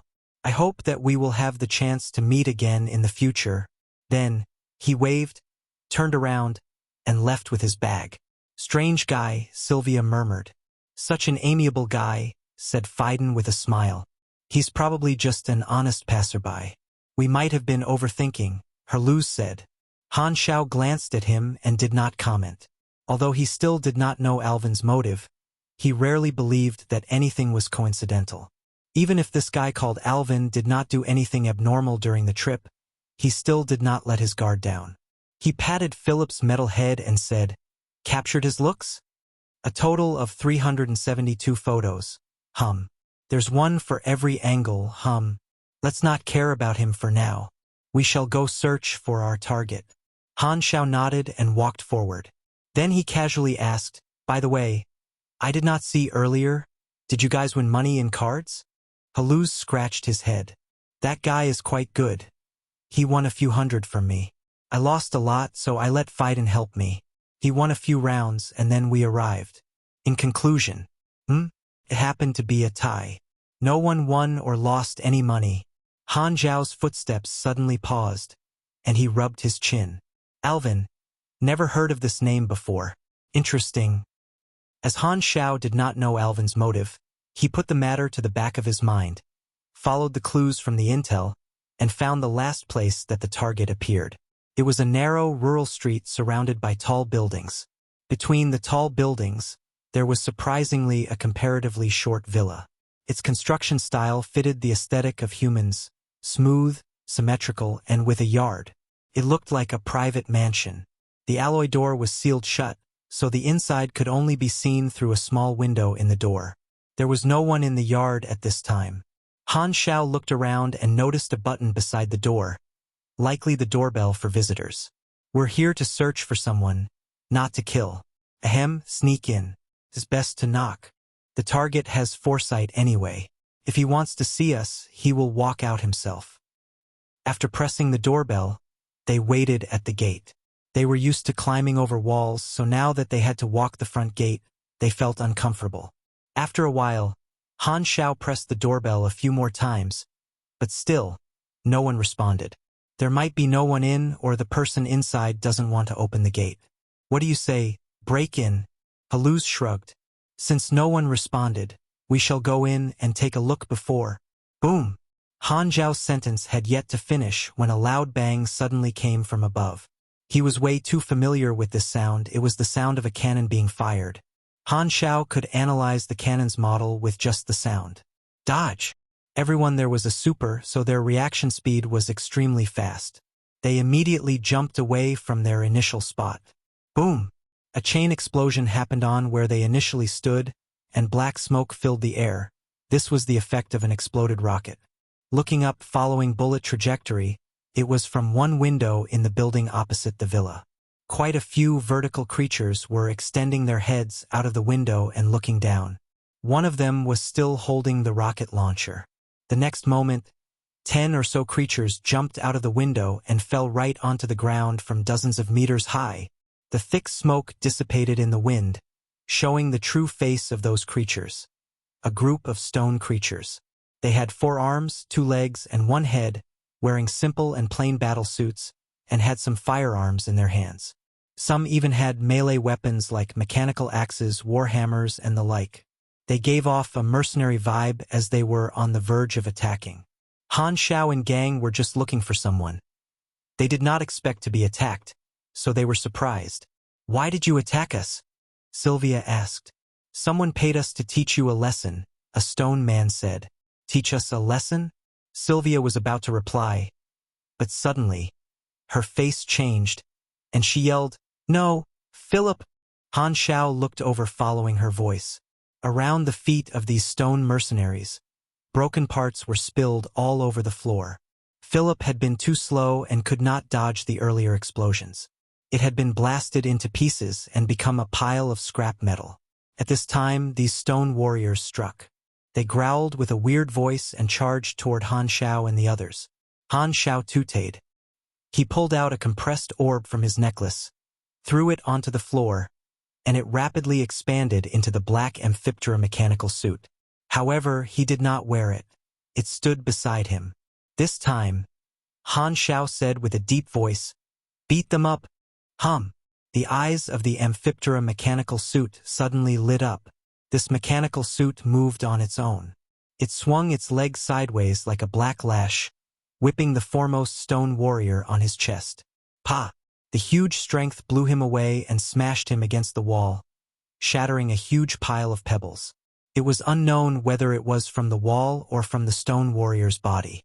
Order effective, hum. Combat mode activated, hum. The enemy is blown away, hum. The empty Amphiptera mechanical suit was in combat mode, and Philip's voice came out of the helmet. Philip was an artificial intelligence, so it lived in computer systems. Machinery was just what he controlled.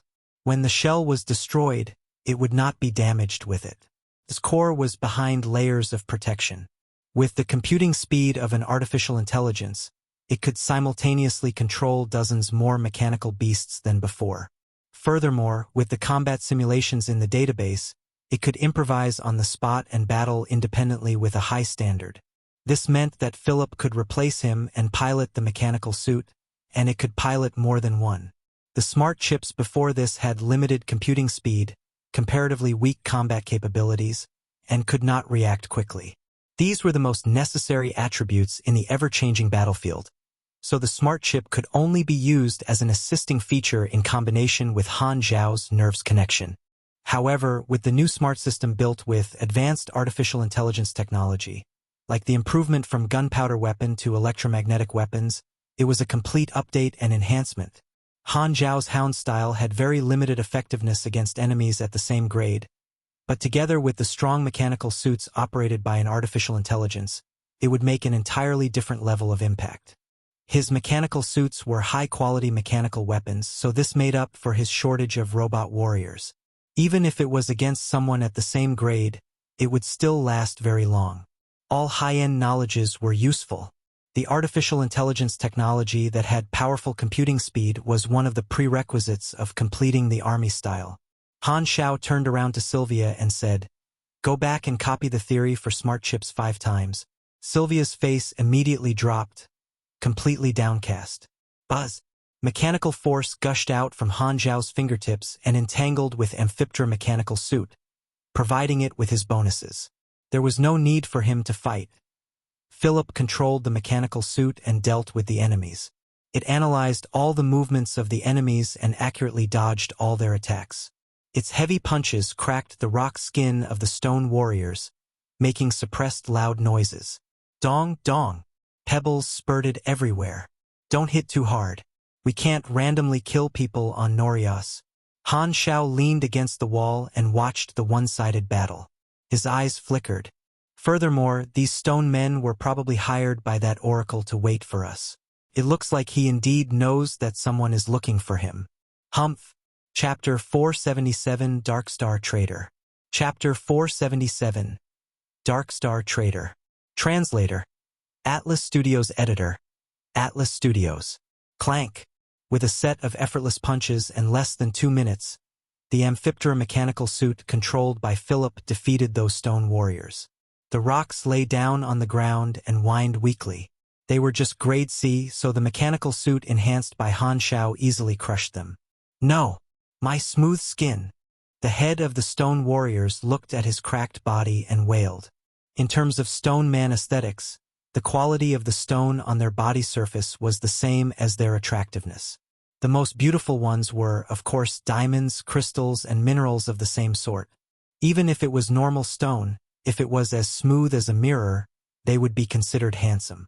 Even if they could digest stones to heal their wounds, it would take a very long for them to recover. This enormous-sized guy's moaning made Han Xiao feel like beating him up again. You're not even stronger than us? Yet you want to teach us a lesson? Where did you find the courage? The oldest Volga looked at them disdainfully. Han Xiao was a little surprised by how weak those stone warriors were. It was impossible for their employer not to know how strong Han Xiao and the others were. What impact would it make for him to send these weaklings? Was it just a warning or welcome gift? Could he have guessed incorrectly and the stone warrior's employer was not their target? Matters involving oracles were always a headache. Han Xiao did not want to dwell on it. He grabbed the stone warrior and questioned him directly. Who is your employer? Accordingly, mercenaries would not sell the identity of their employer. Han Xiao was already prepared to interrogate then, but to his surprise, these stone warriors gave him an expected reply. The employer wanted us to come here today to deal with the person that pressed the doorbell of that villa and said that our lives wouldn't be in danger. If we got defeated, we should tell you a location to find a person there, and there will be someone there that knows his whereabouts, the stone warrior said nervously. He also said that you will forcefully ask for the employer's identity and told me to relay his exact words. You guessed right, it is me indeed. Don't think I don't know you used my name fraudulently. Play a game with me if you want to find me. Everyone's expression changed slightly. Damn Oracle! Han Xiao clenched his teeth. Herluz slapped Han Xiao's back heavily and laughed loudly. Ha ha ha ha. You met a colleague. Colleagues hate each other. Han Xiao snorted and asked for the location. The stone warrior said the next location while shivering, north of City 8. They had to cross the entire city to go there. Han Xiao stood up and pondered. The intention of the oracle to hire these stone warriors was actually to leave some clues and lead them to the next location. The target had intentionally left traces 16 days ago, then used his foresight ability to peek into their whereabouts, knowing that they would be arriving at this place today. Hence, he hired these stone warriors. The ability to foresee was not omnipotent or omniscient. It could not be used randomly and needed some attached strings, which was why the target deliberately left clues for the intel organizations. He could certainly break the prophecy and kill these stone warriors. The problem was whether that would be in the oracle's calculations, telling the stone warriors there would be no danger to provoke Han Xiao's rebellious thought, while his true intention was to make Han Xiao kill these stone warriors, which would attract the security forces. Would there even be a possibility that the counter-thoughts that Han Xiao was currently having had been seen through by the Oracle? Could he have used Han Xiao's personality as the foundation for telling these stone men that they were definitely safe? This is exactly why I hate oracles. Han Xiao felt a headache. Despite knowing the powers of the Dragon Emperor's teacher, this feeling of restraint and following the opponent's plan unwillingly made Han Xiao very irritated. Oracles were good at using their powers to plot. To oracles who were strong enough, intelligence had no meaning. When someone dealing with an oracle thought that they were being smart, what they did not know was that the oracle had used their smartness from the start. One never knew what the oracle really wanted one to do. Luckily, Han Xiao had his advantage. He knew the target's powers and ability very clearly, so he could judge his mindset from an oracle's perspective. It would not guarantee that he would escape the target's calculations, but it would at least ensure he would not get tricked unknowingly. Furthermore, from what he knew about the target, although the target had a bad character, he rarely meant harm. This was a good piece of news. After all, although oracles were not physically powerful, being their enemy would be something very, very, very troublesome. What's next? Should we go where he said? Haluz asked. Let's see what game he is playing. Han Xiao snapped his fingers, creating a mechanical force spark. Amphiptera quickly turned into a compressed orb and attached itself to his necklace. At the same time, mechanical forces spread out like electric currents, connecting the broken robot parts with each other. Suddenly, these parts levitated and gathered, then quickly assembled. Some distorted parts recovered to their original shape under the mechanical force. In the blink of an eye, the pile of waste parts turned back into the round robot body. Basic machinery construction and waste modification, the tiny round robot started moving again. Philip waved its mechanical arms, slid beside Han Xiao's feet, and reported, self-checking, hum. Performance decreased by 25%. Hum. Storage data backed up, hum. Sylvia's eyes were sparkling so brightly that stars almost jumped out. Teacher, I want to learn this. You want to run before you learn to walk? Han Xiao glanced at her. He retrieved the mechanical flying bugs that he had discreetly sent out earlier to detect the inside of the villa, confirmed there was no one inside, and turned away. There are no more clues here, let's go. They left this rural street, leaving a group of wailing stone men behind. At the same time, in a secret location in Noria City 4, many Darkstar members were gathered in a dark room. They often like to host secret operations in dark places like that.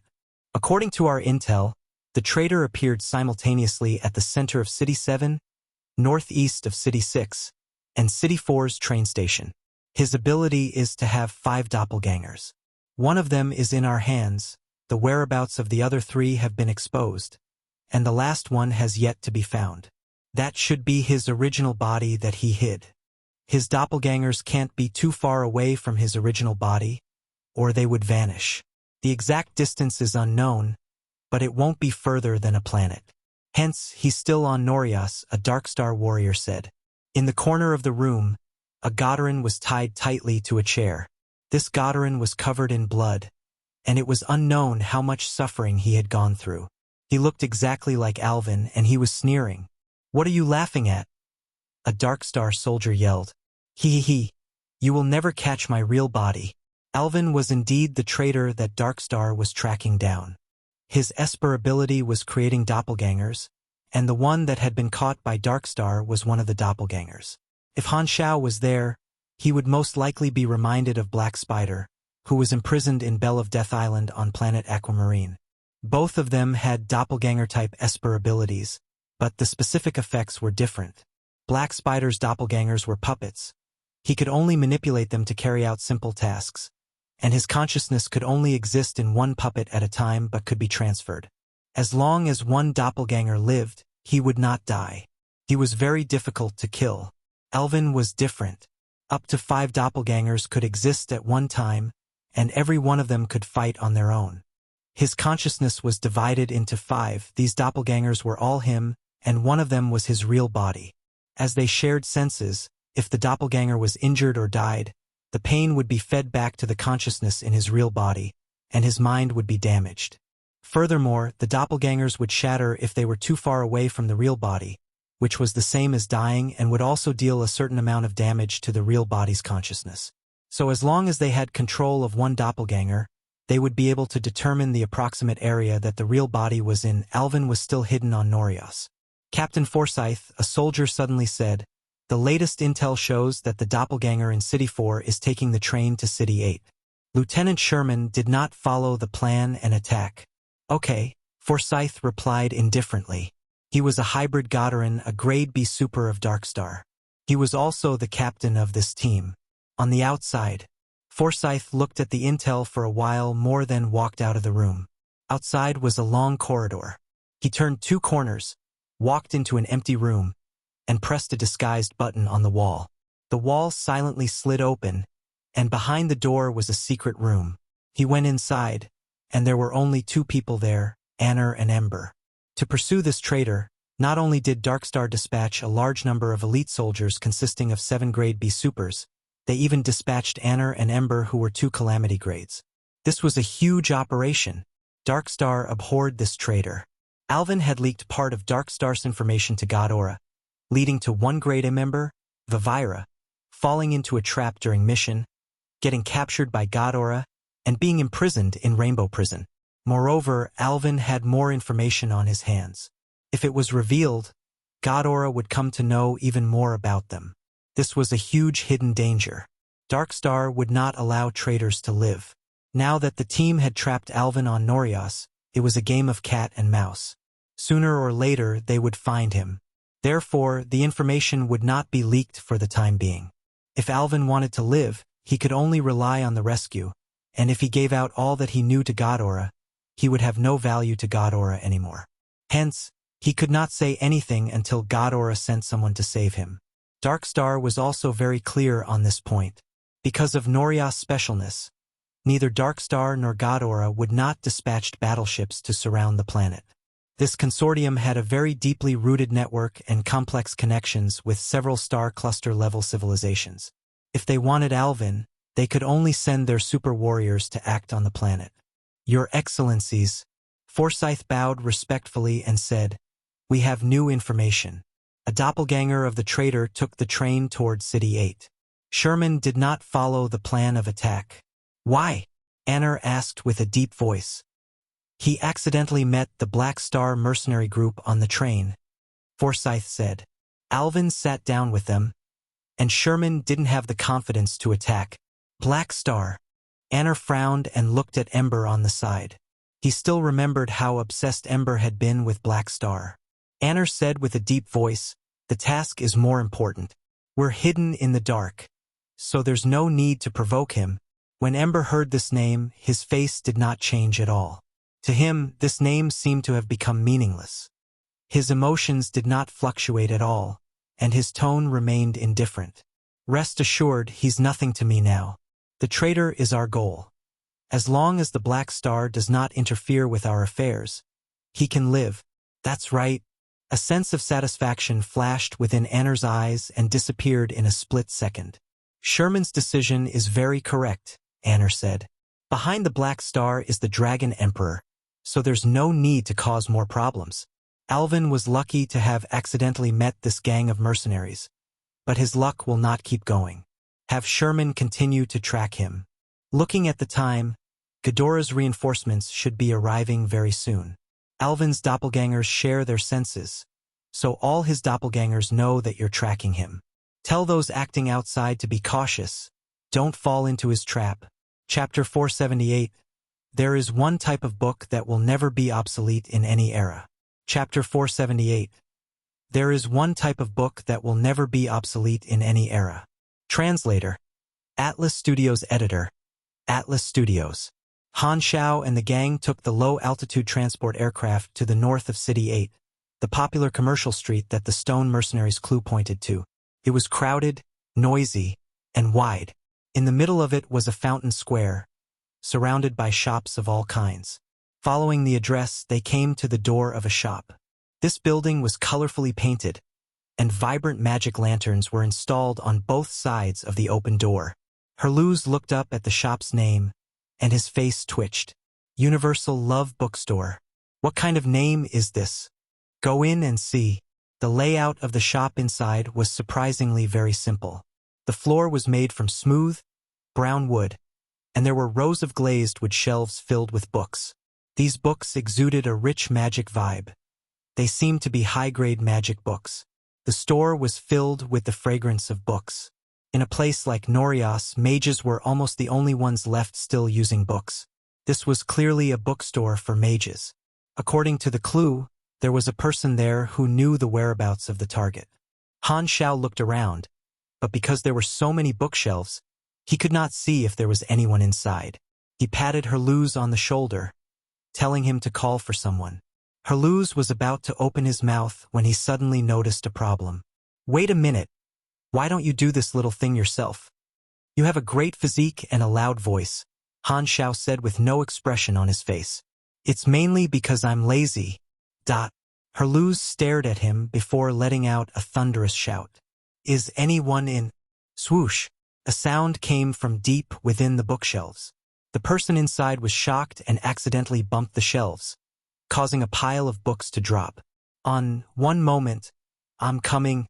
A male human in a mage's robe walked out limping while still hissing from the pain on his foot caused by the books that had fallen. When he saw Han Xiao and the others, he put up a warm smile. I am the owner of this bookstore. Do you like single or multiple people? Beautiful or rough? What race do you like? Oh, you are all humanoid species. I have humanoid creatures of all skins tones here. They were confused, and Sylvia asked, What are you talking about? The mage store owner blinked, then gave a look of understanding and said, I see we have hybrids too. Be it insects, beasts, machinery, or anything you can think of, I have it here. I'm sure it will suit your taste. The more Han Xiao heard him talk, the more he felt something was wrong. Aren't you selling books? At this time, Aroshia opened a book on the shelf, and the others looked over. The magic book was filled with illustrations, and the pictures were moving like they were alive. This was a kind of magic often used to make videos. Like movies in a book, every picture was a fragment. It looked very high-end, but the content was, Sylvia's face suddenly turned red, and she hurriedly turned away, but she could not help but to peek at the book. Herluz was bewildered. His worldview was impacted. Aroshia was amused. So, this is the material life reproduction process. Unknown information discovered, Ongoing data acquisition, Philip's mechanical eye was wildly flickering, capturing every frame of the picture. The Volga three brothers took out a huge pile of books from the bookshelf extremely quickly, placed them on the counter, and asked, How much? I'll take all of them. Stop it. Han Xiao closed the book in Aroshia's hands and threw it aside. He stared at the mage owner and said with a deep voice, I'm looking for a guy with foresight ability. He should have left you a message. The mage shop owner's smile suddenly turned stiff. He became disappointed and mumbled, Not here to buy books again. I have already made the decoration so formal. How are there still no guests? Is it really necessary to be this afraid of letting others know about this kind of thing? The mage glanced at Han Xiao and the others, adjusted his clothes, and stood straight. His temperament suddenly changed. Now he looked like how a mage should look like. He said, Let me introduce myself. You can call me Yi Xian. I'm a teleportation mage. This bookstore is just a side job. My main business is operating a portal service. In some of the magic-focused planets or advanced civilization planets, there were always mages that ran teleportation businesses. They sent the customers to another location on the same planet, saving their time. The further the distance transported, the higher the consumption and difficulty was. Hence, most of it were same-planet teleportations, rarely to other planets. If the coordinates were not set correctly, the customer would be thrown into space. Only mages that were strong enough dared to do extremely long-range teleportation. Back then, when Ames demolished the Darkstar mothership, she had used teleportation magic and arrived instantly from several star systems away. The caster was another beyond grade A individual who she fought with to kill time. That person had accurately located Floating Dragon Island from several star systems away with no deviation. Their magic power was unbelievable. You are a teleportation mage? Han Xiao asked. So, was the target that I want to find sent to another place in Norias by you? Yixian shrugged and said, he paid the fees, so I teleported him. It was a normal transaction. Where did he go? Ha! I will not give away clients' privacy. Yixian chuckled. By the way, he also left me a message to convey to anyone that wants to find him. What did he say? Han Xiao frowned. He said he wants to play a game with you. As long as you steal the Heart of Crystal Fire, he will meet you. Heart of Crystal Fire? Han Xiao kicked Philip lightly and said, search it. Searching, hum. Found, hum. Philip's mechanical eye suddenly emitted light in the air to form a translucent projection screen. On it was information about the Heart of Crystal Fire. Heart of Crystal Fire.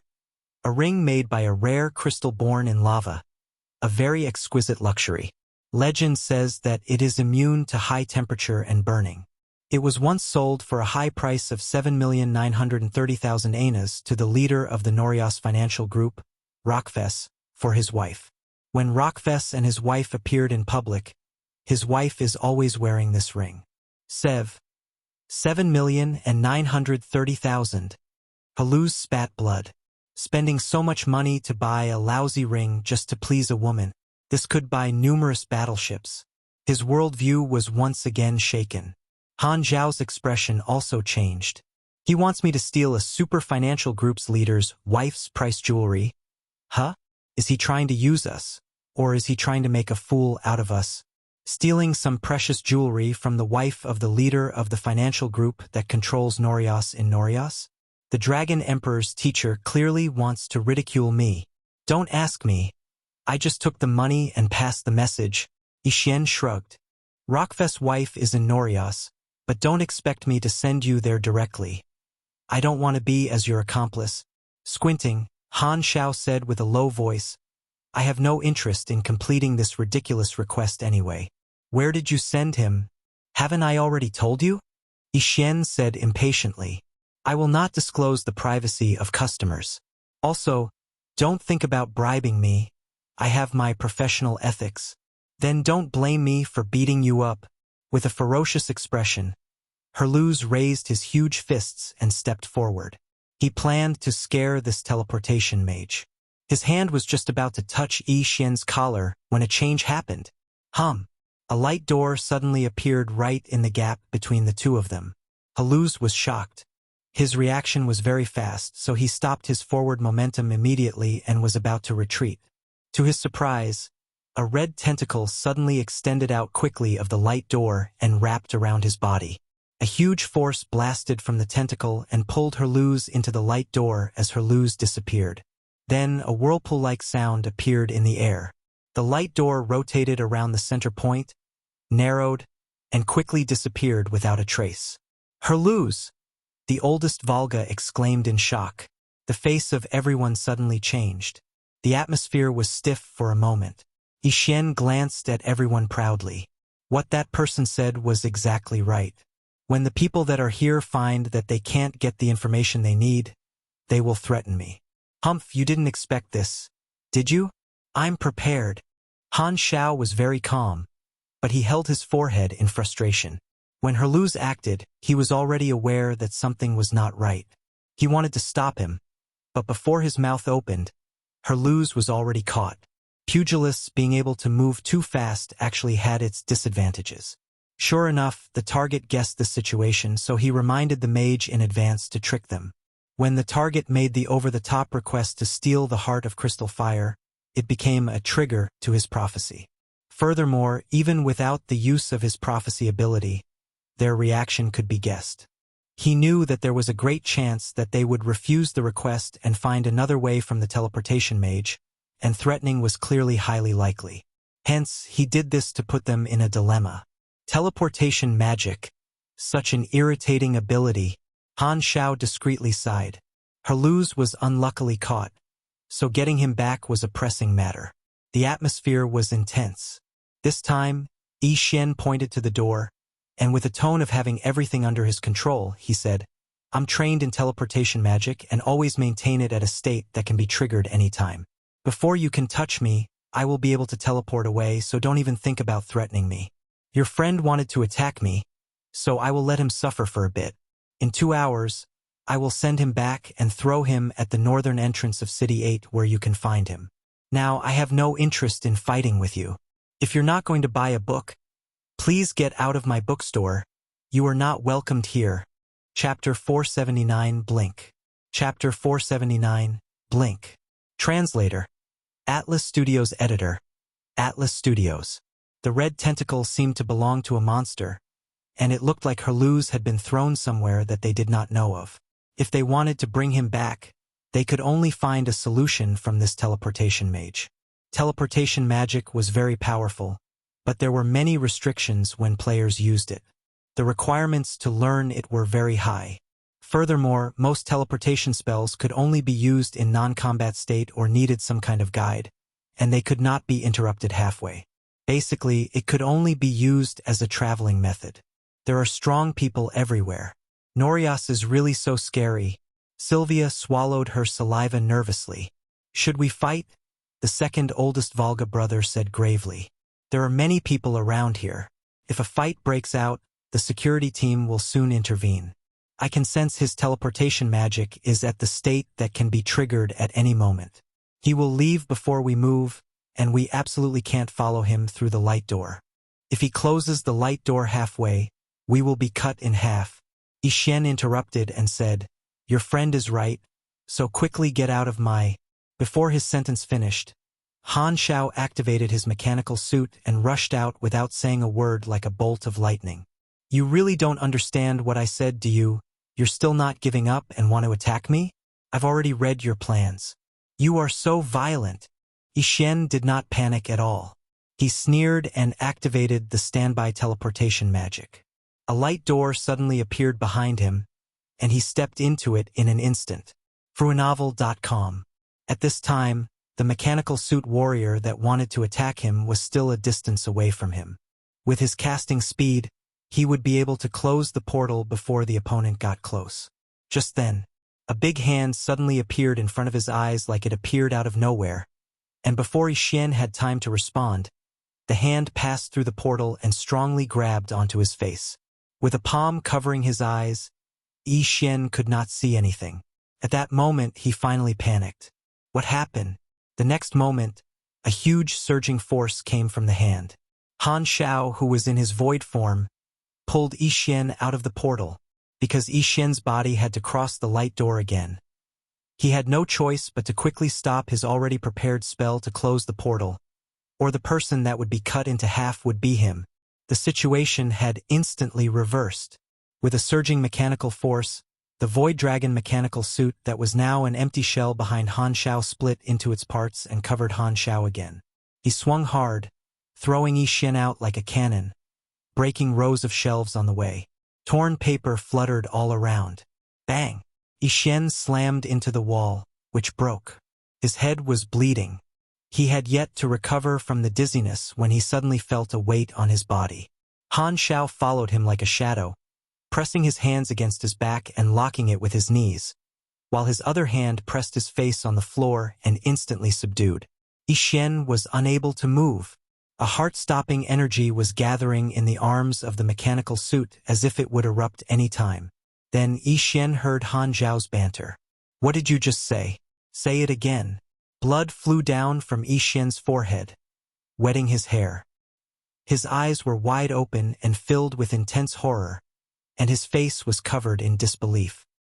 He did not expect this life-saving method that he had used countless times to fail.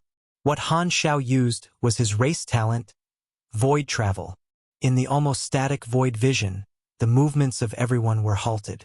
No matter what escape method Ixien had, it did not make a difference. Han Xiao easily got close to this teleportation mage, then deactivated void vision and returned to reality, directly closing the distance between them and catching the opponent. In the eyes of the others, Han Xiao clearly appeared before Ixien out of nowhere. "Ho, how did you?" Han Xiao increased the force in his hand and said coldly, "Let my companion out." And don't play any tricks, unless you want your brains to splash all over your bookstore. I give up. Don't misfire. Ixien hastily did as he was told. His life was threatened, so he did not dare mess around. A few meters away, a teleportation light door slowly appeared. 15 seconds earlier. In a red sky, a light door suddenly appeared. Countless red tentacles rushed into the sky and into the light door. The next moment, Herluz was pulled in.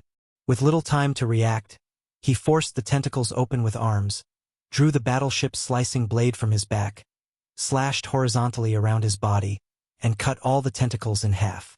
However, he was in midair, so he fell right down. At about 30 meters from the ground, he could see the maroon ground. Bang! Herluz slammed onto the ground. He looked up at the sky, and the teleportation door had already disappeared. It was a trap. This is not good. I can't go back myself. Herluz was angry and frustrated. What is this place? What were the tentacles just now?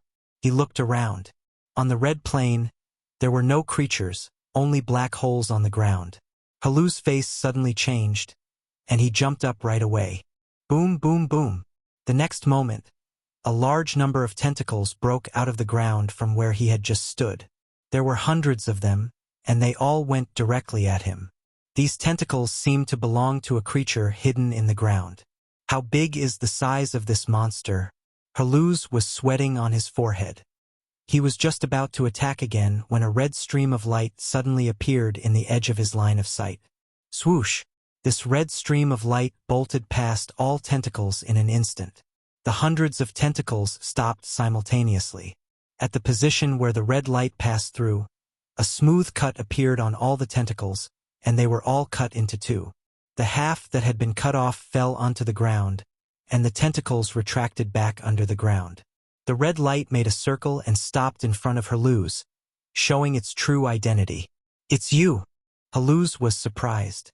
I've seen you before. The other person obviously knew Herluz and was surprised as well.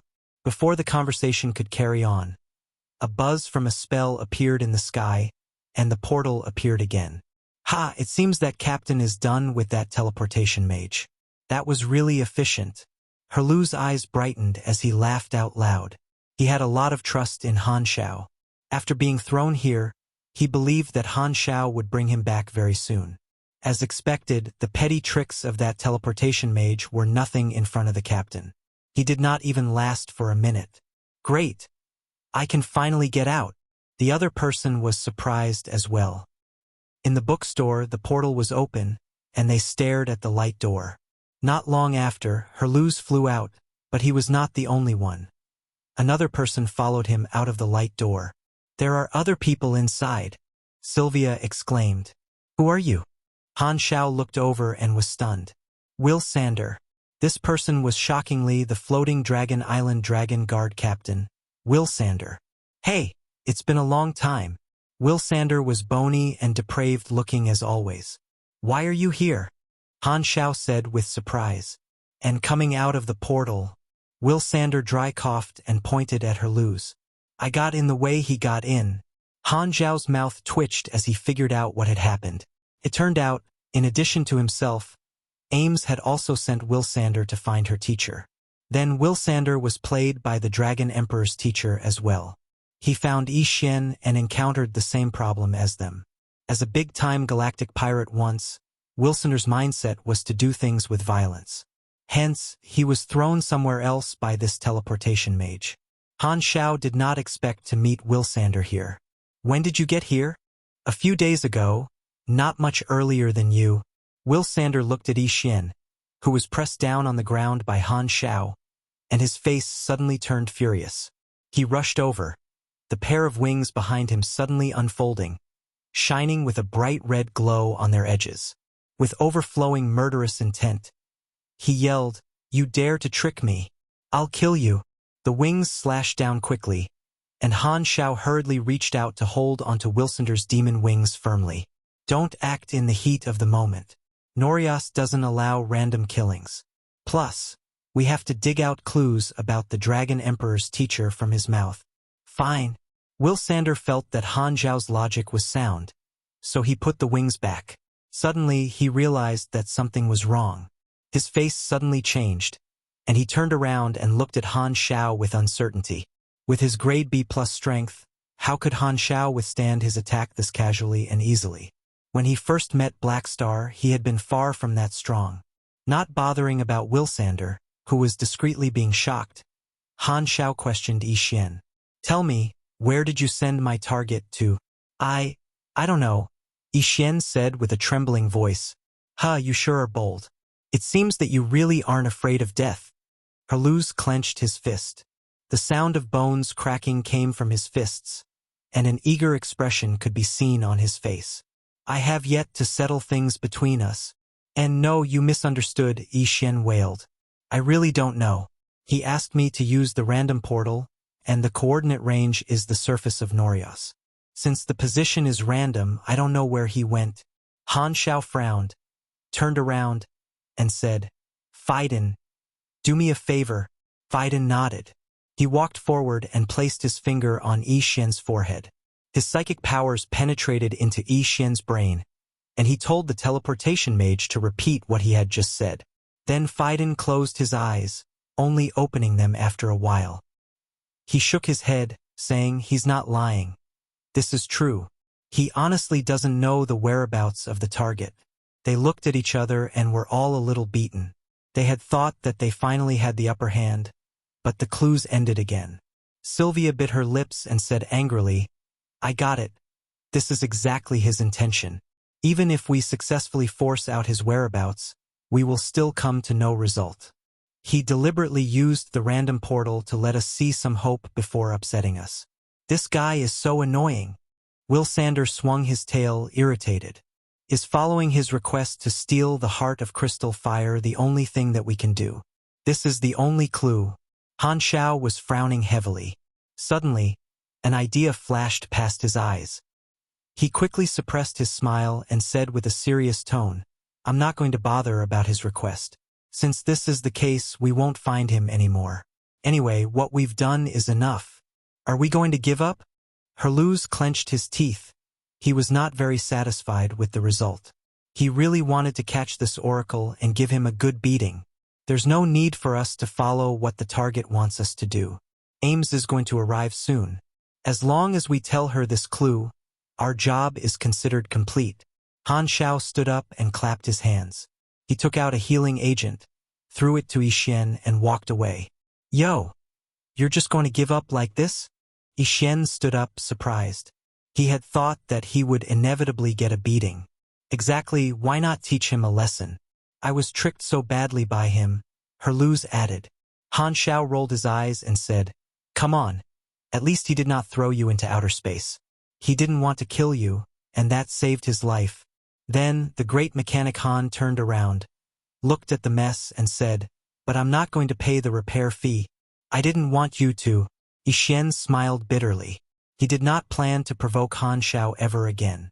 Han Xiao had some kind of instant teleportation ability, so he would not be able to run no matter how fast his teleportation spell was. He was only good at teleportation spells and knew almost nothing about attack spells. Since even his core ability was useless, how would he be able to fight at all?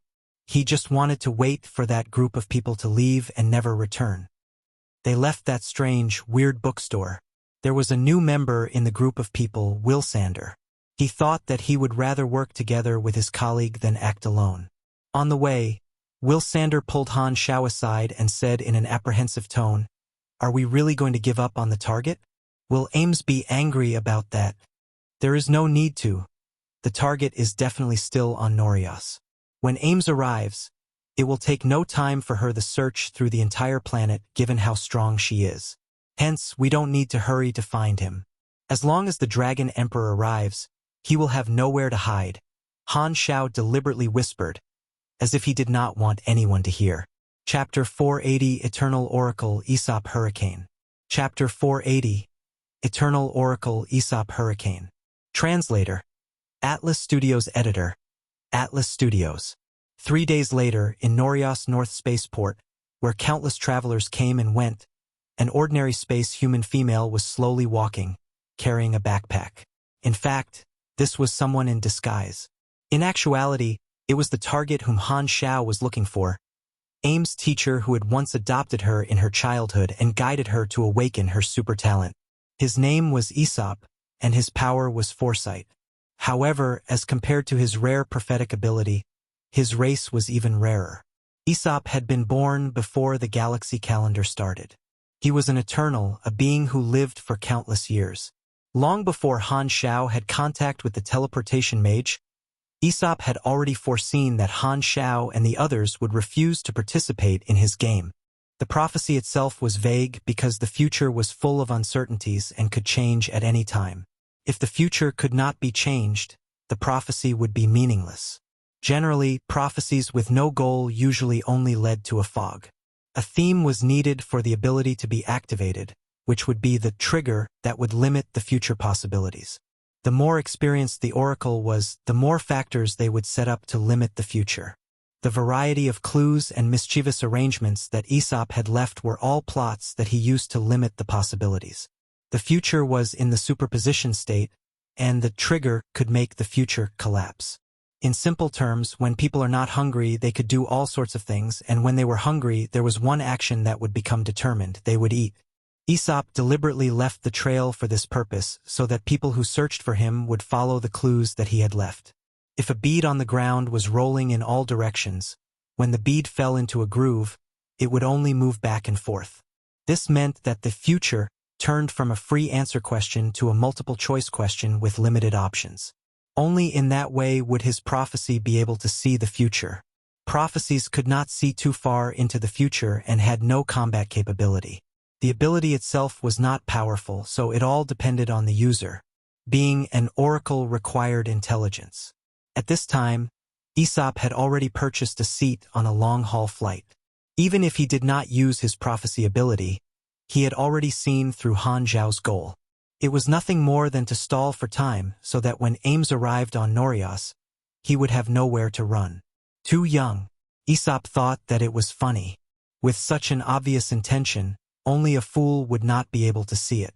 They refused his request, yet they thought that he would be stupid enough to stay on the planet. Why would he? Putting himself in Han Xiao's shoes, Aesop felt that he would lie about agreeing to find the heart of crystal fire in order to stall time, which would be at least better than rejecting it directly. However, no matter what Han Xiao chose, the result would be the same. Aesop had actually never planned to stay there. Even if Han Xiao had lied and agreed, he would still have left. If he agreed to my request, my following arrangements would get them into trouble. They would be chased off this planet by the Norias Financial Group. Even if they reject my request and intend to delay me, after I leave, Ames will also be unable to find me. She will be angry at this group officers who quit halfway and missed the golden opportunity, which will also give them a hard time. From the moment you got the clue I left from the Intel organization, the result was already determined. Under the mask of disguise, Aesop smiled. You used my name. I give you a little punishment. Fair and square. Is that so? Suddenly, a man's voice came from behind, and a hand tapped Aesop's shoulder and stayed there. Aesop's face suddenly changed. He froze and slowly turned around. A stranger stood behind him. This man tore off an extremely thin mask on his face, exposing Han Xiao's face. Mr. Aesop Hurricane. Damn good morning to you. Han Xiao smiled. How did you know I'm here? Aesop was shocked. His eyes changed slightly and flashed with wonder. He did not ask why Han Xiao was here. It needed no explanation. He figured it out instantly the moment that he saw Han Xiao. He was puzzled by another question at this moment. There were 5 harbors on Norias. How did he accurately find the correct one? He might have heard from Jenny that this black star seemed to be an oracle as well. Good question. Allow me to introduce. Han Xiao pulled a man from the side, took off the mask on the face of the person, revealing the face of Phaidon. He smiled and said, "This is my mascot." You mean by luck? Aesop's face stiffened, and then he looked relieved. Oracles as skilled as him were very clear on one thing: there would never be a perfect plan. No matter how good the plan was, it would often be disrupted by accidents. Although luck was something very uncertain, the simplest thing was usually the most inexplicable. Han Xiao had the Destiny's Child card, so he understood the mindset of oracles and the so-called trigger, but this time he did not use the Destiny's Child card as there was no need to. When he refused Aesop's request, to his understanding of Aesop, he knew that Aesop could easily see through his intention. Hence, only one choice was placed in front of Aesop. In order to avoid Ames, who was going to arrive, he had to take a spaceship and leave Norias. Therefore, the possibilities were narrowed. He just had to spread out across 5 harbors and wait, as Aesop would definitely pass by one of them. As a result, the person in the dilemma became Aesop. If he did not leave, he would definitely be found. If he left, he might be found. Hence, even if Aesop had foreseen this possibility, he would have no choice but to fall into this trap. Not to mention the fact that Aesop did not use his power due to the lack of a trigger. Those who delved into logic tended to fall into a paradox that they themselves could not see. Aesop wanted Han Xiao to act while complying with his rules of the game, but Han Xiao turned it around and made his interlocked plan into a fair environment for the both of them to compete in their luck. Then Han Xiao used his rich experience to beat him. Phaidon could solve any and all difficulties involving luck. Aesop's lousy disguise was good enough for the identity check at the harbor but not disguise veteran Han Xiao. According to the normal way of thinking, if Aesop left Norias long ago right after he made the arrangements, the plan would have had no solution, meaning that he would be in an invincible position. However, Han Xiao had one of the biggest advantages. He knew Aesop's personality from his previous life. This ancient man had experienced too many things, so his personality was strange and abnormal. Power? Not interesting. He had once served as the vice president of a star-class civilization. Wealth? There was no meaning. Resources did not have a real owner, so wealth was only a false definition. Beauty? Tired of it long ago. The species that he had mated with could circle a fixed star several times. Strength? Experienced before. He had once erased the entire planet from the map with a horrifying weapon. Aesop was really tired of living, and this was not derogatory but literal. His life was left with a few fun things: freedom, curiosity, and excitement. So, he had become a treasure hunter who traveled everywhere with unknown whereabouts. He could only experience the feeling of being alive at the edge of danger. Hence, when he plotted and planned, Aesop would absolutely never hide behind the scenes. He would create a fair situation and let the opponent have the opportunity to taste the fruit of victory. To him, it was a dangerous game. If he won, he would feel empty. If he lost, he would rejoice. He had lived too long and really become incomprehensible to ordinary people. Aesop also took off the disguise, revealing his old appearance, and heartily laughed. It seems that my apprentice found a powerful partner. Han Xiao smiled as well. He showed no flaw on the surface, but he had other thoughts in his mind. He was thinking of killing Aesop. Aesop was such a powerful oracle. Even if he was not his enemy, who could guarantee that he would not be a threat to him in the future? Han Xiao was very clear about Aesop's ability. His power was prophecy, so his combat capability was almost equal to 0. As long as he seized this oracle, killing him would not be much harder than killing a chicken. This was a good opportunity to get rid of hidden dangers. He just had to tell Ames that he did not find her teacher, and let Aesop be forever missing. So, before Ames arrives, should I kill him? Han Xiao's eyes flickered. In his eyes, there was not a single person that had to die no matter what, and there was not a single person he must not kill no matter what. We've reached the end of today's episode. Thank you for traversing the boundless landscapes of fantasy with us. If today's story has sparked joy within you, please remember to hit the like button, share our journey with others, and subscribe to Lord of the Stories for an ever-expanding collection of mystical escapades.